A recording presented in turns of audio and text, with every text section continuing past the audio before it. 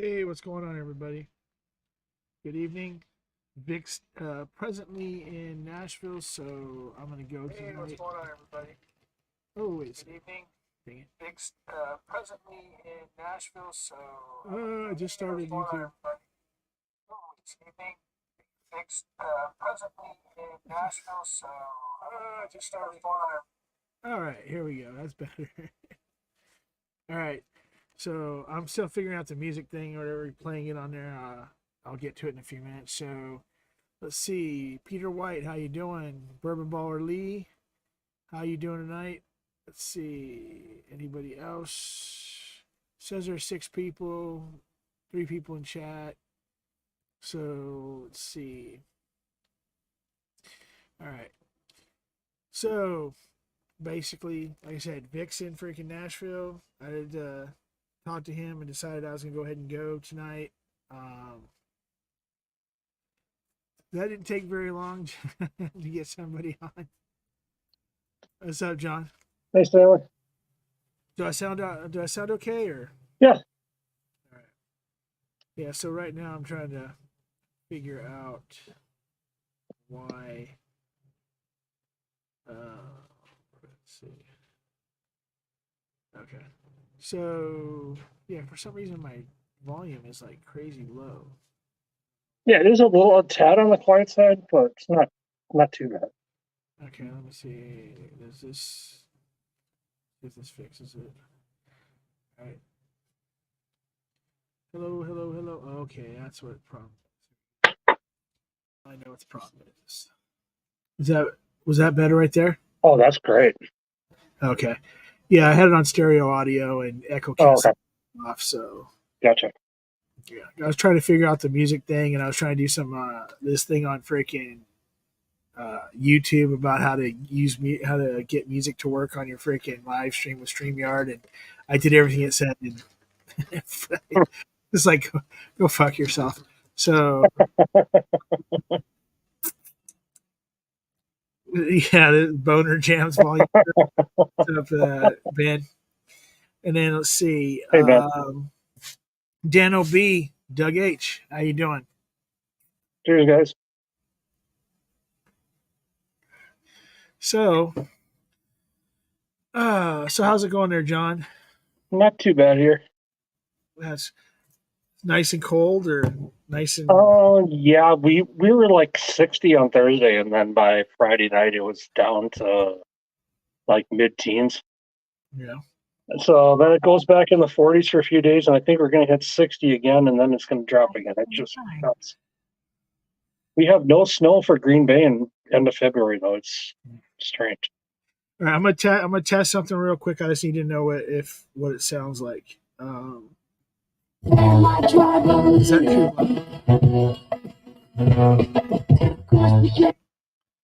What the heck?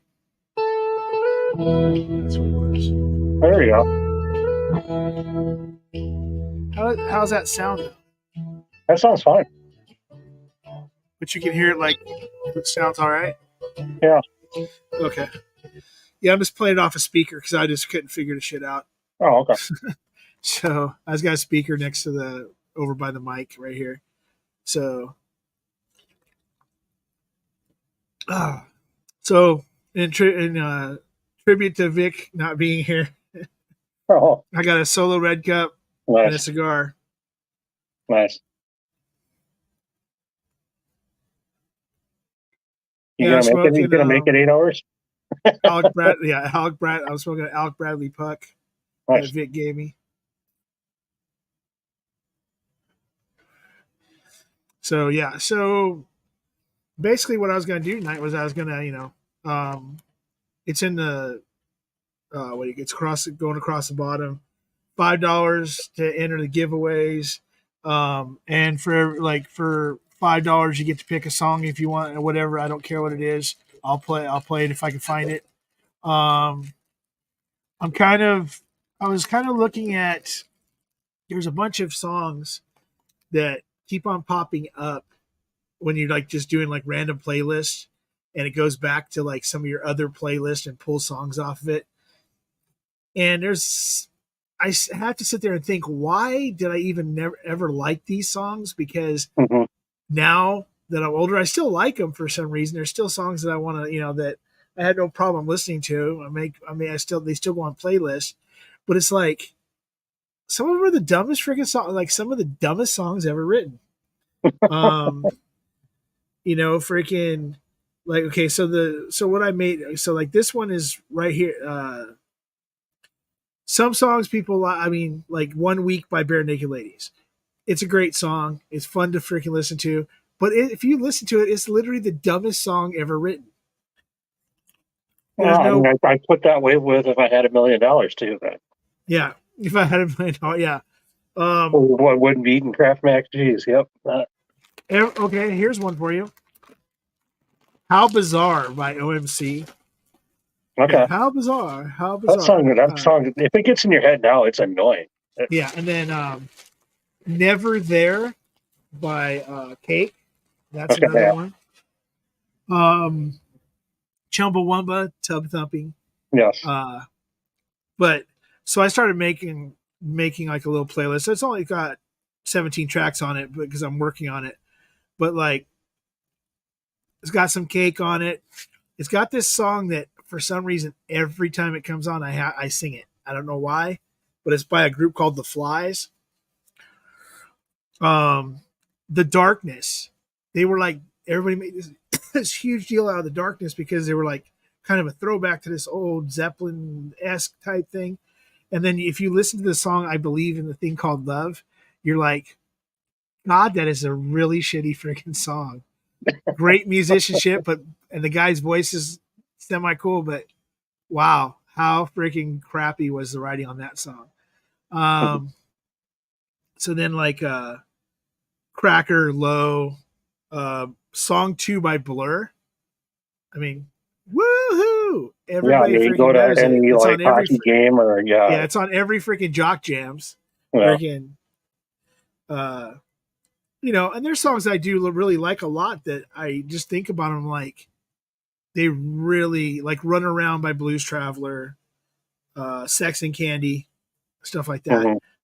So I just decided to, I would just play some of those songs and then ask anybody if there's a song that you would sit there and literally do not want people to know that you actually like, whether it be the guilty pleasure song or it's a song that's so stupid to you now, but no matter what, you could be at the grocery store, you could be at a friggin' hockey game, you could be, that song comes on, you know all the words, Mhm. you sing it, and then afterwards go, why? why why is this something that I'm, and we're talking about songs like so in the 90s was a huge, like the most juxtaposition in music I think since the late 60s into the 70s and through the 70s. Here we go. And for those who love Miller Lite and can't get enough of Buffalo Trace, here's Z-Man. So, Appreciate man, you, brother. Yeah. Cheers, So John. yeah. cheers. So it's one of those things where it's like, if you think about it, you got your whole end of the 60s into the 70s rock, heavy metal starts kind of, you got your Sabbath and Rush comes out, blah blah blah. But then it works into this era of disco, and Yeah. then goes into the urban cowboy era in the late 70s, and then you have the whole 80s was basically just the same thing. I mean, the same pop music all the way through till hair metal came out in the 86, 87 era, went through, and then 90s went hair metal till 92, Yeah. grunge. Then you ended up at the back end of in the 96, 97, you ended up with like Creed and freaking Godsmack and Days of the New and Mhm. everybody's favorite band Nickelback, Yep. and freaking that's when then it worked its way into like 99 was when Slipknot and all that stuff really started hitting really big. Yeah. So So the stupid question is, how many times did the Urban Cowboy bar burn down for insurance? I know oh 2 times. now see, that's the thing. I don't know. Well, I don't know about there- that. I didn't really follow it. I mean, I followed it because what was with oh God, Jesse James Dupree. What fucking band is that? Jackal. Yeah, Jesse did have Jackal, yeah. yeah. At Full Throttle Saloon when that was being shown, that bar burned down a couple times, and I'm hearing it's back up, and that was a great show. And you either like Jackal or you don't. You know what I'm saying? And I like Jackal, as you can tell, apparently. But speaking of that, just when we were talking about these songs that just stick in your head, you just named a band, Jackal. Mm-hmm. Okay. Yeah. The Lumberjack song makes no sense. Makes no sense, but it's awesome. Yeah. Watching him with the chainsaw on a bar stool live was awesome, though. Yeah. Down on Me. Yeah, I Down saw on Me, that's Jackal another multiple times. Yeah. But then that reminds me of another group that came out at the same time called Green Jelly, and they had a song called The Three Little Pigs. Oh yeah. Yeah, I remember them. So that's what I'm looking at tonight is for people to, if they want to hear a song like that or whatever like that. The list is on the bottom. It's for every $5 entry. For $5 you get one entry. For $10 you get 3 entries and 3 songs. And for $20 you get 5 entries and 5 songs that you get to pick. Right. So if you want to help out the channel, whatever, this is what the giveaways are going to be tonight. I dug deep for these ones. This is a Knob Creek that was just prior. This is just before. This is the one that Vic was sending out to people just prior to Beam Tech. This was the 6th Floor Candy from Mission. Okay. Really good freaking bottle. I just going through bottles today, and all of a sudden I was like, wait, I didn't know I pulled a Vic. I was like, I didn't know I had that. Yeah. This one I got recently, which is the 120 Rebel Cast Strength from K&L. And then this one is a 375, but it's the 2021 bottle. Okay. From Master Distiller Chris J. Was it Chris Fletcher? This one is at 130.9. So those are the 3 bottles. I have 2 other bottles as I'm considering. One I'm considering popping open. The other one is a very sought after unicorn that I happen to have a couple bottles of. But I think I'm going to hold on to that and see how things go. But the other bottle I did find I forgot I had today was this. Now, I knew I had it, but I couldn't remember where I put it, and I found it today. It's the that very first batches of the single barrel proof rye with the gold label from Jack Daniels. This one's 138. What 0.2 proof. What year is it? This is the one. Was it a year beginning of 2023 or end of 2022? It was the very first batch. This is when all the first batches came out of the barrel proof rye with the gold label. So it would have been 2023. It would have been the beginning of 2023, I think. Yeah. Oh, okay. Because I grabbed a hold of one, but I believe it's October of 2020. So the other thing those 3 bottles I showed. And then I'm going to do 2 samplers. One's going to be a Wild Turkey sampler. It's going to be some Russell Reserve picks. A couple of them are from Mash and Journey. One is going to be from Liquor by the Lake. That I do have about 3/4 of that of a second bottle I had left, so I'm going to throw out a sample for that. And then it'll be a Wild Turkey sampler, so I'm also going to throw in, I have a bottle. I'm not sure if John has it also. It's a Wild Turkey rare breed that's been finished in an Amburana finished. I think that John has that, right? Or did you have that, No, John? I don't. No, I don't. Or did you get samples of that? I don't know, because Jig sent out some samples of stuff. And yeah, I didn't. I don't know. I've still got a blind from Jig sitting here that's got to go through yet. Okay. You probably have it too, I think, don't you? Yeah, I do have a box that I found the other day that is from Jigs. It's the one I believe it's the one that Scott's been getting on everybody about. Like, hey, Yeah, we're gonna we've get been together talking and about do like, this. hey, what are we going to go through this? Yeah. Yeah. Well, that's always So, the case. and then the other sample is going to sample pack is going to be Jack Daniel's single barrel proofs. I have one that was gifted to me in Christmas from the Turks. That's from the distillery. That barrel proof rye I just showed you. A Sherry G. I'm gonna go ahead and take a sample off the last of my Sherry G bottle and put that in there. And then I've got one other gold label barrel proof, single barrel proof. I want to say it's 136 or something like that.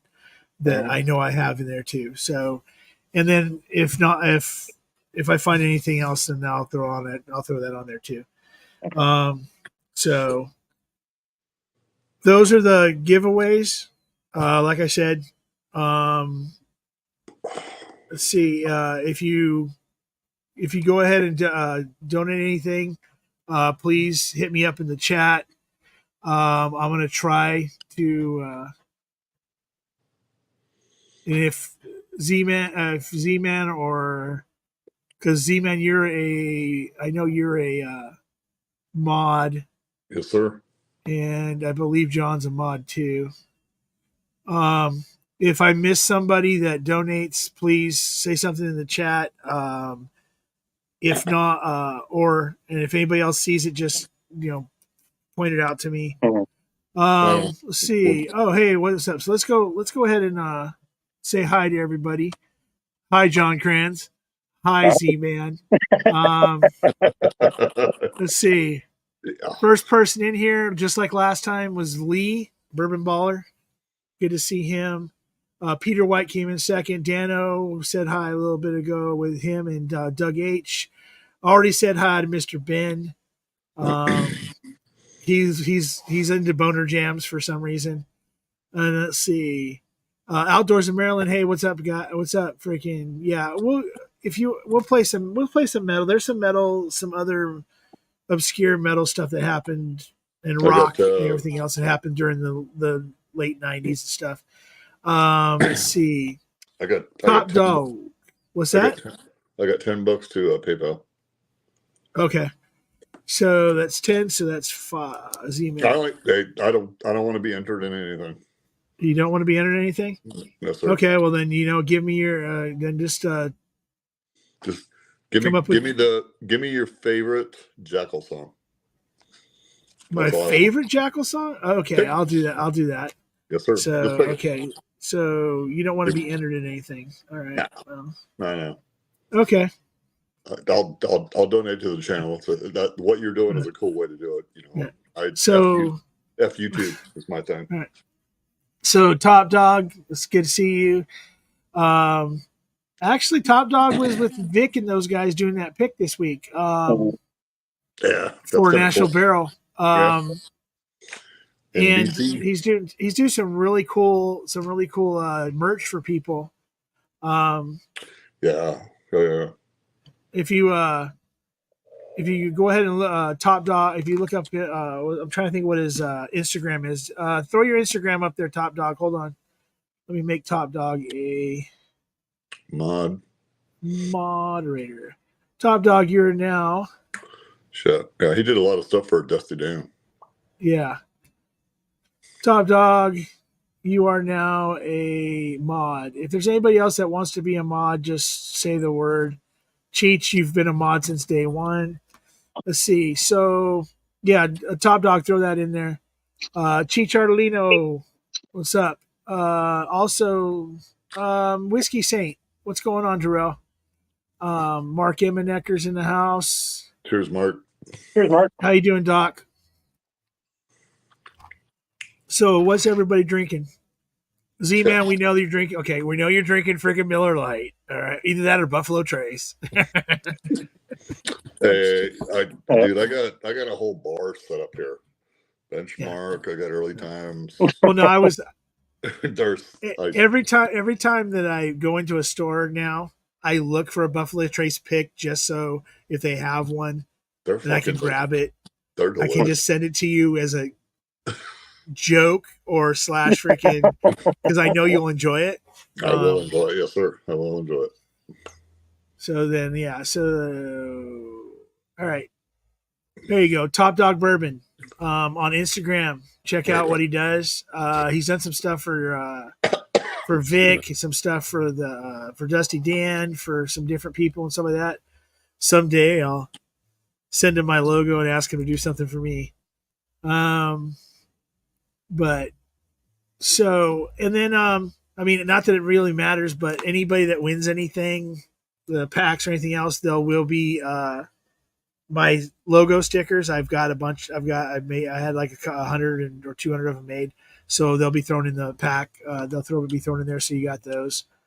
I owe Cheech stickers for the thousands of stickers he sent me too, so I got to do that too. Yeah, he does the merch for all the merch for Whiskey Wars too. Yeah. Yeah. So, Teach has some fun stuff. He kicked out some coins that were really nice. yeah, Cheech has got a lot of really good stuff. The back of it is one more pour. I think it was Patreon only, but it was cool shit. Yeah, he's really done from day one when he's done a lot of like little like one-offs that nobody else can do. Yep. Like some people when they first started got like a signed stick that he had used in he had played. He made these acrylics with a ticket. He got Ticketmaster tickets made for Whiskey Encore. Yep. That was really, really cool. Yeah, He's his stickers. The only sticker I don't have is the Chicharoni. One day I'll get a hold of one of those. But he sent me the Band-Aid. He sent me I've had the different ones that he's had so far. okay. So yeah. So me, I'm drinking. I'm actually drinking a Rittenhouse rye private barrel. Nice. From Mission. Nice. And I'm actually using it as a mixer tonight. Usually I drink it straight, but I'm using it as a mixer with this is what I'm waiting for somebody to say something about it. That's a Chicharoni. That's a Chicharoni sticker. One of my new favorite things to drink. Ooh, Fresca. Fresca. So yeah, so Fresca and rye. It's actually pretty damn good. Citrus and rye. It's my first pour tonight. Yeah. Chateau Montelena. Ooh. So have you had the Quails Gate yet? No, I have not. It's the only one I haven't had yet. Yeah, because I see it all over the place, but I just don't. I mean, nothing against freaking. Oh, okay. Thanks, Dano. But Dano does have Cool. 5 entries. Yeah, good job, Dan. Hey, cheers, Adam. Thank you, sir. Very, very cool thing to do, brother.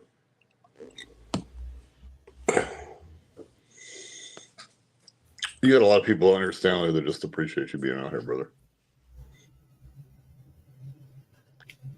I mean, I know I don't do it very often, and I know there's been a few people that have reached out and told me that they wanted me to come on more and do stuff or whatever. And it's just that, I mean, it's not only just a schedule, it's just that freaking with Cheech and with everybody doing their thing. Hey, Adam, what's going on, buddy? Yeah. With everybody doing, I mean, everybody's got something now that, and then now Ben's moved to Thursday nights, so I get a chance to watch him because he's not going up against like 11 other freaking people. And so I'm kind of enjoying more of being able to jump and listen and watch other people's streams now. Yeah. Now that people have kind of got spread out, when people taking breaks and people moved, spread out a little bit. Some channels have decided to take hiatuses. Hopefully they all come back. I mean, the one channel that took a hiatus that he did a video a few weeks ago explaining that he's not coming back, but he will do a update video here and there is Ed from Rock Gut Review, that he's not going to be returning. He's a head distiller at a distillery in Wisconsin now. So, Oh, really? Yep. Good for him. what's up, Jigs? So yeah, and then he's you know, and there's some people that the Bourbon Real Talk has changed over the last week. The one gentleman I can't remember his name is Ryan, I think it is. The tall guy with the dark beard. I don't know if anybody watches Bourbon Real Talk on YouTube or Facebook, but he's left. He's not going to be on the videos anymore. He's chosen to stop drinking alcohol, and he's still going to do all the video, the behind the scenes stuff that he's always done. But now he's not going to be. He doesn't feel right being on screen, not drinking, talking about alcohol. Yeah.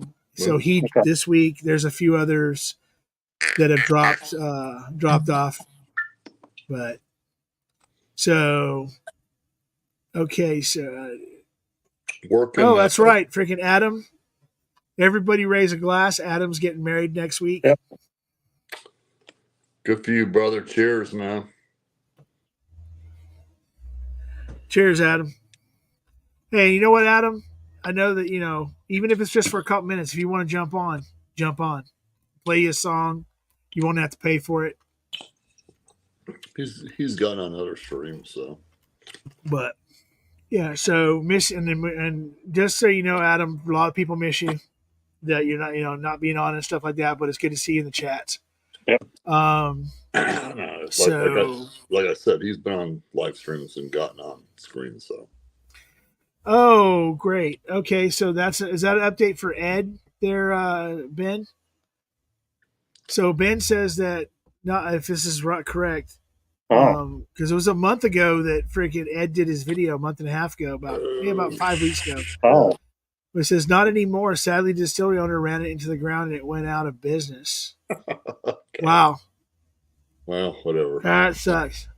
Yeah. Well, I mean, Ed's always been a guy that's been able to freaking land on his feet, like no matter what's happening. I mean, if people have been ever got a chance to spend time or talk to Ed outside of him being on videos, that man's been through a lot of shit in his freaking life, and he's always landed on his feet. So Yeah. he'll be all right.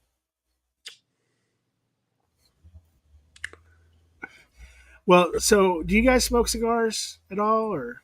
Yeah. Rarely. It's something I wanted to get into, but just haven't really. I'll have one at a bottle share here and there, but Yeah, just don't talk to Vic and freaking Ed Williams, and then you should be able to stay away from cigars. I got But a new air humidor in a closet. There's nothing in it because tobacco is kind of be so expensive, but I still enjoy it when I get a hold of this good stuff, All right, so and then we'll see, because the reason I was asking is because I used a V cutter for the first time tonight, and it is literal. I didn't realize that the cut, like doing a V cut compared to just the regular cutter, that it would make that much of a difference on the draw and stuff, and it does. It's actually, that V cut is actually really nice. Are you familiar with New Air? Mm-hmm. Okay. Anybody that's familiar with the Bourbon Junkie knows about New Air. That's all they freaking talk about. I've had that thing for a few years. It's a sexy fucking refrigerator. Well, it's like the new. I mean, so New Air's here. They're right here in Southern California. They're actually like freaking, like literally like 7 or 8 miles away from Vic's freaking house. Is where New Air's at, and it's funny because New Air's been around for a little while. But not a whole lot of people knew about them because they were kind of, not say local, but they weren't huge national distribution, except for the like aficionados that freaking got these gigantic freaking New Airs. And then yeah. Well, you kind of hesitated when I said it to you, and I'm like, hey, does he know what it is? I bought mine off of Amazon probably like 3 years ago, and it was $100 for it. Yeah. And it's this small one, but it sits on top of something else I got in a closet, and It's the ultimate machine to keep your fucking cigars, humidified right. And Okay, there's something's like completely freaking wrong tonight. Okay, number one, it's already almost 20 people in chat. Number two, you got Ed 6 Williams lines. is already here and it's only 7 o'clock. Yeah. Freaking Yeah, Ruben, Ruben's here. Bourbon Beginnings. Ruben, it's good to see you. The last time I saw him, we met up and I gave him a bottle of the pick that we did, that Filmland pick that Vic and the Cali people did. He gave me. I've been waiting for like a while. His nephew had brought back a blue note from Florida, a blue note pick from Florida. So if you want to nerd out on cigars, I got this little baby, and you push a button, and when you take the top off of it, it actually has 2 little pokers, and you can stick it in the cigar and see what the humidity is in it. And it's a great fucking tool. I'm gonna have to mute for a second. The guy next door is pulling in his freaking humongous freaking 4-wheel drive. That's fine. But yeah, there's all sorts of cool shit out there.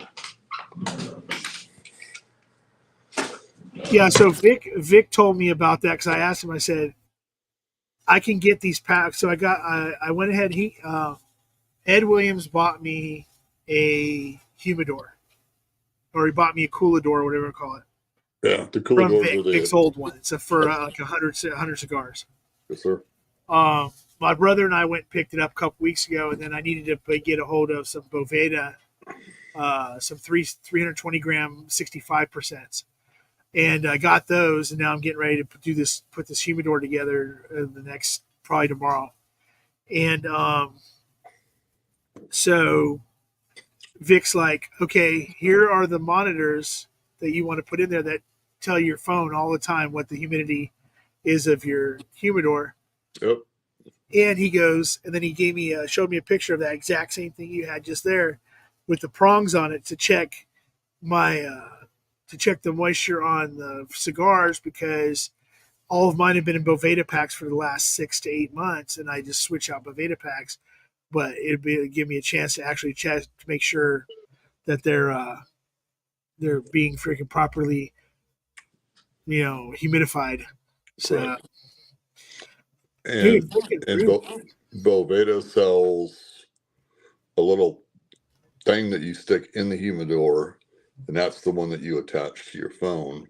Yeah. It allows you to adjust it any way you freaking want. I have one of those too. Yeah. So Vic, what he did was he found these ones on Amazon that they're like less than $20, and they tell you, they talk to your phone and stuff, and then you get like 3 of them for like $40. So he's got multiple. He has literally has one inside of a travel humidor that he has. So and he also has one of those really nice travel humidors that has all that shit built into it. Oh, it's just really large. So he doesn't. So when he's only taking a small, he's making travel humidors out of Pelican cases, or the Pelican style cases. And so he's the one he took to Tennessee. I believe he had one of those monitors inside there. I was just there the other day dropping off some stuff for the Turks you could take to them. So, all right, everyone. So as it says across the bottom of the screen, if you'd like to donate anything to the channel, you got my Venmo and my freaking PayPal. 1 entry is $5, 3 entries $10, and 5 is $20. Also, that is the amount of songs you can actually ask to be played of any genre you want. In a minute, I'll go ahead and throw something up here that I'm going to throw up Z-Man's freaking favorite. My favorite Jackal song for Z-Man. Now,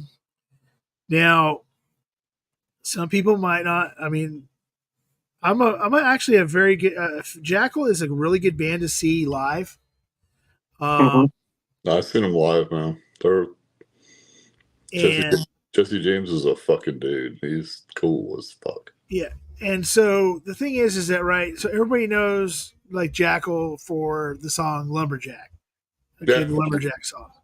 Yeah. Now, the thing is that, I mean, if you really get into Jesse James Dupree stuff, Jackal has a few albums. He's been touring for years.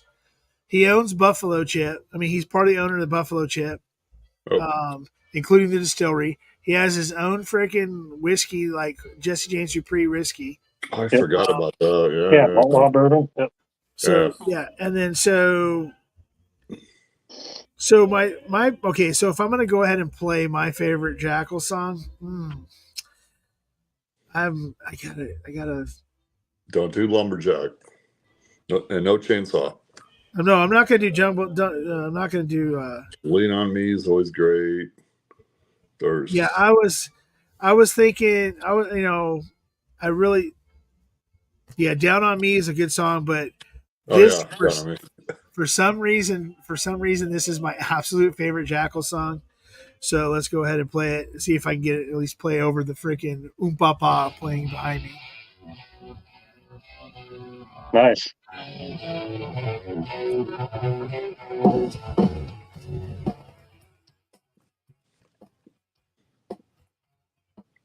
Gotta leave it up. We lost it. Yeah, I can't hear anything. Can't hear anything? No. You can't hear the music at all? No. No, it's a little muffled, then it goes quiet. There you go.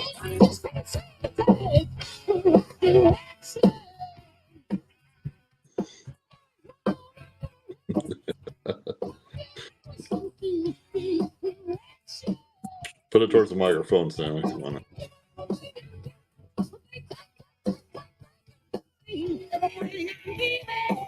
There you go.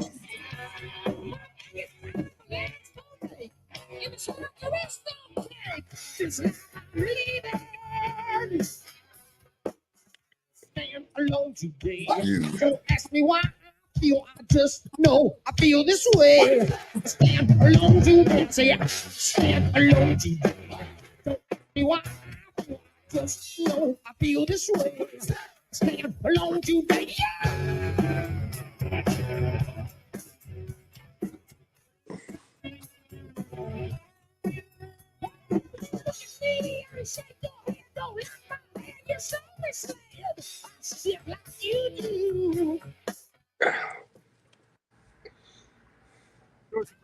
I'm using StreamYard, but I was having a hard time trying to figure out how to play music on StreamYard from YouTube.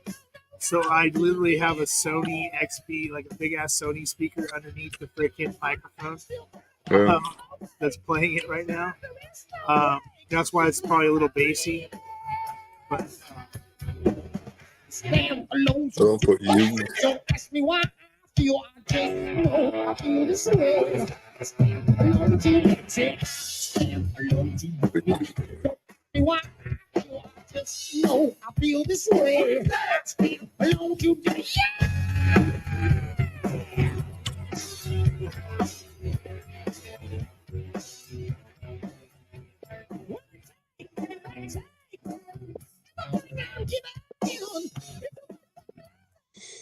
So yeah, if anybody, it's posted at the top. So anybody that wants to jump on with the three of us, feel free. That even includes you, Ben, if you'd like. Cheech, if you'd like to come on. A musician, someone that's probably played with the ungodly amount of freaking bands that we're probably wind up listening to tonight. So basically, yeah. So,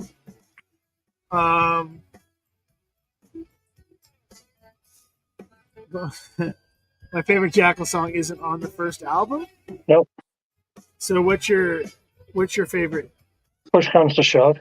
Okay. Yeah. The second album. We'll look at Don't ask me why I feel. I just know I feel the same. Alone today. Alone today. Don't ask me why I feel. I just know I feel this way. Alone today. Ah.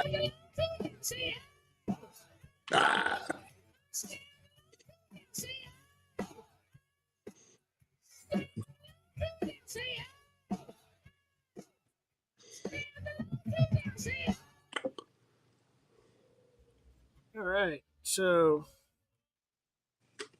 nope. Hold on. Nah, we'll hold off on that for a little bit. So, going with, okay, so like I was saying, I was talking about these songs that stick in your head that, like, what the, why do they stick in your head? And there's this song the other day that came on the radio. Well, it was at work. Somebody was listening to some radio station, like Cake, this rock station or whatever, and this song came on, and I was like, "Why is this Why is this something?" Because the band is so much better than this, but this song came on, and it was like, I don't know. It really bugged me because I was like, I know the band. I've met the band. I've spent time in the same venue with the band and a few other bands, and these guys are really cool. But this song is literally one of the dumbest songs ever.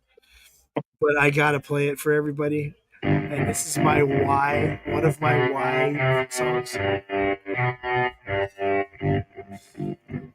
It's a Butthole Surfers freaking Pepper. It makes no sense whatsoever. If you know Butthole Surfers, this is like the most completely off the freaking reservation song of the day. Marky got with Sharon got Sharia, she was Sharon's salad on the topic of disease.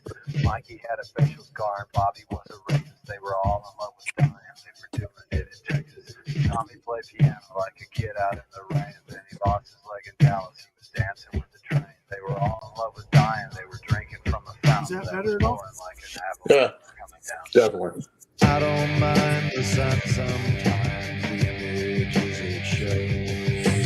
I can taste you on my lips and smell you in my clothes. Cinnamon and sugar and softly spoken lies.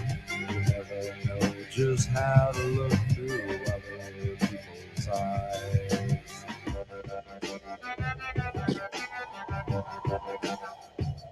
It is literally why I never understood this song.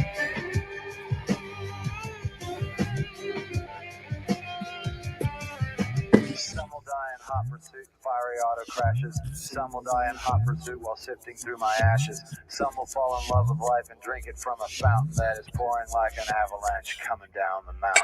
I don't mind the sun sometimes, the images it shows. I can taste you on my Hey, what's up, Jake? lips and smell you in my clothes. Okay. Cinnamon and sugar. Now, I want to verify for sure. Corner Whiskey is Jake, correct? Yes. Who's Corner Whiskey? No, it's Jake. No, it's J-Max. Oh, J-Mac. There you go. J-Mac is Yeah, corner. it's J-Max.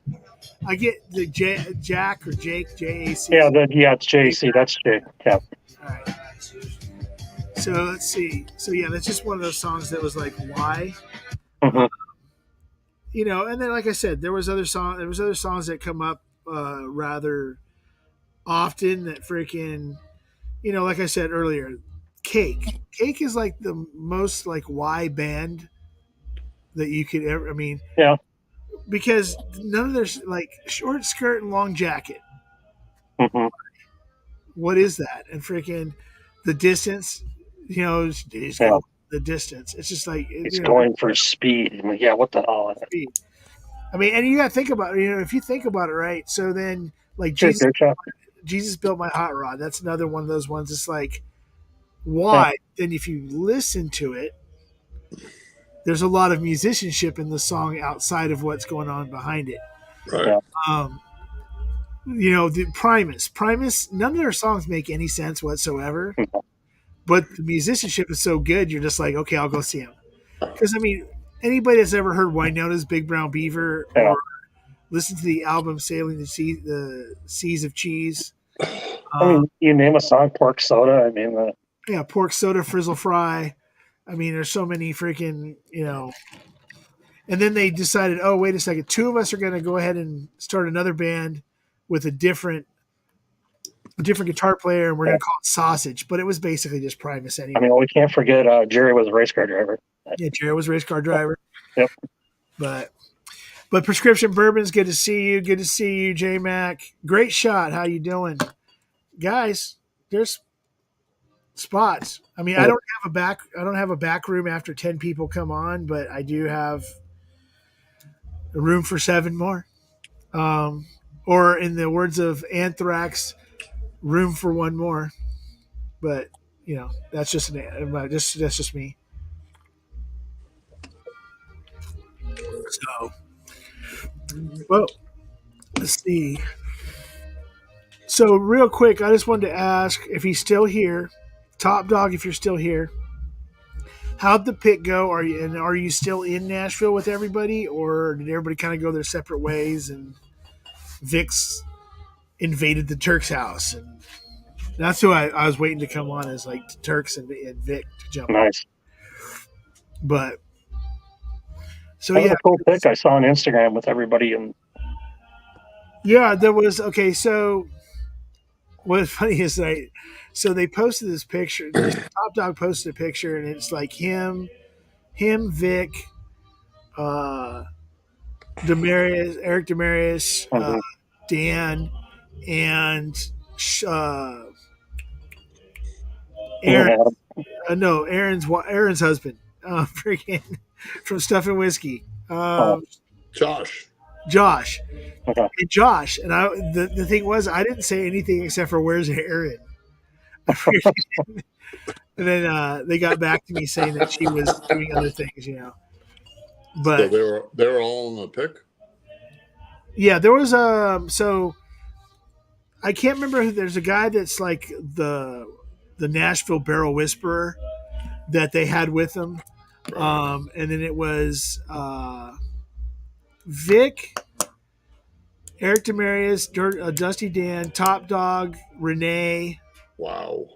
Aaron and Josh. I don't know if Aaron was even did the tasting, but I know Josh did.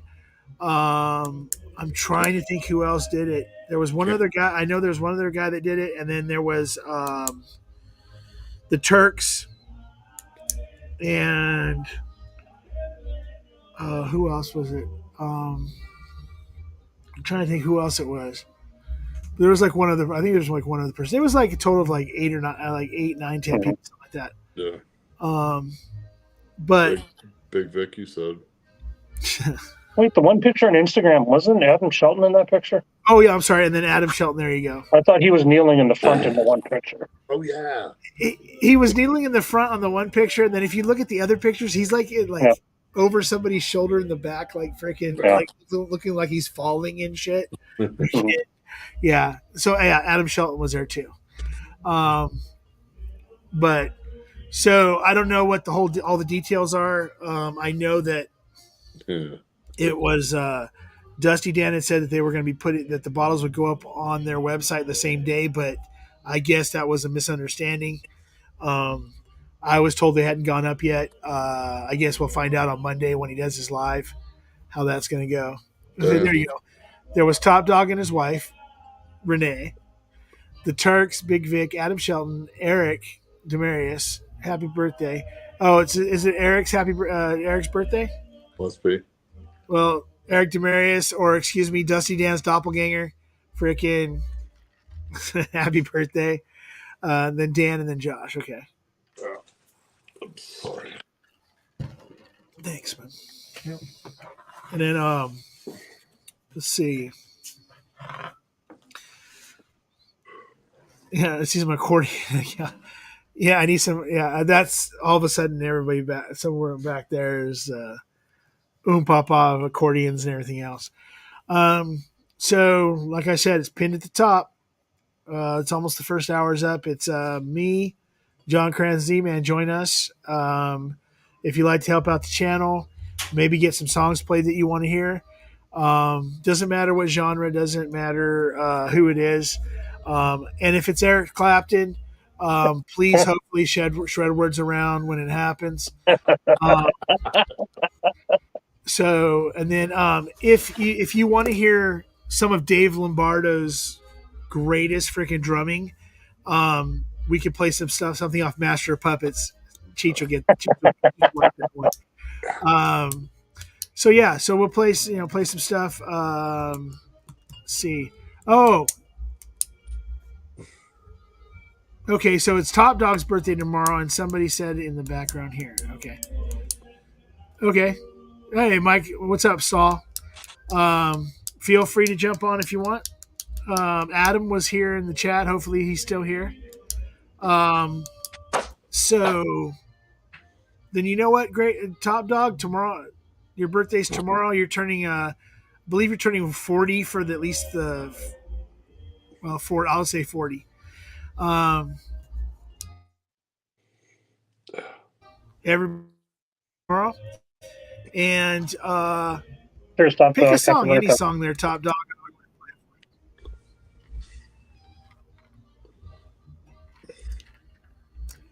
Or Renee probably music than you do, but I'm not, Oh, tomorrow is Adam's bachelor party, and for a whiskey fan stag party. Okay, so here's my question then, Mike. Does that mean you're not? I mean, I can't go tomorrow night, but I just want to make sure that, or you're not going tomorrow night because of that. Because obviously that means that you're out of town. I believe that you're there.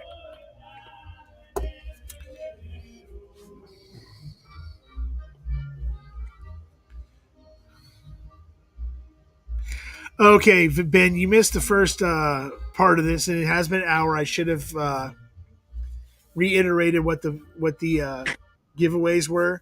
Please don't stab me yet.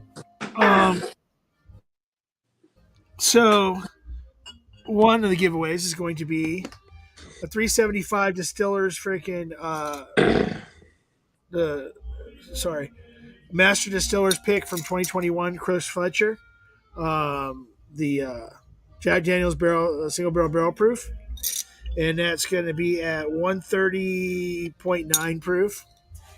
Then Knob Creek 6th Floor Candy from Mission. I found it. This is one of the other ones that me and Vic found last year that we really, really liked. Some people did get it sent hand delivered. A K&L 120 proof gas strength from K&L. And you know what? I'm gonna go ahead and throw the fourth bottle in there. I don't care. It's gonna be. I'm gonna go ahead and throw in a Doc Swenson's. Is a straight bourbon blender's cut. It's 115 proof. I found that today. So I found that today in my collection, so I brought it out just in case. So the Doc Swenson's will be up on the table too. Why not? And then two. I'm gonna go ahead and throw in two sample packs. One's a Wild Turkey sample pack, which will include a sample of a 2013 Wild Turkey 101, a few samples of Russell's Reserves from different picks, including one of them being Liquor by the Lake pick. And I'll pour, so that'll be at least 4 or 5 samples right there. It'll be 5 samples either way, because I've got other Wild Turkey that I've got some other rare breed finished stuff that I can throw to. And then the last one is going to be a Jack Daniels single barrel proof samples. One is going to be direct as a distillery pick that was given to me by the Turks for Christmas. One's going to be a sample from the Sherry G bottle, and a sample of this 138.6 proof Jack Daniels single barrel proof rye. This is one of the first batches that had come out last year. And then I'll also have I have one or two other picks, so you'll get that. So that's what's up. That's what's on the table. I do have another bottle that I was thinking about giving away, but I'm not sure yet. We'll see how it goes. Richie Z, what's going on? Eric Hey, Gunn, hey, good to see you, sir. Wow, yeah, Bourbon Beginnings, Ruben. I'm not gonna. Ruben's here, so I'm gonna leave it at that. I'm not gonna beg him to come on live because I know that he has to. He would have to actually set up some stuff. He's been out of the game for a little bit, so let's go ahead and get another song of here. Hold on a second. Somebody just sent me a message. Nobody is. Okay. So another song that kind of like jumps out at me as a Y song. And the thing is that okay, so there was an era in the '90s where certain groups came out that were everybody listened to. These people are killing me here. The bands like Nickelback had come out with the some How You Remind Me. It was like their first thing. Days of the New had was that Peel and Burn, yeah. Fuel. There was like a lot of these bands that See, that's one band I actually really did like, and they were really good live. Was Fuel. Yeah. Yeah. So like you had those bands that were in that era, the Godsmacks, the Fuels, the freaking Creed, all this stuff that towards the back end of the '90s it started coming out, and that's when like the Cornell and Soundgarden had finished what they were doing, and they were working into the whole Audio Slave era of Chris Cornell. Yeah. So, but there was some other bands that had songs that were like, why? And then you realize later that the fact that their lead singer was batshit crazy is the reason why. Yeah. And this is one of the bands whose lead singer is literally batshit crazy, and it's not Creed. You'll know who it. Probably gonna know it pretty quick. Oh yeah. And this song right here is a song of why. Thought she was grand. Fell in love. Hey, what's up, Scotty? Sure, Scott. Well, for a week or two, then it all came unglued. In a trip I can't grab. Never thought I'd be the one who'd slip. Then I started to realize I was living one big lie. She fucking hates me. Yes, she does. She fucking hates Hates me. Love. She fucking hates me. And she told my feelings like I had none and ripped them away. She was queen for about an hour. After that, shit got sour. She took all I ever had. No sign of guilt, no feeling of bad. No, in a trip I can't grab. Never thought I'd be the one who slept. Then I started to realize I was living one big lie. She fucking hates me. Trust, she fucking hates me. La la la la. I tried too hard and she told my feelings like I had none and ripped them away. Oh, sorry. That's a good song. Sorry, I didn't mean She to. So yeah, so prescription for another 25. I'm in for another 25, Stanley. Um, do you want me to put you in? Do you want me to put you in now Yeah, put my in now for everything. for everything? Okay. Yes, So sir. then, If I might gift them out, but just put me in, please. so you got 9 entries, Yes, sir. and okay, sir. Thank you very much. Anybody else that wants to freaking? Anybody else that wants to donate? The numbers are across the bottom there. Dylan Roth. Hey, okay. Now I didn't find out last night on Sean's stream. Is it Delan or Dylan or Delan or so? That means you have no choice but to come on screen. So Yeah. freaking link at the top. There's a link at the top. Go ahead and hit it up. Let's see, Scotty. My ears are bleeding. Well, suck it up, Scotty. Freaking. Yeah. So that's what's one of those. Yeah, it's just one of those things. Now I do have a request from Prescription Bourbon, which would be, and I got to go back up in the freaking chat here.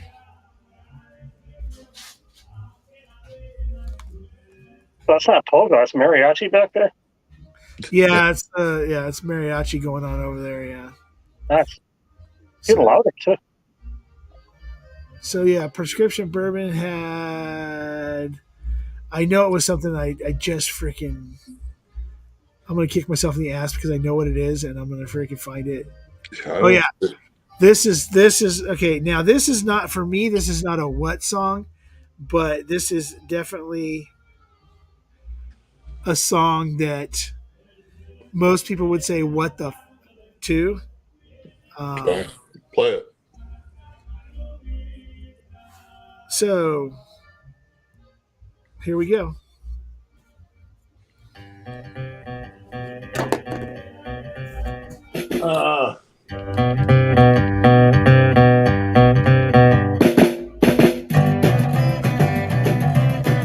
Blister in the Sun. Violent Femmes. When I'm out walking, I strut my stuff, and I'm so strung out. I'm high as a kite, I just might stop to check you out. Let me go on, like I glister in the sun. Let me go on, big hands, I know you're the one. Body of beats, I stain my sheets, I don't even know why. My girlfriend, she's at the end, she is starting to cry. Let me go on, like I blister in the sun. Let me go on. I'm sorry. Please forgive me. Prescription Bourbon. I will start the song over again. Scotty just put something in the chat that I didn't know. What the fuck is that about? It's just gonna keep me in one. Then he's in the hospital. So I didn't know because it didn't show up in the regular chat. It showed up in the chat on the YouTube chat. YouTube, yeah. Oh no, it didn't show up in the YouTube chat. There it is, right there. Yeah. Scotty, I didn't know that you were in the hospital. So the question is why? I mean, they told me you were still sick, and they were trying to figure some things out. But I'm sorry that you're there, that you're in the hospital. Please get better and get back. Okay. Cheers to you, Scott. Cheers. You know what, Scott? Cheers, Scotty. You know, just for shits and giggles, Scott. So fifth quarter tailgate. I'm gonna throw. You know what? I'm gonna go ahead and throw 3 at you. So you get 3 entries into the freaking giveaway tonight. Don't worry about paying anything for them. Hopefully, maybe you win something, and then when you get back, you got something. You know, you get back out of the hospital, get back your. You got something to freaking talk about with us when we get when you get better. Take my entries and to Scott, please. Okay. So yeah, Scotty, dude, I haven't seen you in a long time. I haven't talked to you in a long time. Vic told me the other day that you were still not feeling well. Nobody belongs in a fucking hospital. Yeah, Sorry. nobody belongs to the hospital. So okay, so yeah, so Scotty, get better. We love you. If you need anything, you know where we're all at. Yep. And please, for the love of God, do not stream from a hospital bed because I don't want you to like move one way or the other and that gown open up. Nobody wants that. love you, buddy. Freaking, like I said, when you find out what's going on, at least in a minimum, please text me, send me a message that everything's okay. All right. Yeah, it's already done. Already done, Scott. All right. So you got my entries plus whatever. Yeah. So what I'll do is in a little while, I'll go ahead and replay Blister in the Sun. I'm not Blister in the Sun in a little bit. That way, it's kind of more fresh than stopping third of way through. So if there's any, yes, great. I just pictured Scott in a gown. Hey, try to go to sleep now, Saul. Try to go to sleep now. I definitely picture Greg McDonald and a moo right next to him. There you go, Mike. You're welcome. Yeah. Okay, I heard a beep, so that means that someone's here. And I'm thinking, oh, wait, crap. I'm sorry, Adam. I didn't know that you were here. Hello, shits. How long have you been there, dude? I'm sorry. Just a couple minutes. Okay. And then we're going to add another. This will be Delan. Okay. Hey, Delan. Is it Delan? What is it? Delan? All right. Even after last night, I probably wouldn't have pronounced it wrong because I had way too much last night. Holy crap. We all did, brother. We all did. It's called Friday. Yeah, but totally called Friday. You pronounce it Delan, but like I've said many of times, my wife only says it right when she's mad. That sounds familiar. So, however you pronounce it, I will respond. Yeah. You could say Frank, and I would think it was me. So, I mean, we're good. All right. My girl uses my full name when she wants to be cute. So when she texts me and my first name is Ed, she'll do Edwin and then send it to me in a text. And I'm like, hey, what the fuck you doing, sexy? Yeah, if I get first, middle, and last name, I just go to the garage. I just leave. I know there's something up. Yeah. All right. So Mike, yes, I did get that. Richie Z, Mike Stahl went ahead and put in $20 for you. So you have five entries, but you also have up to 5 songs if you'd like. So if there's anybody you want to hear, like Death Angel, I'm sorry, it's a joke between me. Anybody who knows Death Angel knows that Richie looks like one of the members of Death Angel. I want to hear Coming of Age. Coming of Age? Yep. Okay. Damn Yankees? Yes, sir. All right, Z-Man. I owe you. I'm a sing along, so don't get all. Dude, I don't know. That's kind of scary. So Adam. Yo. So is there any specific song you wanted for your a song for me to play for your since you're getting married this week? I'll free song for you. I'll think of something. I'll let you know. All right. I know you will.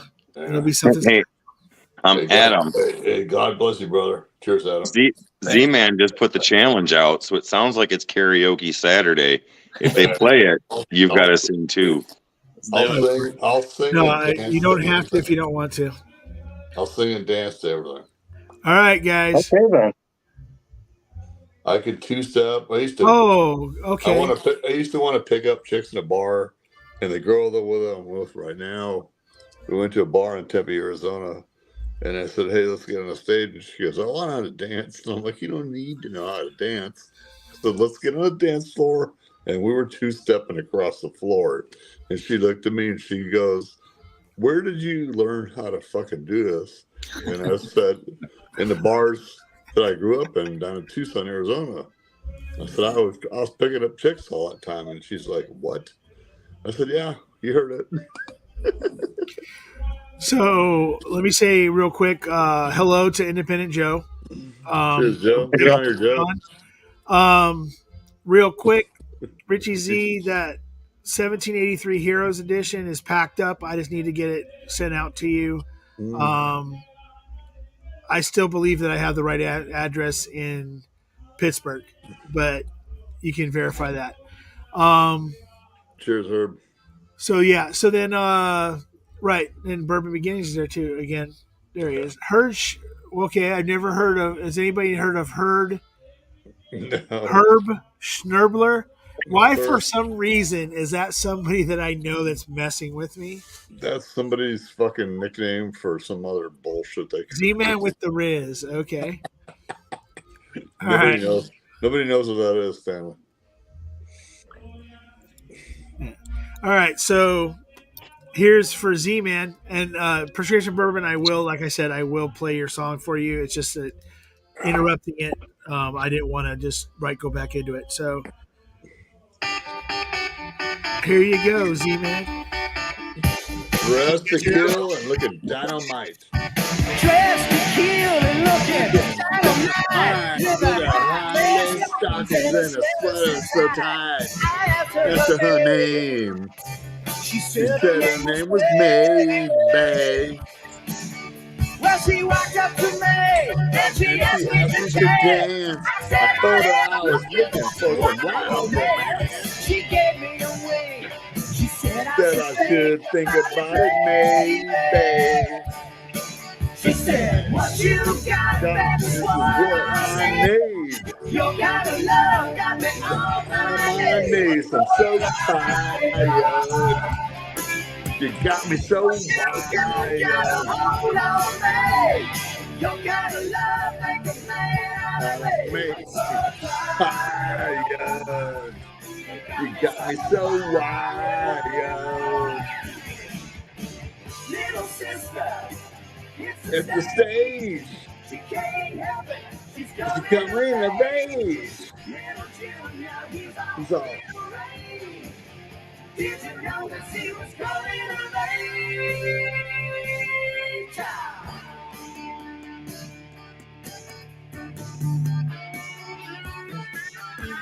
If you don't like Ted Nugent, definitely.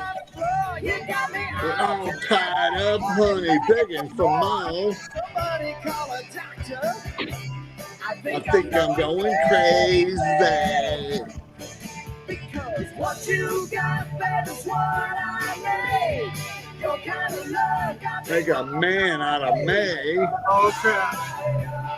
You damn Yankee, so now it's all over. Because you're getting too tough. Your kind of love make a man out of me. I'm so tired. Hey, if you want to hear some more hair, Todd, just look at this. Hit the stage. Help it. She's coming of age. Little Junior. Come, coming up. Woo, woo, woo. Woo, woo.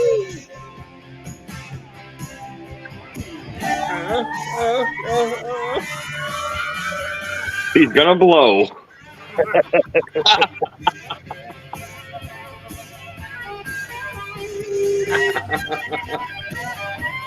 Shut up, John.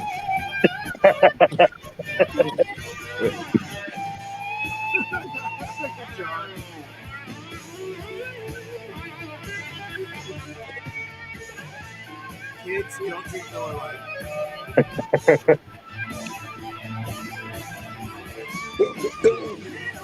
Sister, hit the stage. Help it. She's coming of age. Hurts their work. You do that for Loco. I'm coming up. It's the stage. She can't help it. She's coming away. Now he's out in the rain. Okay, I had a beep, so that means there's coming. See what's coming Fucking thirst.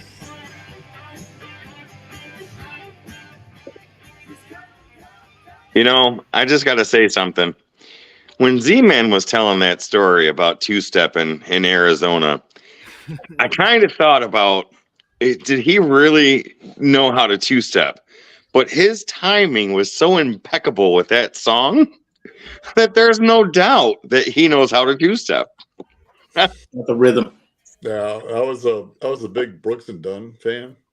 And a Oh, lot crap. of their Here we go. songs, you got to fucking two-step to them. So you know how to do the boot scoot boogie then? Oh yes, definitely. Biscuit Buddy. I know the lyrics to all in fucking songs, and they were just so awesome. And there's a lot of haters with I don't know why with Damn Yankees.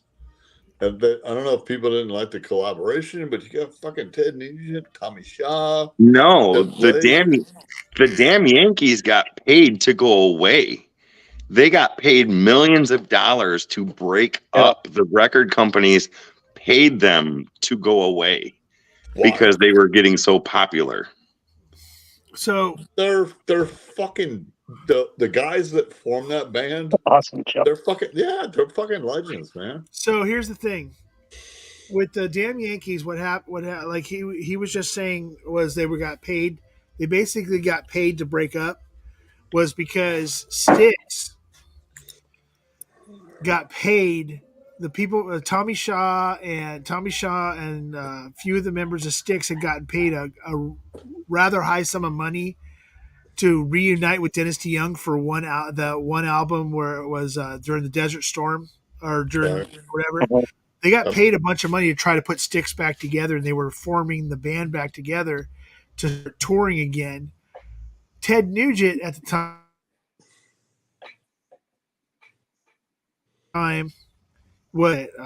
he was one way or the other. He didn't care one way or the other whether it kept going or not. Jack Blades, he freaking was going back to Night Ranger because Night Ranger was getting paid to go on this huge freaking tour and come out with another album.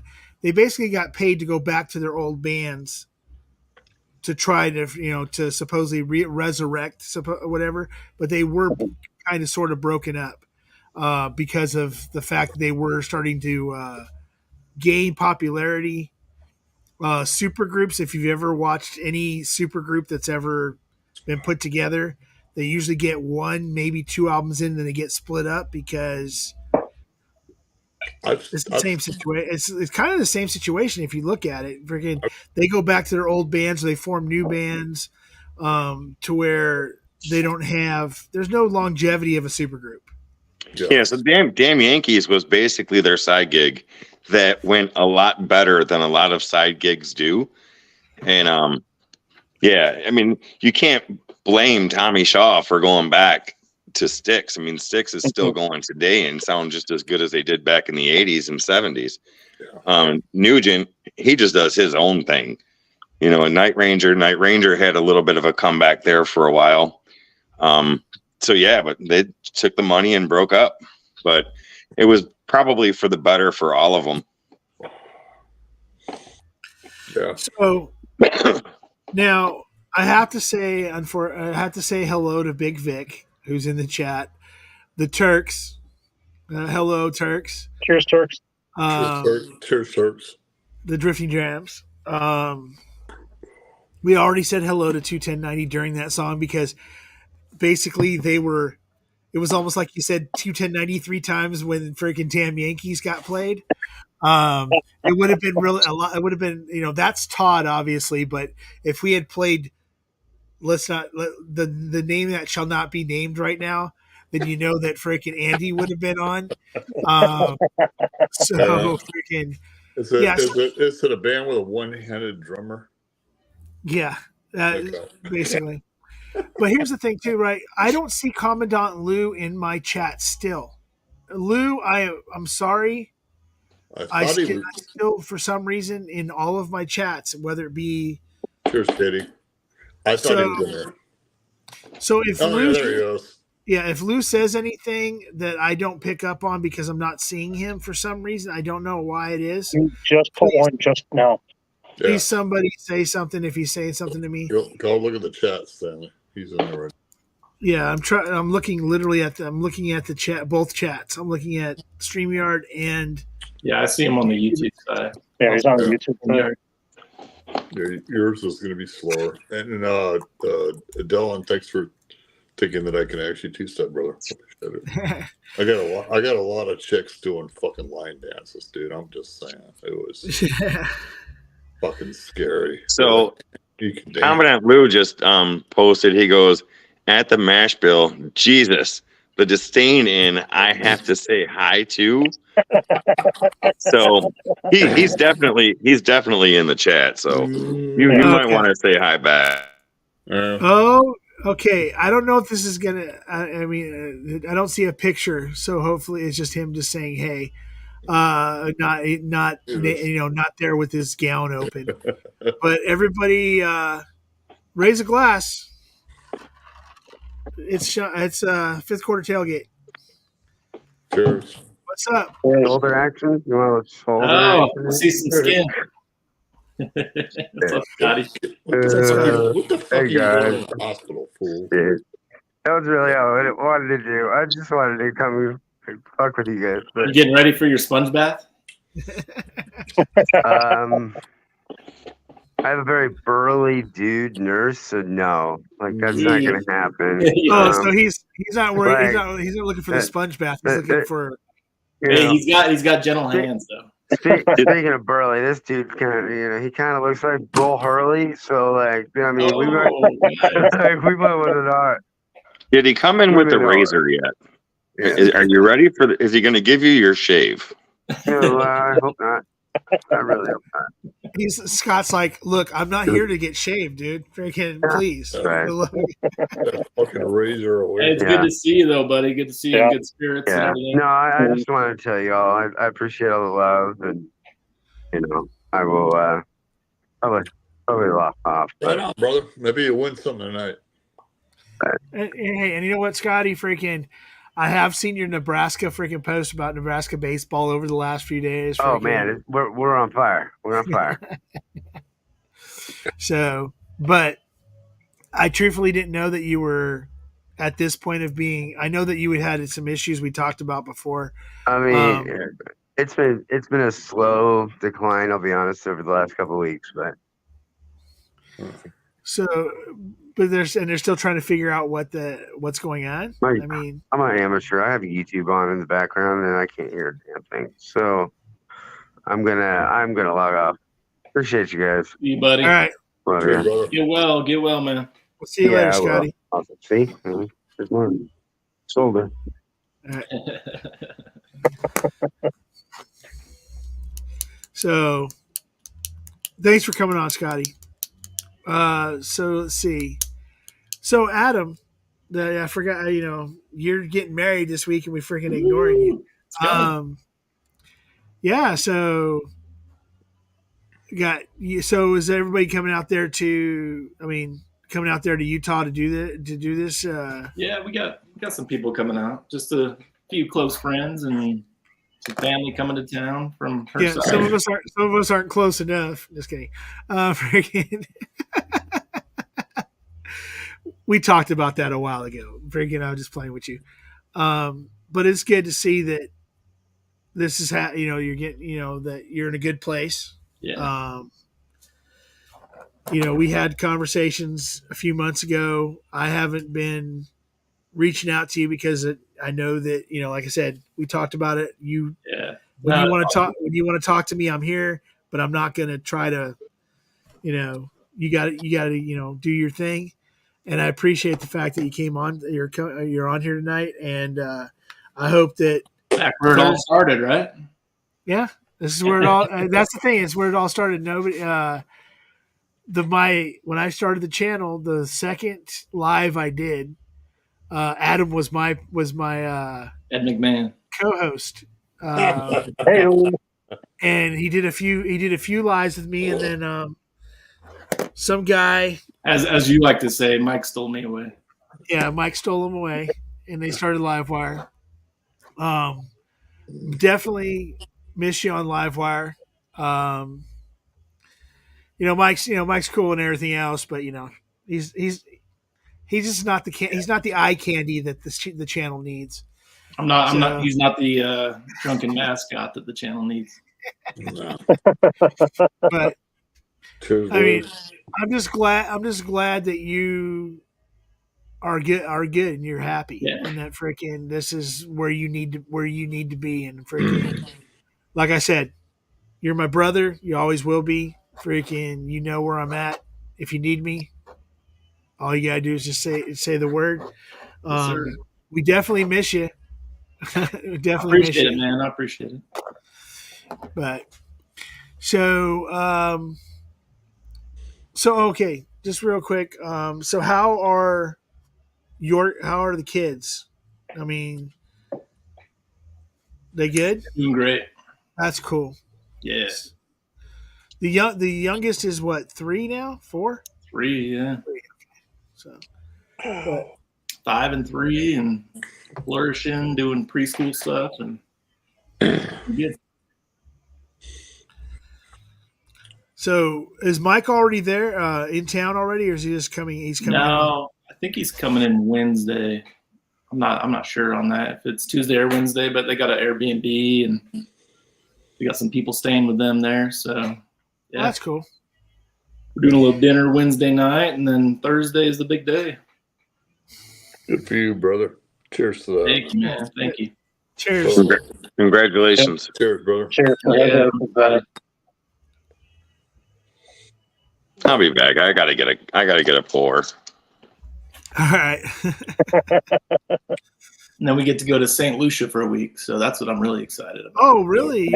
You guys are. So, oh wait. So that means your mom and dad got the kids for the week.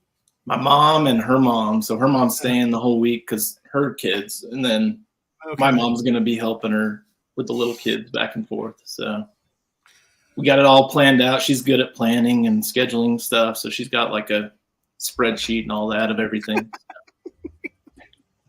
It's perfect. She's already got like all the schedule down for your mom. All the doctors' numbers and just everything listed. Like, this is when the kids need to be in bed. This is when they need to eat. This is when they basically. We're very routine around here, so yeah, she's got it all scheduled out for them. Well, I mean, it's good. She keeps you focused on the plan. So, right. But you know what? And for it's been a while since I actually seen you. It's a couple years now, almost. Well, year and a half since the last time I went to Vegas with you. But yeah, she's freaking. Your lady's awesome. She's definitely what you needed. Yeah, everyone tells me she's great, so I gotta just go with that, right? Yep. No, she's been awesome. We've been together over 2 years now, which is crazy to think about, but they're called our better half for a reason. Yeah, she's much better than me. I got no ring on my finger. And mine lives 2 doors down. And I've been with her for 23 years. And it was a blended thing. She had a 3-year-old and a 15-year-old. And she made the comment last year because she kind of wanted to get married originally, and I'm like, I don't know. And she goes, you know what? You're not going anywhere. And I told her, yeah, I'm not. So that's when you know that's the keeper. Made it official? Yes, sir. Nice. So my wife and I were on the 10-year engagement plan with the option to renew. Yeah. And then so one day you were on a love lease? Is that basically? Yes, we were on a love lease. And then one day the lease came due and it was time to renew. And I got bamboozled into getting married. So I was ready. But needless to say, we got married in a haunted house. Okay. In full costume. My buddy owned a haunted house, and I was kind of working there at the time. And I wish there was a way I could share pictures. I didn't know they were going to do this. I knew we were kind of dressing up, but I didn't know they were going to go full face ripped off on her. And it was something else. That's Her unique, father, man. That's a hell of a memery too. yeah, her father didn't even recognize her when she was walking down the aisle. He's like, "Who's that?" He thought she was one of the actors. It was pretty cool. Awesome. Yeah, we chose a unique date, and we're very non-traditional how we're doing it. But other than that, it's gonna be a regular ass wedding.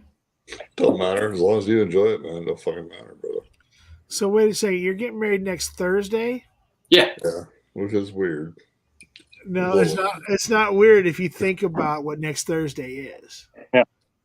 Next Thursday is freaking leap year, the 29th of freaking February. No, So technically, you ain't got to buy her shit for 4 freaking years. Every 4 years, baby. Yeah. And you think about it this way, right? So say 20 years from now, you've only been married 5 years. Yeah. So freaking, it doesn't feel as long. Yeah. So if we make it to 10 and I'm not dead by then, like we did pretty good. Or you can't get accused of forgetting the anniversary if it didn't happen that year. Right? No, that just means we have to celebrate 2 days, I think. Like the 28th and the 1st. Okay. No, it's a fun date to do. That's really the reason. We looked timing and everything, and that just kind of lined up with what we were looking at. So But that's just, I didn't even think about that until you just said yeah, that's literally the only reason we're getting married on a Thursday. No.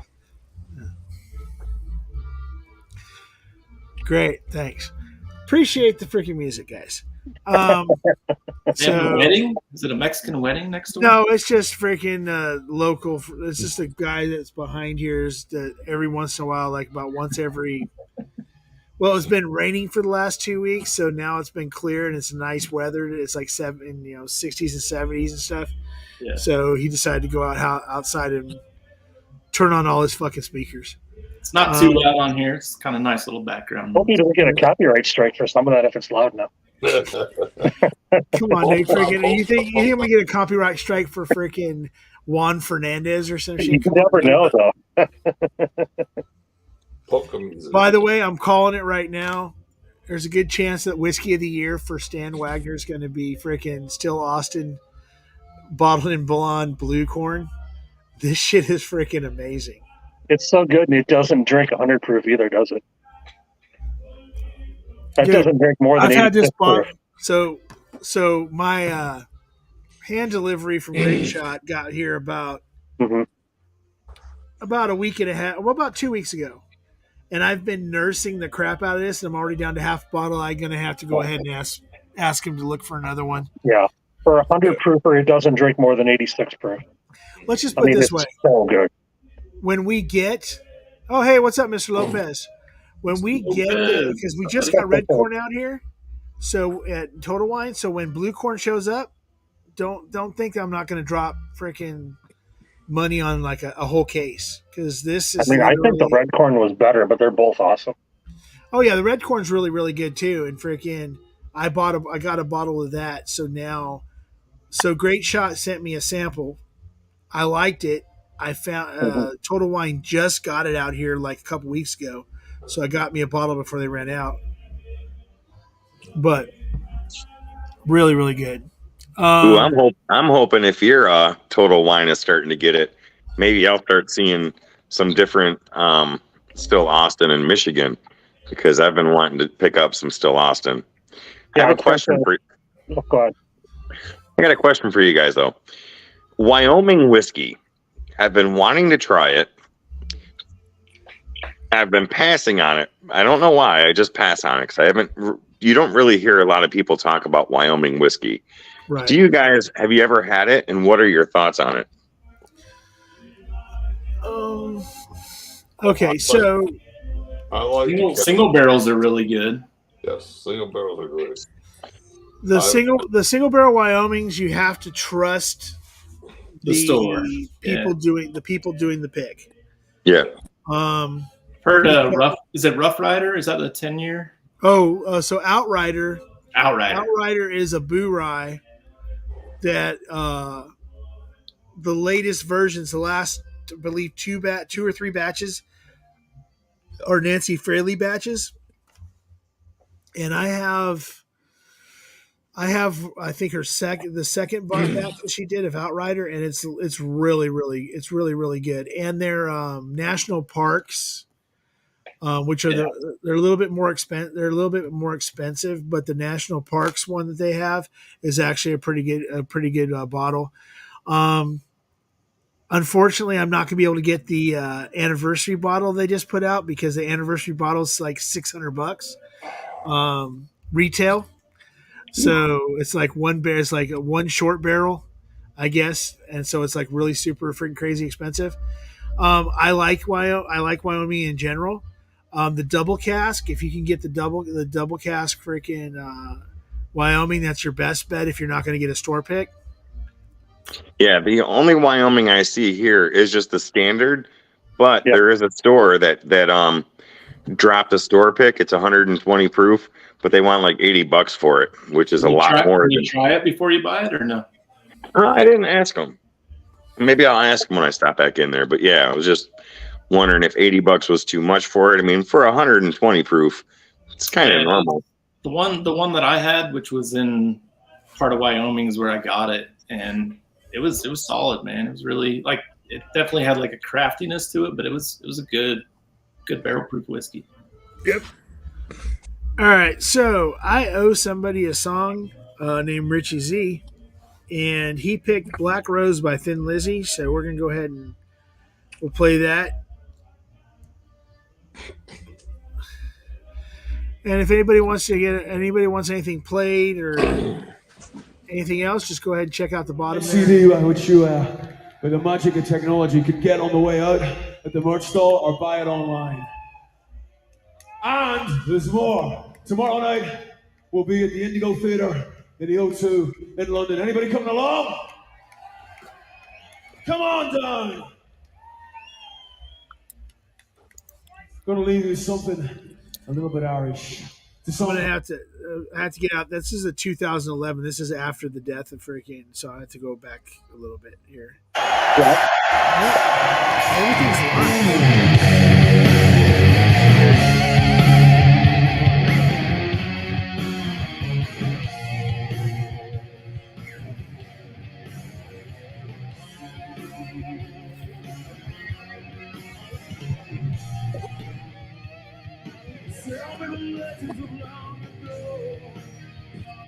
When the creeps and queens and dancing around on the black rose, give me the melodies I want.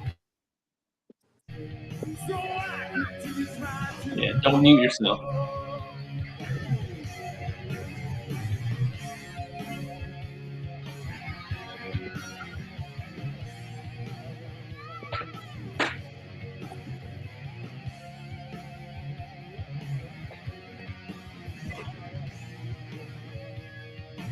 Tell me the story of young who climbed.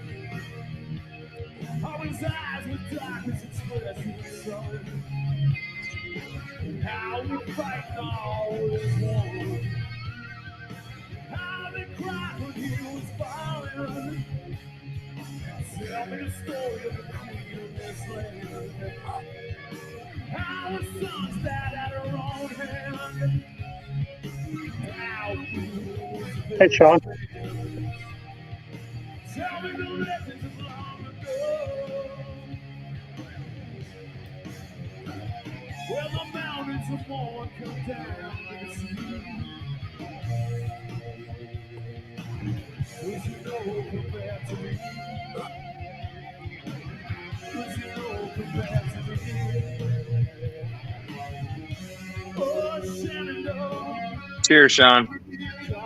Cheers, Sean.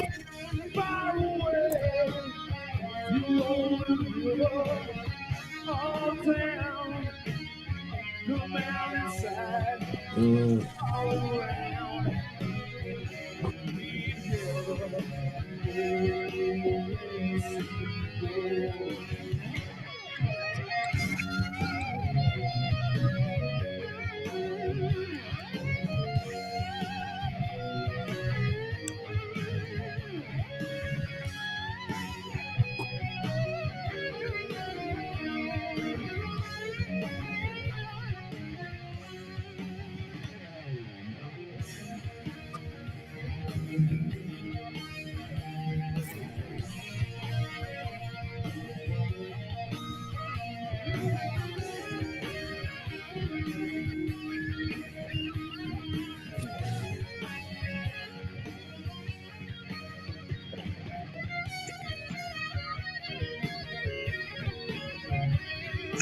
I'm just gonna go out on a limb like I did last night and say this Elijah Craig A124. It's not very good. It's not horrible, but it's not very good. I haven't tried it yet. It's so much younger and it's such lower proof.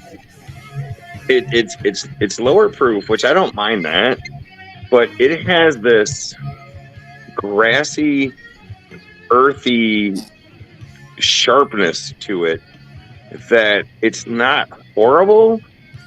I probably won't replace it, but it just really falls short of what the other ones have been.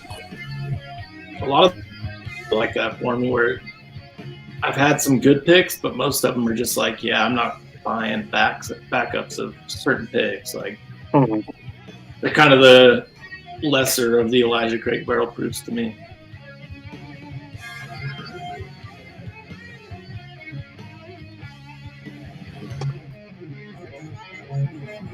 I thought maybe because I was drinking scotch last night before I tried that one, the Elijah Craig, that maybe that had some influence on it. But I just tried a pour of it, and I'm getting that same earthiness.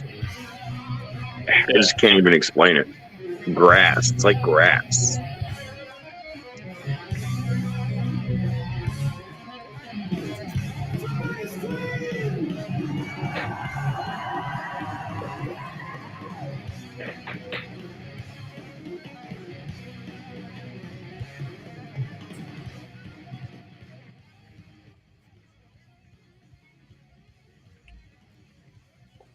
Well, alrighty then. The song's like 10 minutes long, live at least. So, yeah. So, Jig, what's up, Jigs? See, Whiskey Wars. Hey, what's up, Sean? Yeah, I saw your message. No big deal. I'm just playing off a speaker. It probably sounds like shit, but if I got some pop going behind me, so I'll be all right. So, all right. So basically, yes, I am ripping off freaking Whiskey War, Sean. Changed it up a little bit. One play for one entry / one song for $5. 3 entries / 3 songs for $10, and 5 entries / 5 songs for $20. So if you like to pick a song to get played, go ahead and go ahead into my PayPal and my Venmo are on the bottom of the screen. Couldn't I just give you 2 $10 entries and get 6 songs though? All right, smart ass, whatever. I mean, it's kind of a workaround for you. It's kind of, it's kind of a friggin', Ben did that freaking math earlier, and freaking, I just threw the, what's really bad is that I was just gonna do like Sean, we had a discussion about it online on a live a couple weeks ago, where he's gonna do 1 for 5 or 5 for 20. That was it. I decided, hey, I'll throw in that 3 for 10, just to be something different. And the first thing that happens is freaking Captain Smartass, Ben. Did I say that out loud? Freaking says, hey, he did the same thing you did. Well, why don't I just can I get 6 for 20? For 2 10s? So, yeah, that was already pointed out to me. So there, I didn't see that he did that. I didn't see that he said that. So it was sorry that was already addressed. So just so I don't get freaking called out again, tonight's giveaway, it's a 375 of a Master Distillers Select 130.8 Jack Daniel's single barrel proof. Bourbon. Yeah. Knob Creek 6th Floor Candy from Mission Spirits, 120 proof. A K&L Rebel 120 cast strength. Sweet. And a Doc Swinson's Blender Select or Blender's Cut straight bourbon, 115 proof. Hell yeah. And then a couple of sample packs. One is going to be a Wild Turkey sample pack, which will include some Russell's Reserves, including Liquor by the Lake, and a 2013 Wild Turkey 101 sample. And then the other sample pack is a JD single barrel proof, which will include a rye single barrel proof that's at 138 point. I'm about to drink some of this in a minute. 138.2, so damn near hazmat. And also in that one will be the Sherry G. Well, there'll also be a Sherry G sample in there. And then I have a couple. I have one from the distillery that the Turks gave me for Christmas that I will also include. And then I have another one another one from Bevmo or whatever it is that I'll throw in there also. So that's what's going on with that. Everything's in the bottom with my Venmo and my PayPal. Let's see. I guess we lost Z-Man. I guess he ran out of freaking Miller Lite and freaking Buffalo Trace, so he's out. And then Delan, guess he dropped off. Hopefully he'll be back. You looked frozen for a minute there. Yeah. It was possible. I mean, it's possible. It's not like my internet's freaking awesome or anything, but no. But so like I said, there's plenty of room if anybody wants to jump on. I mean, Sean, I know that you're a little bit worn out from yesterday's freaking 6-hour stream. I don't know how long you guys were in the background in the freaking after party, but probably for a while. Let's see. See, is anybody any new PayPal or anything else? Oh, so there's Delaney back. He's back. There you go. Sorry about that. I was trying to put in $5 to get some Iron Maiden played, but evidently there's another app I forgot to update my new card to. So when I was trying to update the card, I just kind of lost everything. So I'll have to wait till next time. I'll update it later. That's Sean. Well, I mean, nobody else has got any requests in, so I mean, it's not like. I mean, what kind? I mean, okay, now I'm not. I don't restrict people from whatever they want to listen to, but if you ask me to play Fear of the Dark, I will be upset. No, I was gonna say either "Run to the Hills" by Iron Maiden, excellent song, or anything else from Taylor Swift. Oh, anything else from Taylor Swift? Okay, now you're fucking. You had to do that while I had a drink in my mouth, didn't you? Don't. I'll do it. If you don't think I won't play Taylor Swift, I'll do it.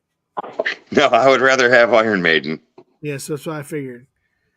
Because I'll do it. I'll play for you, Shake It Off, and actually I'll play Tim McGraw because that's the actually only Taylor Swift song that I like because that's when the first song she came out with.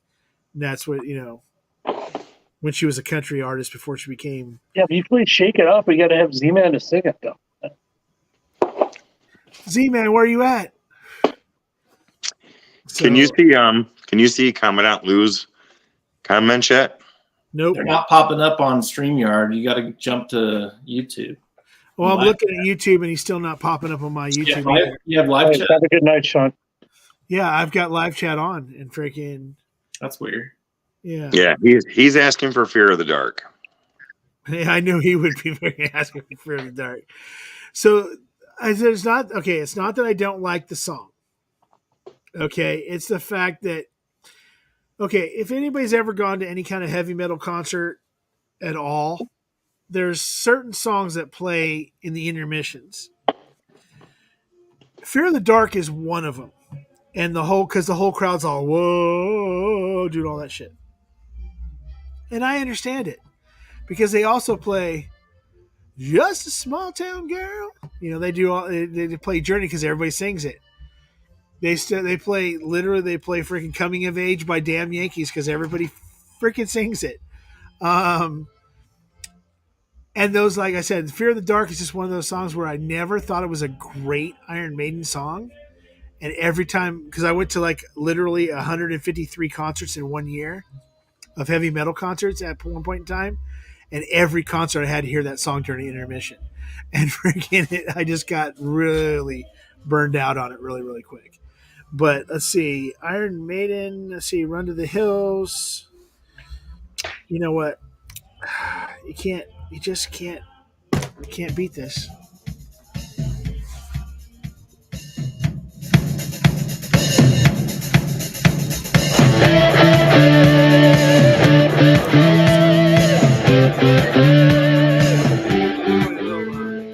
White man came across the sea. He brought us pain and misery. He killed our tribes. He killed our creed. He took our game for his own need. We fought him hard. We fought him well. Out on the plains, we gave him hell. But when it came to rush the free, oh, will we ever be set free? Oh, sorry. My mistake. I fucked up. Ah! When that snare drum work kicks in on that song, Okay, well, I guess we start over again. And I still owe David freaking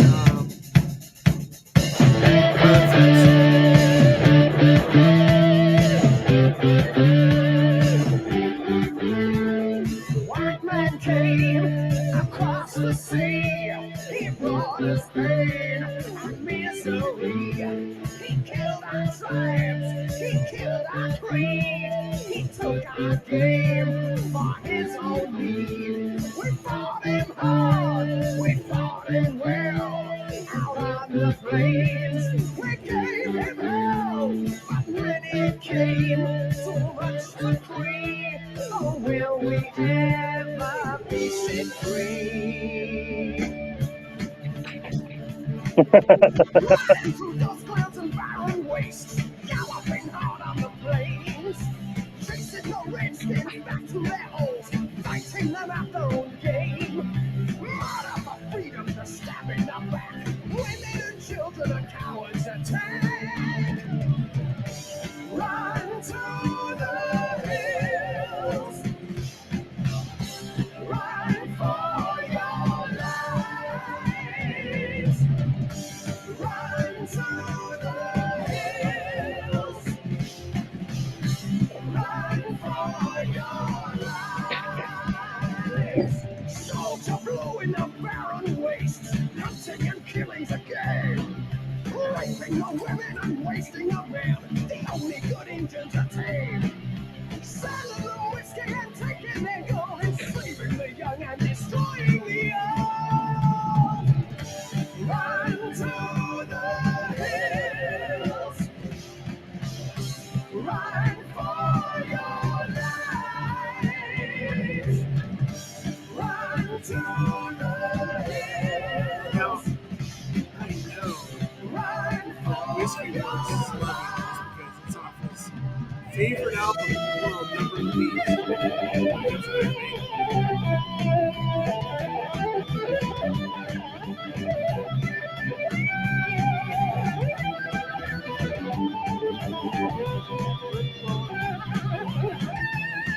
Yeah, this is so tough.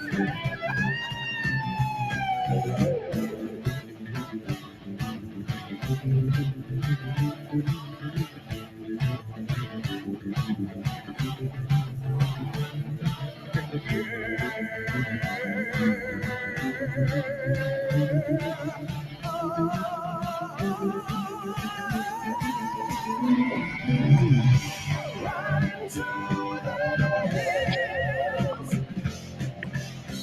run for your lives.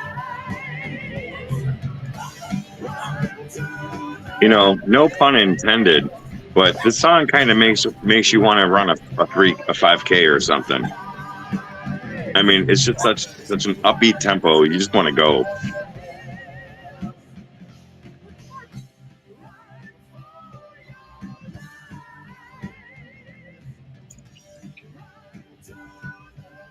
No, my family just came out. Real quick.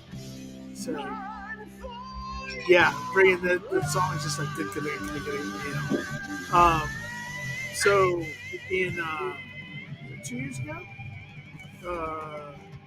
well, it would have been 2020. I went to NAM, which is North American Musicians, whatever. It's a friggin' big deal out here in LA, where all the like guitar brands, all the music brands and everything else come out, and you got like live concerts where I went and go see like Extreme, and I go see all these bands and stuff that week. Take a week off for vacation, and I met Nico McBrain. He is literally the coolest. He's damn near one of the coolest people I've ever met in my entire life. He's down to earth, freaking really, really cool, willing to talk to you about his drum set, like every aspect of it, because he had his drum set from the I'm trying to think what tour it was. It was just prior to the freaking Legacy tour, and he had his drum set there, and he explained why it was set up the way it was, and how, you know, all this other stuff. And he had cancer at the time, but nobody knew about it. But he had said that, you know, he was going through some medical stuff, and he didn't know how much longer he was going to be playing with Maiden. But now, luckily, he's going to go back out on tour with them again this next year. But just literally, just a really cool freaking dude. He is just like, I had so much fun just like sitting there talking to him and bullshitting with him for like 10 or 15 minutes. But so, and then like Iron Maiden is literally one of my favorite bands in the entire world. So, unfortunately, you got to go from Iron Maiden to some. So there is somebody that was given some entries tonight that has made a freaking request. His name's Scott, and this one's not. I don't think it's going to be a popular one. Just play it. Don't even say.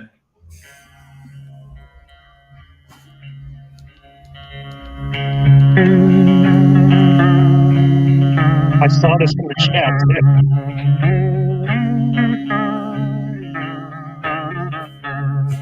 Moving to the country, I'm gonna eat a lot of peaches. I'm moving to the country, I'm gonna eat me a lot of peaches. I'm moving to the country, I'm gonna eat a lot of peaches.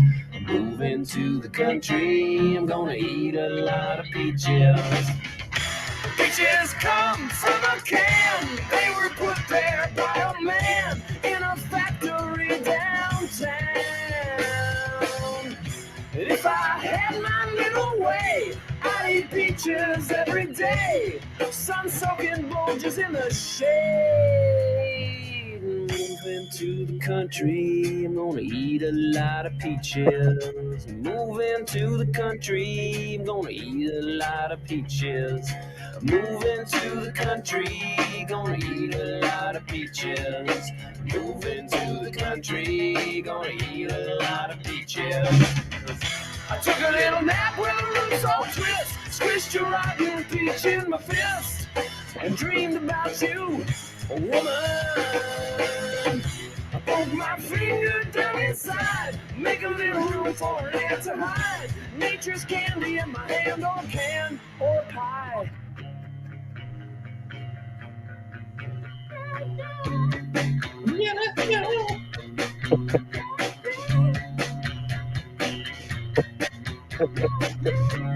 All for you, Scott. Don't feel sorry. Peaches, just like whiskey, everybody has to millions of peaches, peaches for free. Just because you like the Lord, We all got our things, Scott. just because you like the Lord Millions that's of up to you. peaches, peaches for free. Look out!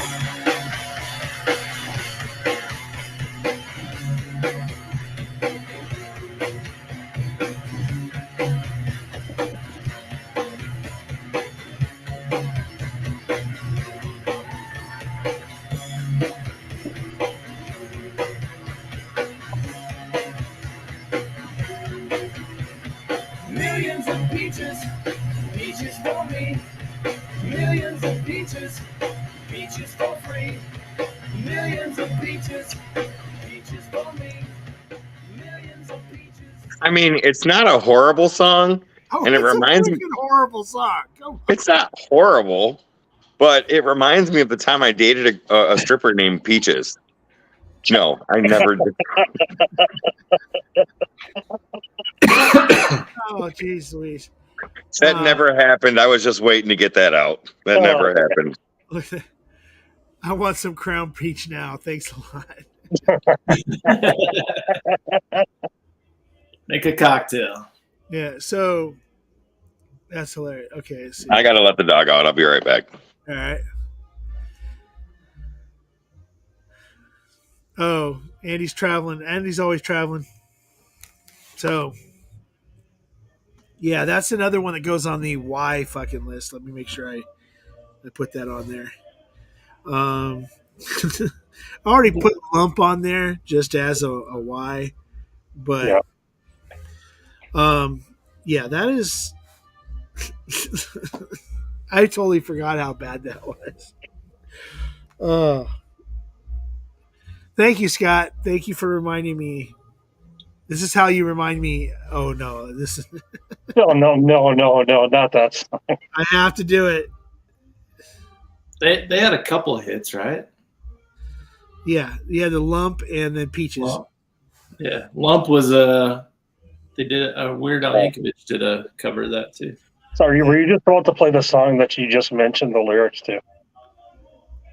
This is how you remind me. Is that? I couldn't cut it as a poor man stealing. Tired of living like a blind man. I'm sick aside without a sense of feeling. Take me back to high school, buddy. You remind me. Oh God, I was way out of high school. Okay, so I'm gonna play it in the background. But when this song came out, I'm sorry, everybody fucking loved this song. It was on the radio. People talked about it. Nickelback was the next thing. Yeah. They were going to displace Creed because Creed had gotten so big. Freaking, that's it. This is the band. And then they came out with that song. What is it? Yeah, I love going bowling, and these guys are on the playlist. Like back in the day, I was like, oh yeah, great. So yeah, so then they. Okay, so then you go Nickelback. Okay, how you remind me, blah blah. Then they were dumb enough to go ahead and say, "Wait a second, we should try something." And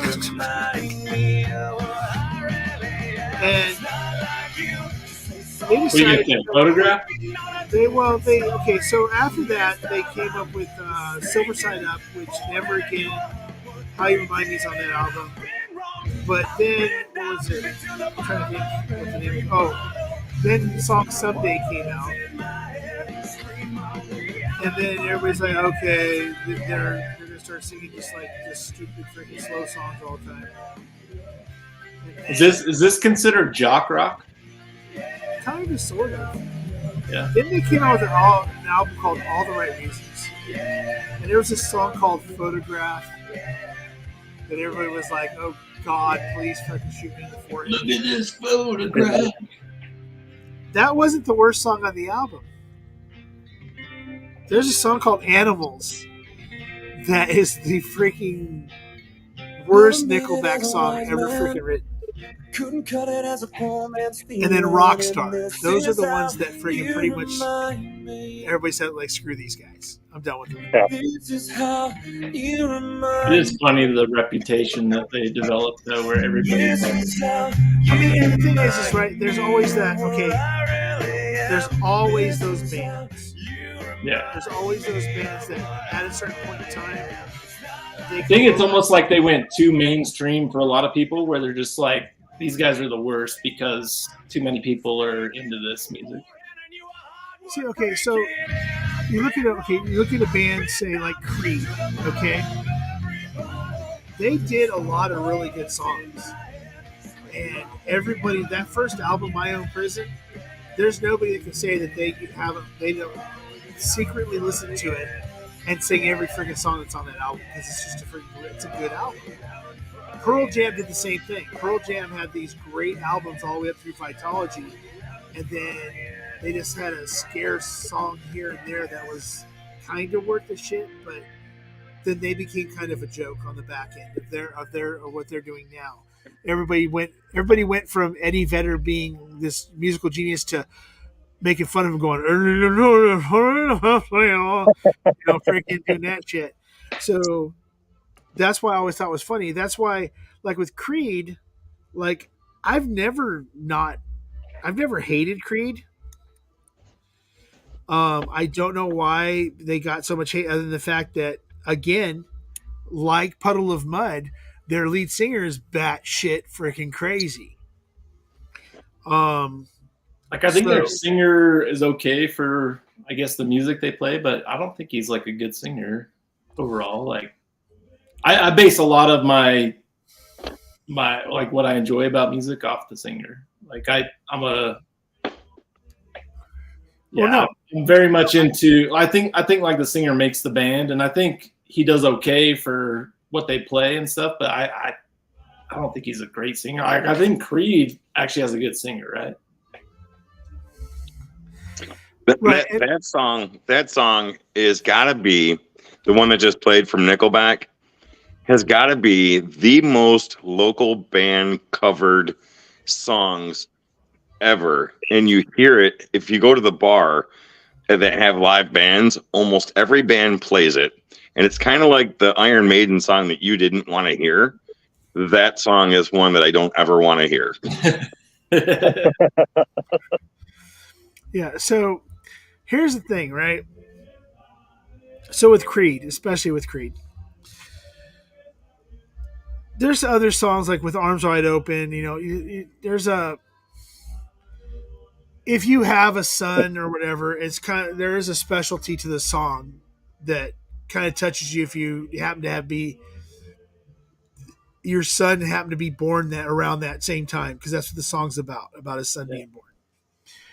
So there's a specialty to that song. There's one song that I don't care what anybody says. I think it's just a bitchin' freaking song, and it's by Creed. And I don't have a problem playing it. And I'm proud to say that I like this song. It's called One Last Breath. And it's just it's just a song that talks about basically when you're really fucked up in your head. This is what you're thinking. 6 feet down isn't so far. Please come now. I think I'm falling, holding on to what I think is safe. It seems I found the road to nowhere, and I'm trying to escape. I get back when I heard thunder. Yeah, I think his vocals, dude, his voice just makes their song so much better though. I agree. It's not an overcomplicated riff that they're playing, but his grungy voice is what makes that song good. So yeah, the whole idea behind the song is obviously, oh no, here comes the meat man. What's up, Ed? What's going on, guys? So yeah, with this song, it's basically, okay, so this is a song, like, Adam knows me very well, and I've had my problems with depression, and I've gotten close to doing some stupid shit. And this song, every time I hear it, literally tells me, step back from the edge. Because he literally says, he's down to his last breath. He's 6 feet from the edge, 6 inches from the edge, 6 feet too far down. Yeah, dude, it's very relatable for a lot of people, like in all walks of life. Like, think about people going through divorce and dads and all the shit they deal with, and like just all that stuff, dude. Like, it's a very relatable song, especially for men. Yeah, if you ever gone through a separation and divorce, yes. Yeah, dude. That was not fun. So this is to me, this is one of my. Whenever I get to a point where I start getting depressed or whatever, I listen to this song. There's another song I listen to. I don't know if I want to like bring that out because it's a song that a friend sings, and it's very. I don't know. It wasn't written. It was written for a friend of ours, and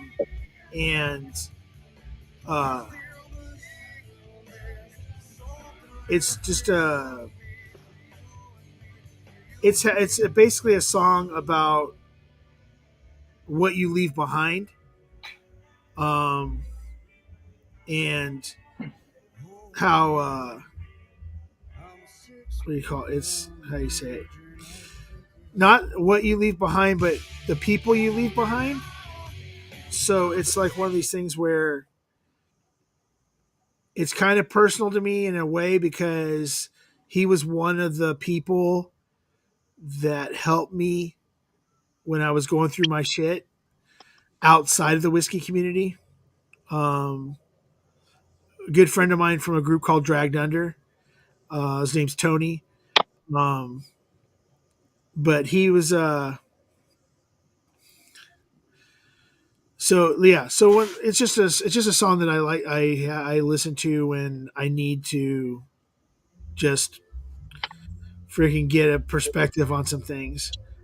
But this okay, I'll go ahead and play it. But if you listen to it, I'm not trying to sadden anybody out, but it's just something that always pulls me back, kind of like that Creed song.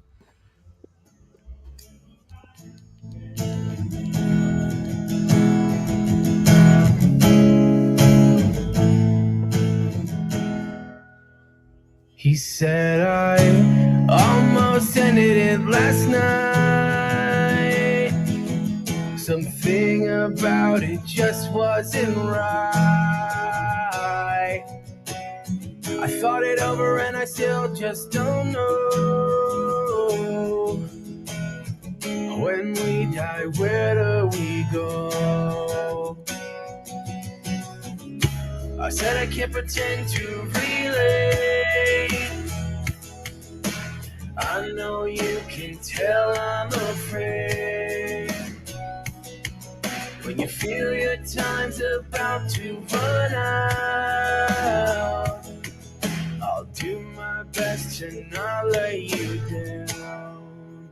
I can't be the last one to see you alive. This isn't what I had in mind. When I say goodbye, I won't be alright. If I have to say I was the last one to see you alive. I'll leave it at that. I don't want to get too freaking far into it. But it's a group called Dragged Under. It's called "See You Alive." If you ever want to listen to it, Yeah, that's good. I like that. the whole they're a kind of a hard lead towards a hardcore punk type thing, but they're actually getting pretty big. They just went on tour. They've been on tour with the Used. They just went on tour with a couple in Europe. The Used is still playing? Yeah, the Used. That was the last concert I shot photos for. Was the Used and Dragged Under down in San Diego. I'm not a fan, dude. I like playing their first album, but I don't. After that, I feel like they just did not stay in that. Like they didn't stay with any you see that? Yeah, I think they're from. I think they're from Utah too. The Used. I wouldn't doubt it. Like Sayson, the lead singer of Sayson, he's in another group called Dead American. Oh, dude, I like Sayson. Yeah, Cove is a friend of mine. Also, he's a lead singer. He was lead singer of Sayson. He's lead singer of Dead American now. But no, this guy Tony. This was actually, I was on a phone call with him when I was going through my depression, And the reason this song kind of sticks out to me is because this is 3 years ago before he even wrote the song. And he just told me on the phone call, "Don't let me be the last one to hear you." And then this song kind of like just sticks in my head every time I hear it. So, but yeah. So past the depression part. Nah, I mean it's relatable, dude. Like, yeah, it's relatable. You know, I'm there's sure a lot all of us know somebody or that was affected, or Yeah. we were affected directly by something like that. You know. So yeah. So if we're on this track, though, do you want to play some Blink 182 Adam song? for you, Adam, it's Adam's song.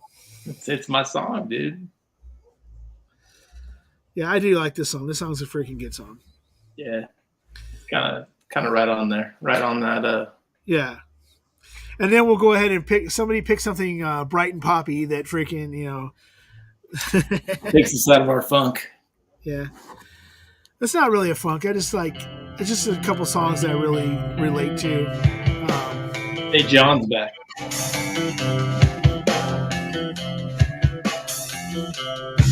I never thought I'd die alone. I laughed the loudest, who'd have known? I traced the cord back to the wall. No wonder it was never plugged in at all.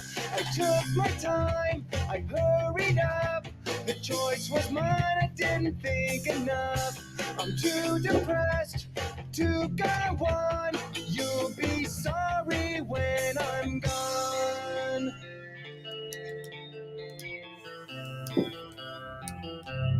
Hey, JD, what's up?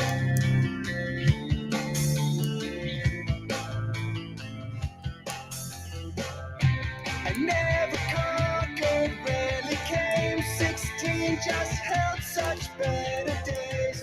Days when I still felt alive. We couldn't wait to get outside. The world was far too late to try.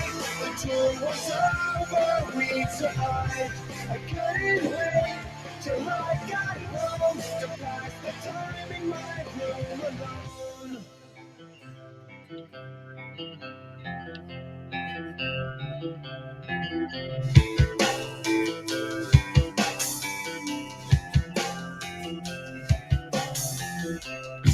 I never thought I'd die alone. Another 6 months I'll be unknown. Give all my things to all my friends. You'll never step foot in my room again.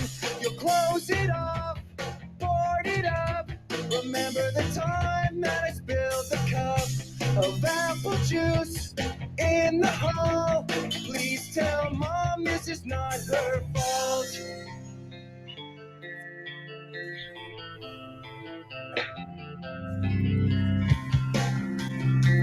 This is kind of my anthem for a couple of years. I never conquered, rarely came. 16 just held such better days. Days when I still felt alive. We couldn't wait to get outside. The world was far too late to try. The tour was over, we survived. I couldn't wait till I got home to pass the time in my room alone.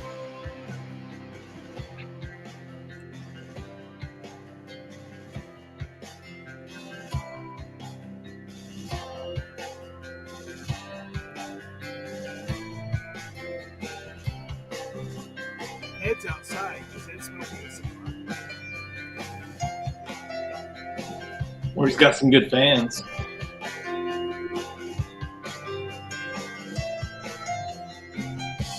So the song's from the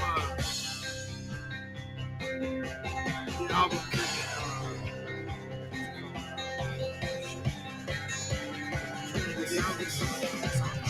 I never conquered, rarely came. Tomorrow hold such better days.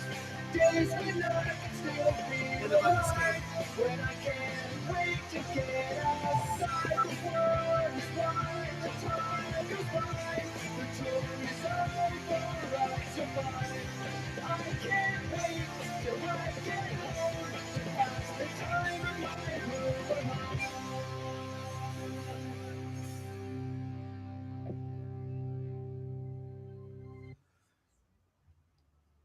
the thing is right. No matter what the theme of the song is, it's just a good song by Blink 182. And I think that the Enema of the State, that was like the end of the Blink 182 I like, and then they kind of just went out of this, went crazy kind of. I mean, because truthfully, I like super early, like Dude Ranch, freaking Blink 182. Like, I mean, Josie, freaking Damn It, stuff like that. Yeah. You know, the more punkier version of Blink 182. You know, and there's a lot of bands like that. Freaking, you know, I know that freaking Sean's favorite freaking punk band is Green Day. I don't really want to get too deep into them. Damn you, Sean! Damn you! Sean loves Green Day. Just ask him; he'll tell you. He loves them as much as he loves freaking Aqua. Yeah, Aqua, and I'm trying to think. Jay-Z. As much as he loves Jay-Z, and as much as Shredward loves freaking Eric Clapton.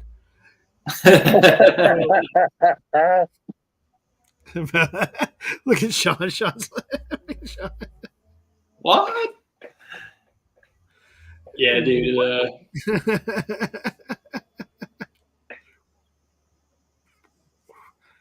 Hey, Sean, if you're not going to come on, I mean, I'll say your name three. If I have to say Whiskey Wars 3 times to get you to come on there, Candyman, freaking, I'll do it. So I updated my card. Can you check and see if you got that Venmo? Okay, hold on. Let's see. Yeah, not to get too into the weeds or anything, but that Blink 182 song. So my brother actually going down this track, like my brother committed suicide, but this was 20 plus years ago. Right. So, you know, it's not like still an open wound kind of thing, but it was definitely a song that I latched onto years ago that was just like, I mean, it's called Adam's song. It's my fucking song, you know? So for me, it was very personal and I guess sentimental. So.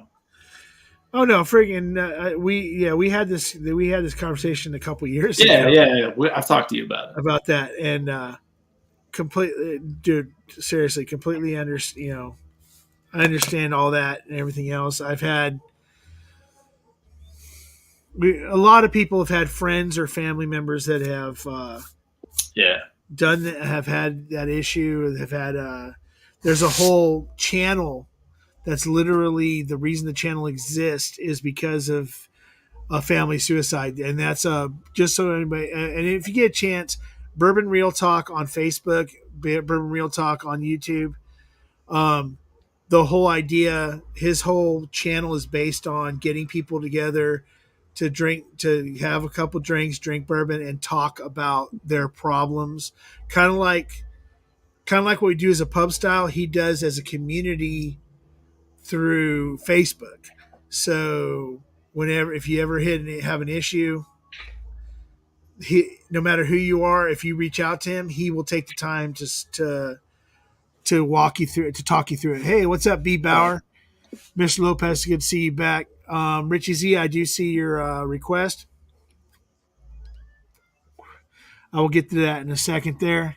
I do have Delan. He did make a request. And I will play it because I love this is the only other person that I have met, and Sean, I know how much he's gonna love this one. This is the only other person that I've met that likes this band. Maybe not as much as I do because it is my favorite band in the entire world, but likes this band and loves to freaking this song is freaking awesome.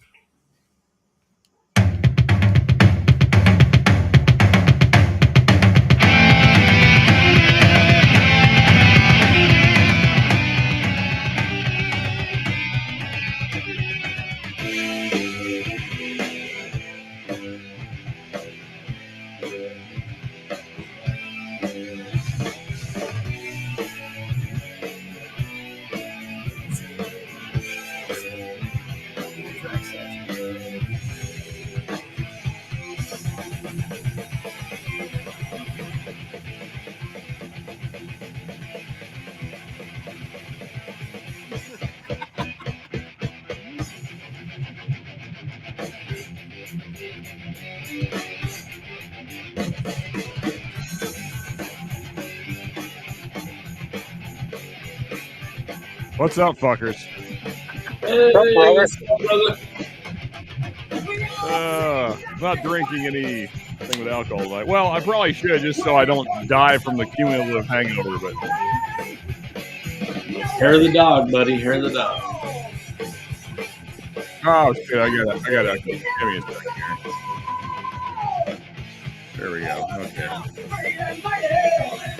Yeah, I probably should drink something just so I don't go into withdrawals or whatever. You know that, Sean. It's like I'm afraid if I quit drinking alcohol, it's either hangover or whatever. Yeah, exactly. That's what I was kind of quoting. I had to get Ken this morning because he was talking about some single cask scotch he just got. It's like, oh, this was a real messy, sloppy cask, and he's like, you know what, Ben Rennis, if you leave it in the cask too long, it's really disgusting with a 16-year-old. I'm like, wait a second.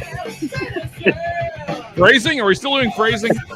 I'm like, Ken, sloppy and disgusting with a 16-year-old. I want to be careful. Your wife's in the other room.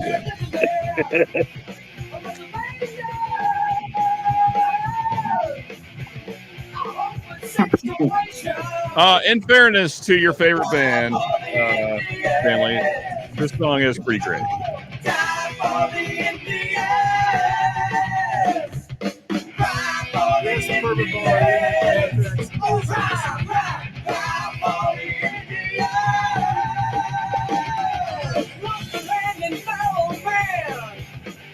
Come on, dude. This is what we strive to have. So much of none of this. Ain't gonna prejudice. War's now breathing ladies. They can't fight it. Live in the kitchen. Even though they don't want to like to really listen there. Listen there.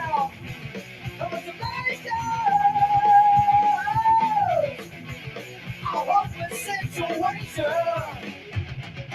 Die for the Indians. Die for the Indians. Cry for the Indians. Cry, cry, cry for the Indians.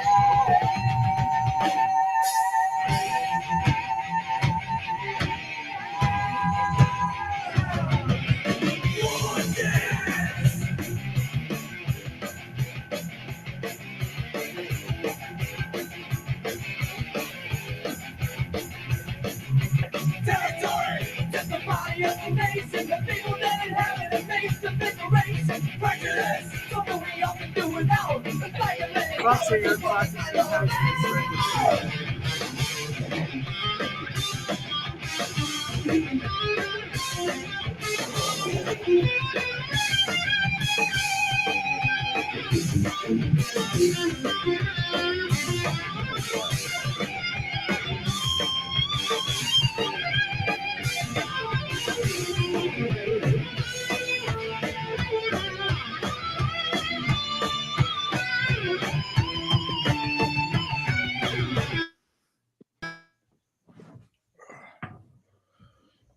Yeah.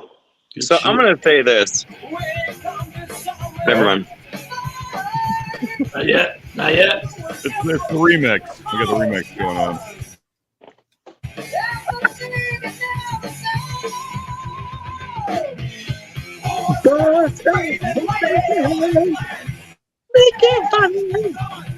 Transition, even though I know much less rhythm is really missing them.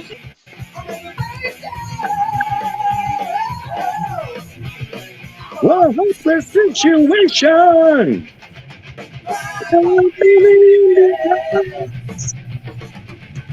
Die for the Indians. Die for the Indians. Die for the Indians.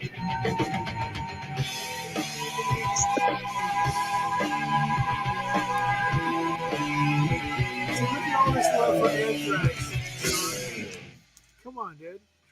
So I want to say this. If you've never watched Anthrax live, which is a completely different experience than off the album or tape or radio, I don't really think you can appreciate Anthrax. You have to see them live. They're one of those Is it like bands. Guar? What's that? Is it like Guar? I can't say that 'cause I don't really like Guar, but Anthrax is definitely a different experience live. Yeah, I mean, if you are live, you might like them actually. I will say the area I grew up in, they weren't on the radio. Yeah. So okay. So Anthrax. Oh, there's only been Madhouse is one of my favorites. Yeah. So yeah, one. Madhouse. Okay. So there's only been two songs that have been radio airplay songs for Anthrax. One was called "I'm the Man," which was a joke freaking rap song, and the other one was "Bring the Noise" with freaking Public Enemy. Other than that, they weren't airplay band. They weren't an airplay thrash band. The thing is, I can honestly say that the two lead singers, there's been three lead singers: Neil Turbin, which was on the first album, Joey Belladonna, and John Bush. Bush was the lead singer of Armored Saint. He came in, did a couple albums. Freaking Sounds of White Noise is one of the best Anthrax albums. John Bush is the lead singer on. Joey Belladonna, when it comes to thrash metal bands, is the best vocalist of any thrash metal band. When it comes to freaking talent of what he does, I hate to say it, even Death Angel, though he has an awesome Seems like voice, a bit of an opinion. Joey Belladonna just has a better range, has just a really great voice. Don't get me wrong, I love Chuck Billy. Chuck Billy has a bitchin' voice. I think Chuck Billy's freaking of Testament is awesome. I think that freaking Sousa of freaking Exodus is awesome. Hetfield's freaking great. Yeah. I mean, I wouldn't even put Hetfield in the conversation. I like James' vocals, but I wouldn't. He's not in the conversation. So vocalist.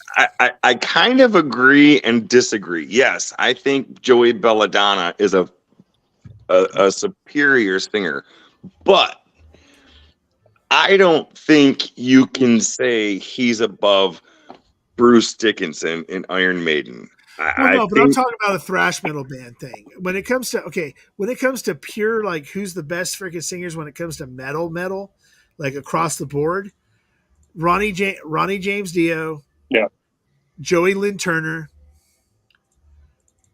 freaking Bruce Dickinson, Rob Halford. I go Halford. Rob Halford.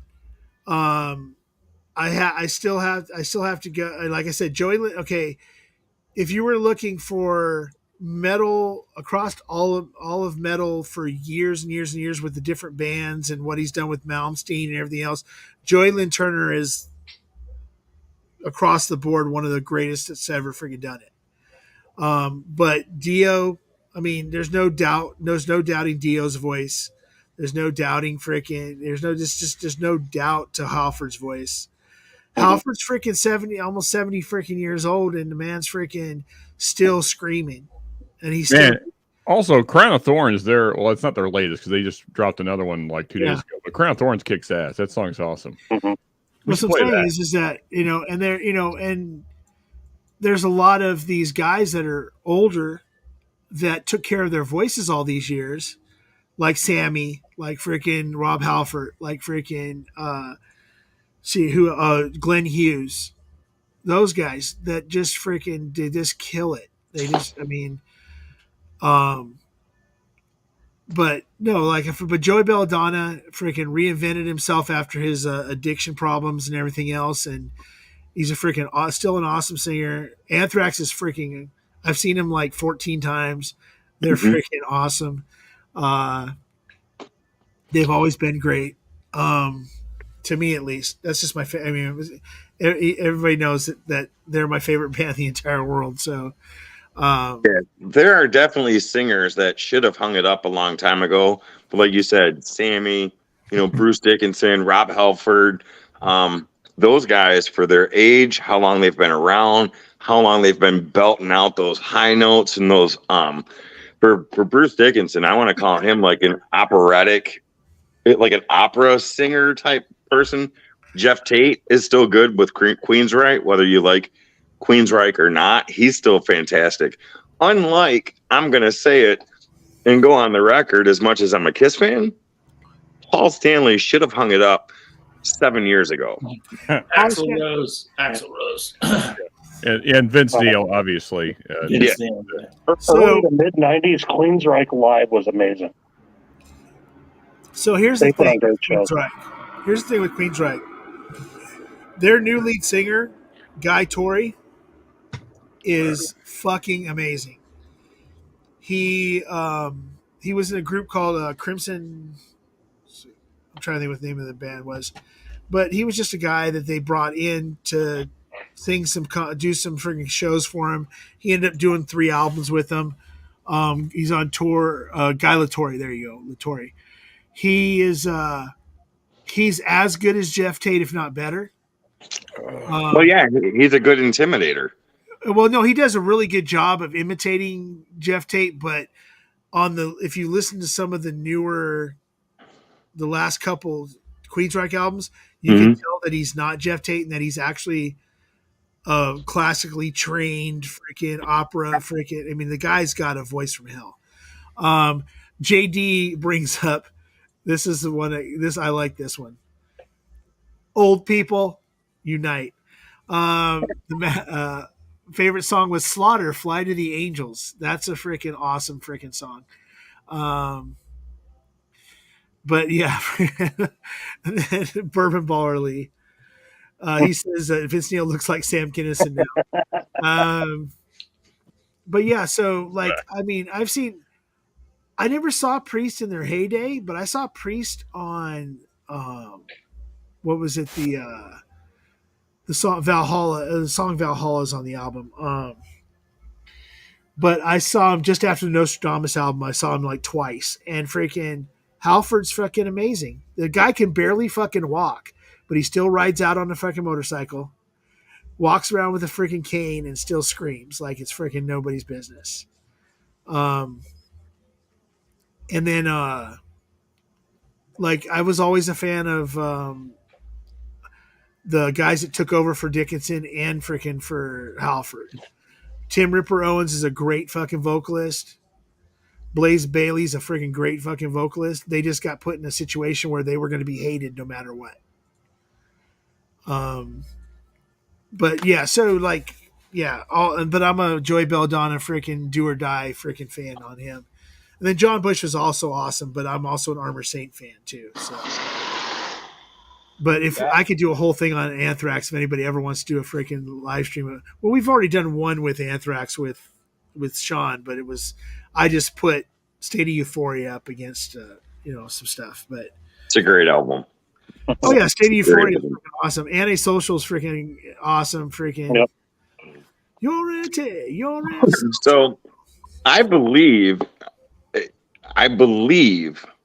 not 100%. I know they did a video for it, but I believe "Who Cares Wins" was also radio played. Now, how long? I'm not sure, but I do remember hearing it on the radio. But I do know they made a really cool video for that one. That was an awesome song. So, okay, so I'm trying to think. Somebody else had a song in here besides Adam. Somebody just prior to Adam put a song in. I'm trying to find it right now. Yeah, I saw Anthrax and Public Enemy live back in the day. Nice. Together, that was really the only time I ever saw. Yeah, Richie Z has a couple songs too. So yeah, this is it's right here in front of me. Okay. Now please don't get all crazy because this is a Judas Priest cover by a group of called the Donnas, but it's requested by Richie Z. It's "Living After Midnight," which is actually one of my favorite Priest songs.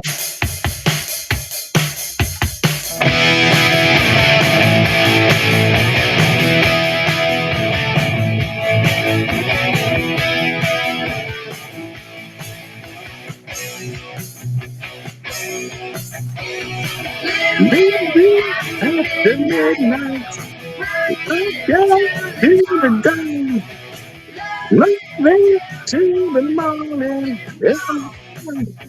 I'm gone. I took the city by the water, yeah. Loaded. I woke it up, you It's started. gone. Loaded. Loaded. I come alive in the neon light.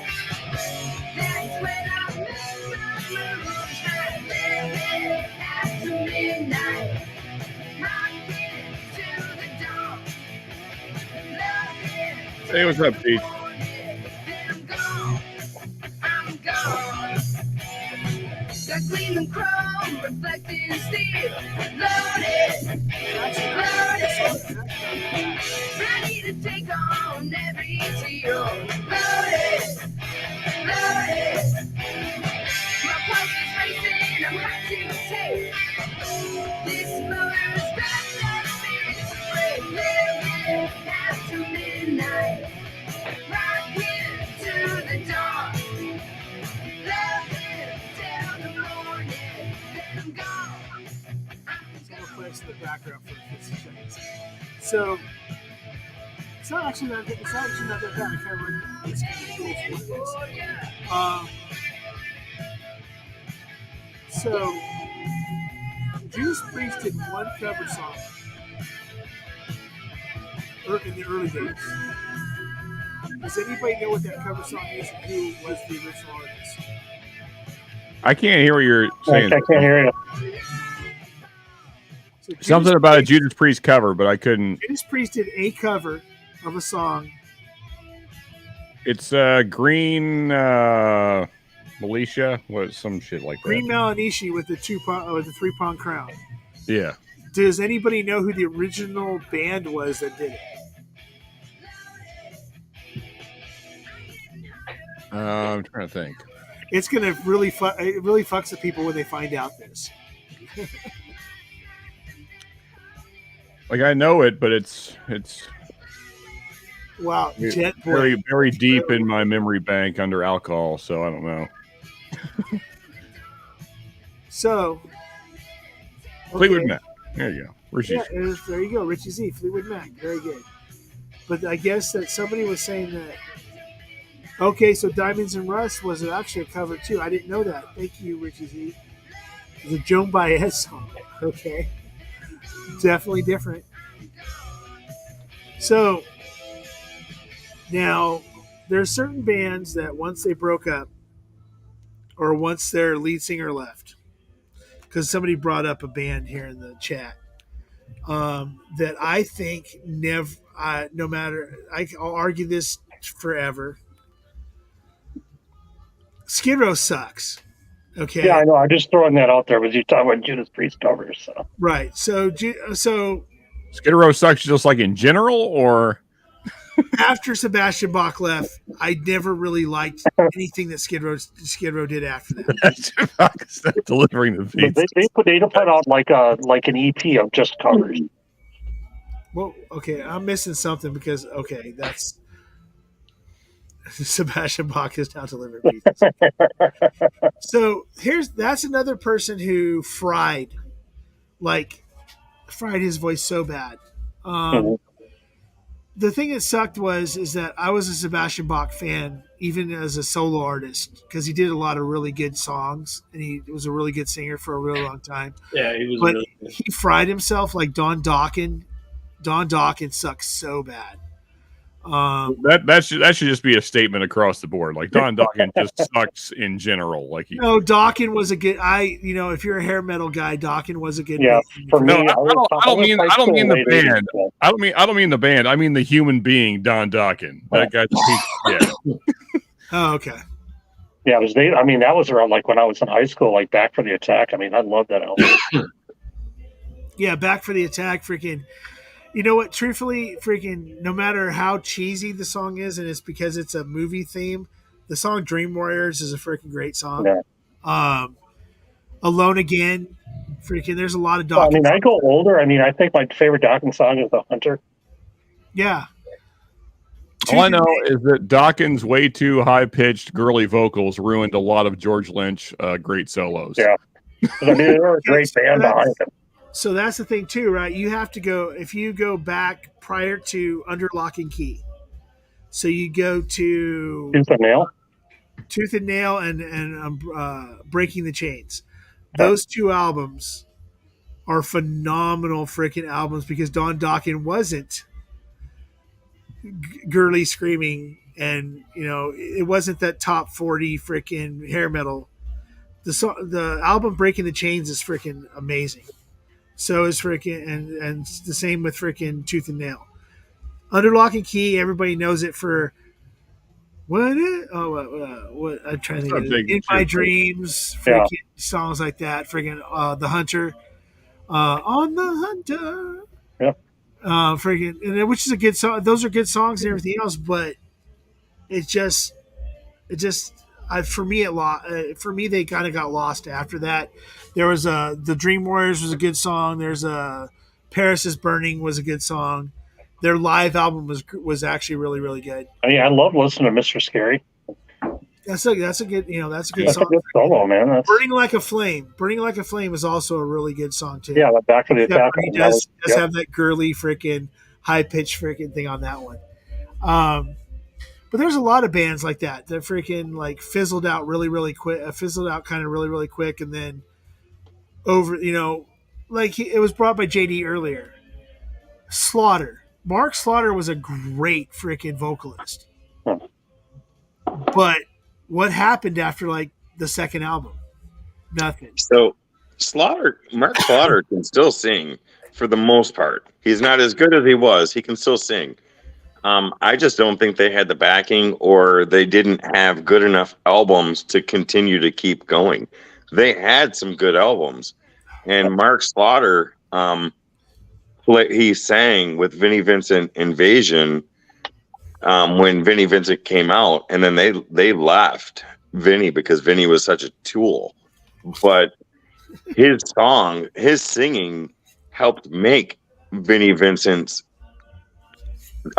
tapes or cassettes, albums, whatever, what they were. It wasn't that Vinnie Vincent was a good guitar player. It was Mark Slaughter singing. But I think that Slaughter just stopped putting out good music. Their first couple of albums were fantastic. Fantastic. And if you listen to Slaughter now, Mark Slaughter still has it for the most part. Not as good, but he's not as bad as a lot of other singers, Paul Stanley.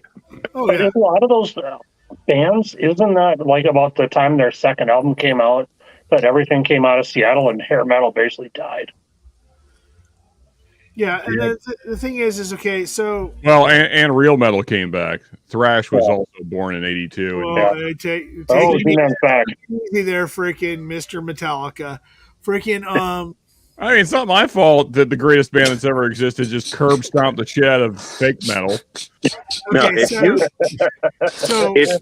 If you couldn't compete like Metallica and those other bands, when grunge came out and rap started getting really popular, really the grunge, that really crushed a lot of bands because music studios didn't want that hair metal sound. They wanted that grunge sound. And unless you were a band that was there, you had the hits, you had the musics, you couldn't weather that storm. And that's what happened to a lot of really good bands. They couldn't weather it. Yeah. So number one, hair metal, grunge did not kill hair metal. Hair metal killed hair metal.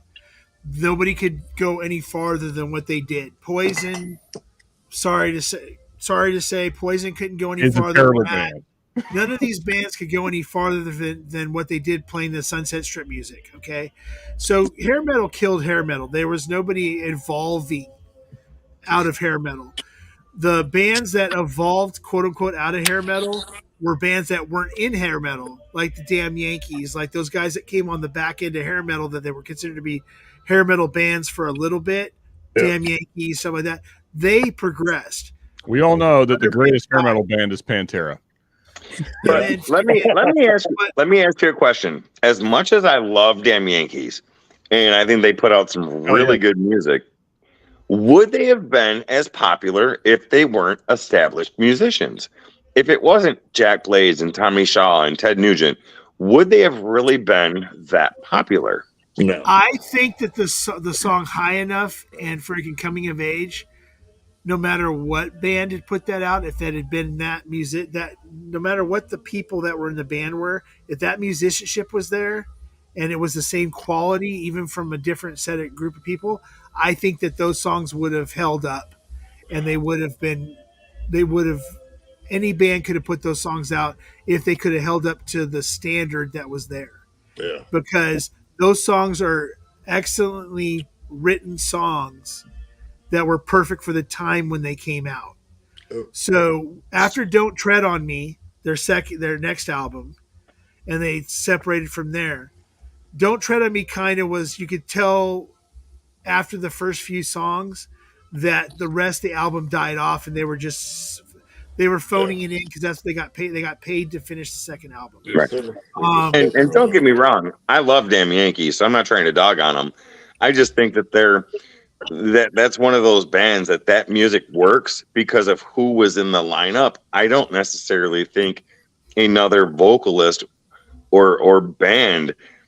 I can't hear another band singing those songs. Those songs are Jack Blaze and Tommy Shaw. You can't. I just can't hear anybody else singing those songs. They were a great live band too, but they played. I mean, they played some of Ted's stuff. They played Night Ranger. They played Styx live. I mean, they played all of each other's stuff live. They were great. Okay, so I have another request from the future married man up there. Some people might not know. Like this one. Some people might not like this. May not know who this band is. This band is freaking awesome. To me at least. And I'm trying to think what the name of the song was to begin with. Whitewashed. There you go. Yeah, Whitewashed. So it's a band. Okay, so just for those who don't like metalcore, warning to the Aussies. Warning. This is August Burns Red, Whitewash. This is okay, yeah. I thought you were going with No,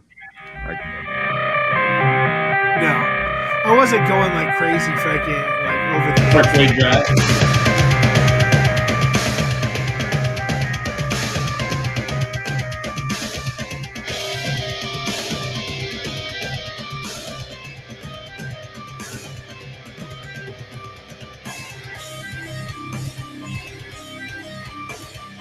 Honestly, I don't understand the hatred for metalcore. I know it's definitely a thing, but I don't really understand why.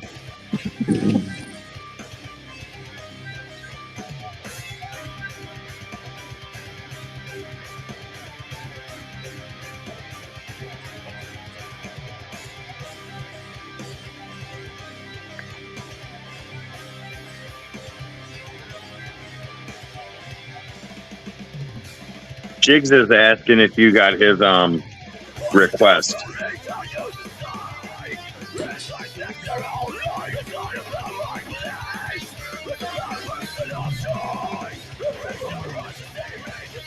It's shocked by my virgin ears. What the hell? This is the music I go to sleep to. That makes sense, Sean. Yeah. Alarm clock in the morning.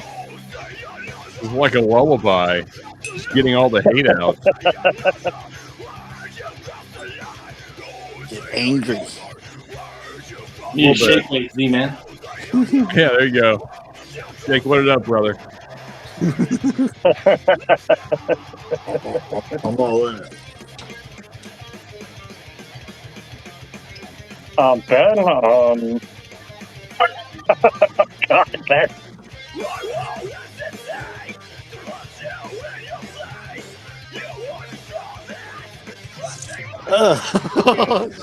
Okay, there you go.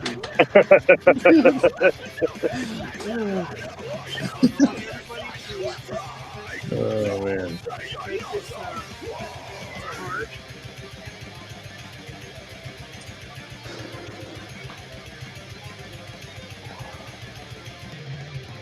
We make great content. Nice.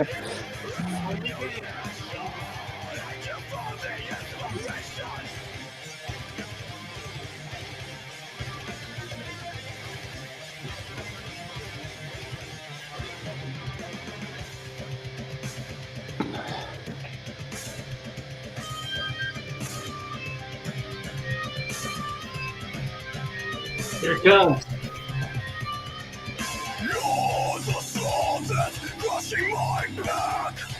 Ben, that's a phrase I've never heard before.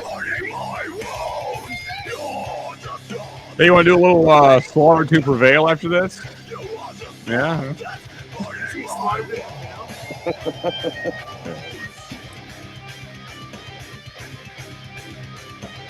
We're solidified. Cheers, JD.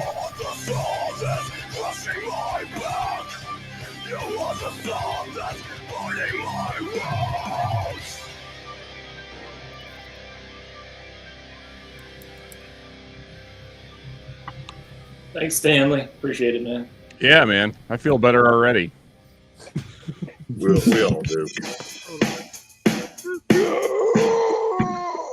And yes, I did say Slaughter to Prevail, Stanley. Yeah. Wow, not a lot of people know who Slaughter to Prevail are. Yeah, I got man. I got to see, man. Dude, that dude's a fucking Russian beast. He, like literally another, wrestles bears. Stanley, do another Jekyll favorite. You didn't do the drawing yet? I take it. No, I haven't done a drawing. I'll be doing that. Put the I'm gonna ones do I it. So what time we at? Hold on, 3 hours. I start at 6:30, 9:30. 30 minutes, and I'll go ahead and do the drawing. Put all my entries to Scott Bigsley, please. Okay. Oh, you know what? Here, let me get in on this action here. Oh, by the way, the words to live by: you can't throw a fart. Yeah, for sure. So I got a question for Lee. Lee, are you against all metalcore then? Is that your stance? And also, can we talk about it? Like, I don't understand the hatred for metalcore. Okay, now I do understand the hatred for metalcore in general because of one band and one band only, and for the longest time I couldn't stand them. Sorry to interrupt, but what's your PayPal, man? Or if somebody could drop it in chat or some shit. Or something crazy like on the bottom where it's scrolling across. Yeah, I'm not gonna. I want to click on a link. I'm not gonna type shit. Okay, anybody in the chat? Go to his profile. Go to your PayPal, Sean, and just. I should be able to pull it up on my phone and just. Or if you go to the more, if you go to is it in your description box? It should be in my description. Well, it's not in the description for the video, but it's in my description box for the about. The about on my channel. Yeah, it says Stanley Wagner. That's all it is. It's just at S. Your Venmo. Wait, actually, I think are we friends on Venmo? I feel like we are. Yeah, I'm sure I've sent you money to play something. So let's see. So Jigs, thank you, Mr. Jigs, has some requests. Let's see if I gotta go back to the. What were you saying, Stanley? You were gonna say a metalcore band that everybody. Okay, so metalcore, Hatebreed ruined metalcore for a lot of people. Only because they have no talent whatsoever, and Jamie Jost is a freaking prick. Oh, really? And I mean, and there's a lot of other. I mean, there's a lot of things that happened in metalcore over the years that people just kind of. I mean, they don't get into the guttural vocals with the clean singing. 8-bar, August Burns Red is freaking awesome. A Day to Remember. If you ever, there's a song. I think I'm gonna have to play a song in a little bit that's really gonna freaking touch people off. But that's, but there's groups that really are like on the edge of it. Like, we butter our bread with butter. If you've ever listened to that band, they're totally freaking on the extreme end of freaking metalcore. But that's just one of those things where it's just. People don't realize that there's a lot of bands like freaking like August Burns Red, like Day to Remember. Those are actually Christian bands that went metalcore under oath. Under Oath, like their old stuff, is really fucking good. Yeah. As I Lay Dying. There's a lot of freaking metalcore bands that are basically Christian, are all like literally Christian based bands. That's where a lot of metalcore bands. There's a big chunk of metalcore bands that come out of Christian metal. But little too intense for Ed though. yeah. So I have to look for this real quick. And this is for Kids for Sean. Right. All I can say, brother, is I appreciate you. Thank you for playing my favorite Metallica song. You're the best, man. Hey Stanley, I do gotta check out though. I gotta hit All the right. shower before I go to bed. So Hey, Cheers, Adam. thanks Yeah, for jumping cheers, on. Adam. Good night, buddy. it's good hanging out with you Good to guys. see you. Appreciate you having me on. Appreciate everyone and the congrats and everything. Appreciate it. Right on, brother. Cheers, man.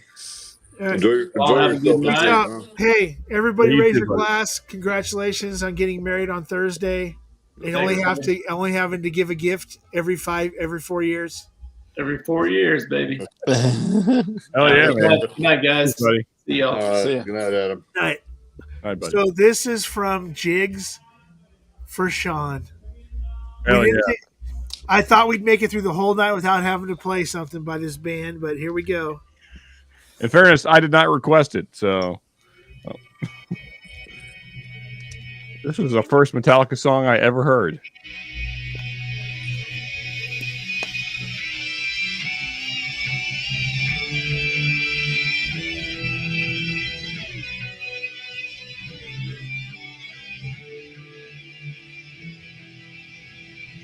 It is 3 for 10, correct, Stanley? Yeah. Yeah. So Stanley, I remember 3 of the giveaway for Jigs, but I can't remember the other ones. I got the KC pick, the Rebel pick, and the JD 375. Okay. I'll go through it in a second. Okay.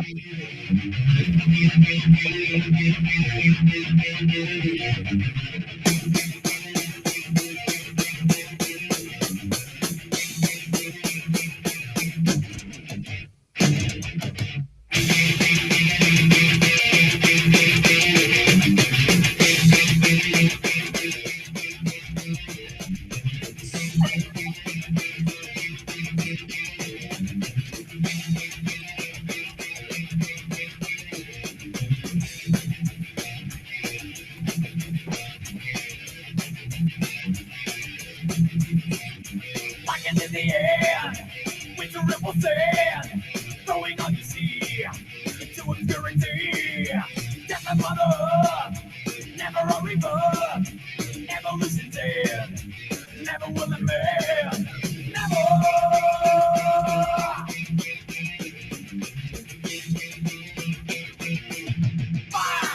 To begin with the dance of the dead, like it is the end. To begin with the dance of the dead, come on, my God. Whispering of earth, terminating blood, deadly nicotine, kills the mind and being, callous freaking chill, nothing left to kill, never seen before, breathing nevermore, never.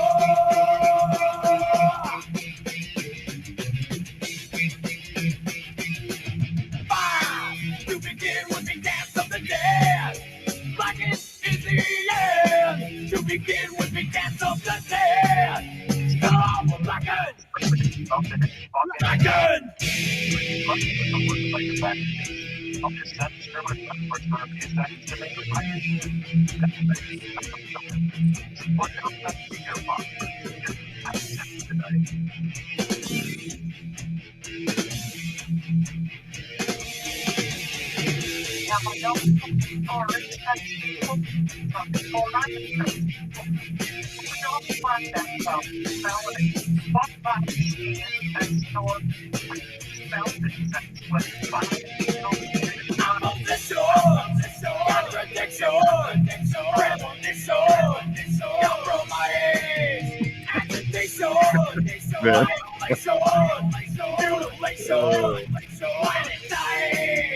You know what, Lee? To death of life.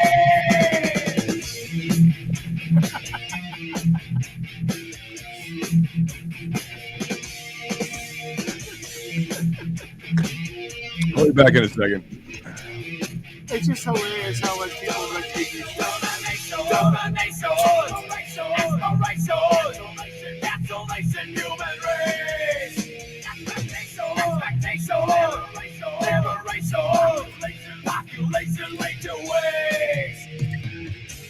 You know, this song brings back memories of way too much marijuana and alcohol, laying in bed with the ceiling spinning. And the whole time we were just rocking out. Yeah, bring me back the memories of high school bed spins. There you go. That.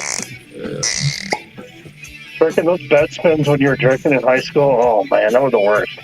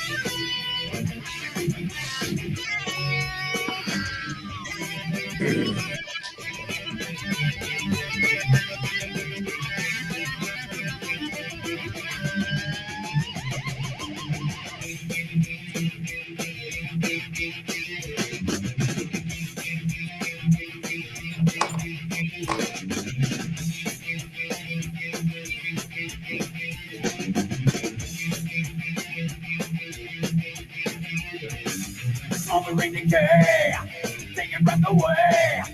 Millions of our years, in minutes disappear. Darkening in vain, decadence remains. All is said and done, never is the sun. Never.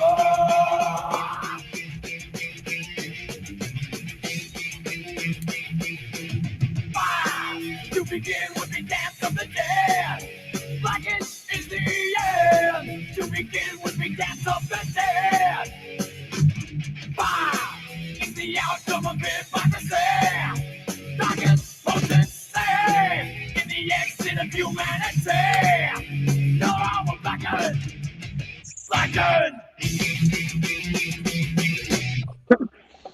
Jig says, I put in 10 twice, so by Stanley's math, that's what, 16 entries? Smart ass. Well,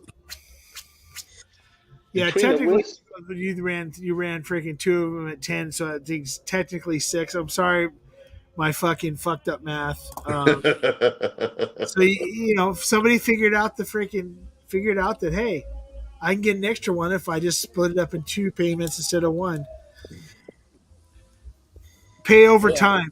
Freaking yeah, so freaking pay it over time. All right, so that one was for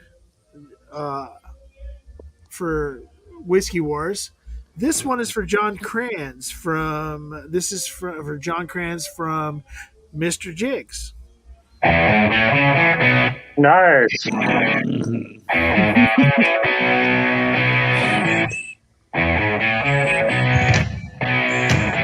Thanks, Jake.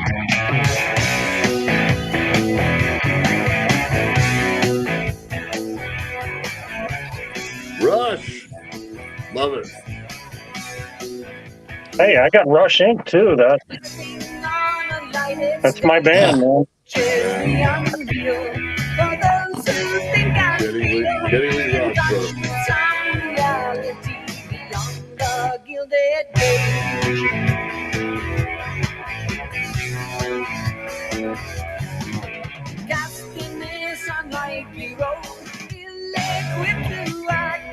Tater, cheers, brother. Cheers, Tater. Have a good night, Jake.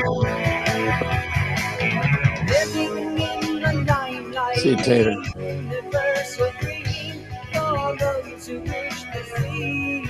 So I got Rush played for me. Do I have to pour Canadian whiskey next? No. Straight Jacks.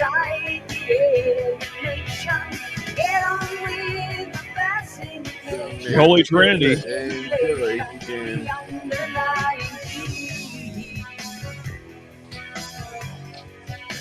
All right, Jacob. Cheers, buddy.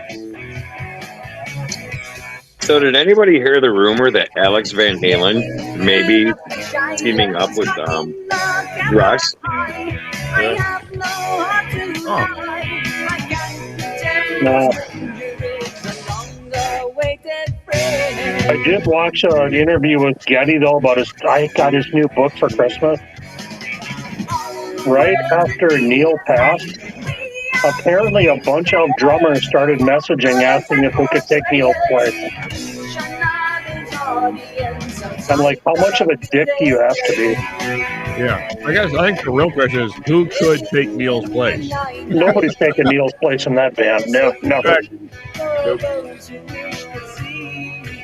There's a reason that Led Zeppelin never played again after John Bonham died. Yeah. I mean, there's no second John Bonham. There's no Neil Peart. So. Yeah, that's a ballsy move. Yeah.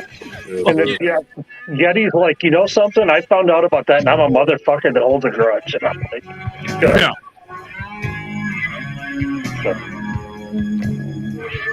So, since we're playing Rush, I got a little Found North Batch 4 here. So. Which is probably one of my favorite Canadian whiskeys ever.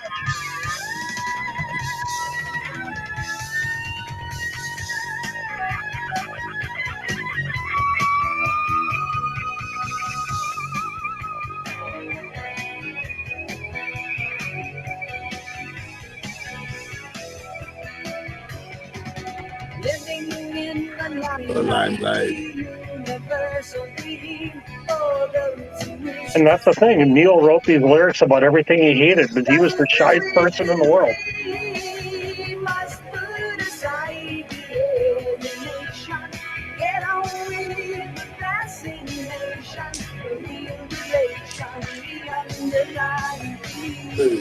God damn it, Sean, I don't have any sour cream and onion Pringles right now. I'm telling you, man, it's the problem. Frickin' those are awesome. In my opinion, they're the only Pringles worth buying. I like barbecue ones, but I have to go with the Lay's stacks, like the Mesquite barbecue ones for those. Yeah. Hey, John, I'll see your flaming hot Doritos. There you go. Yeah. I'll see your flaming hot something, but yeah. These are the Flamas. So basically, Sean has decided to totally mess with people. Yep. Yeah, I'm going to make your guys' ears bleed for the next 20 minutes. Are you playing Into the God of the Computer or what? No. Oh, no. This is because Sean is Sean. No, so real quick before you start playing anything, these are probably my 3 favorite songs of like the last 6 months or so. Okay. The one that's playing in the background right now? Yeah, that's it. That's the one. Yeah, that's the one. I don't know that I'm going to play all 8 minutes of this, but No, you don't have to play all of any of them. JD, what's the Trace Amigos Doc Swenson's? Now I'm curious.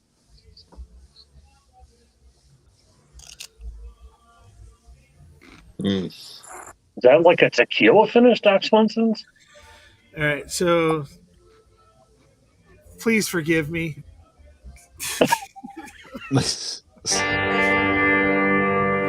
Lord forgive me and being with the starving piggies in New Guinea, man. Hey, what's a good randomizer? Because freaking, I can't seem to find one that's worth a shit. Wheel of Names. Wheel of Names? Yeah, it doesn't seem to hold a memory like other wheels do.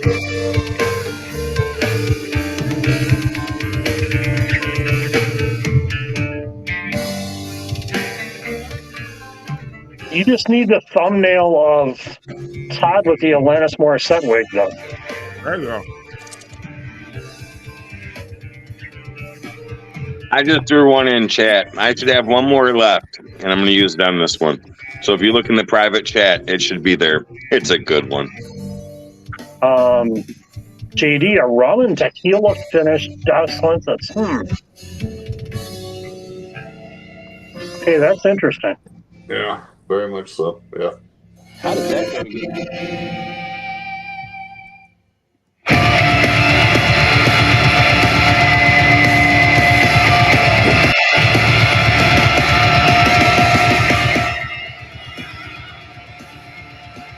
I mean, he's got Doc Swenson's, but he's got pussy chips too. So, Did you say pussy chips?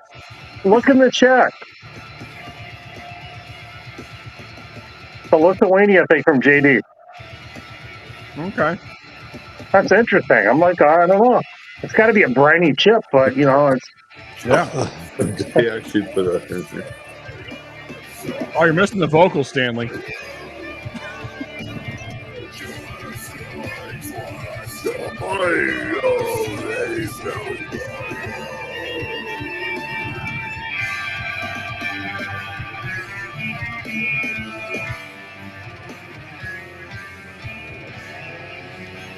All right, you can go to the next one, Stanley. All right. So, okay. So the next one. Because, like you said, it is 8 minutes long or whatever the hell. Was there vocals to that? I didn't hear anything. Well, Stanley had it low during the vocal part, but it was.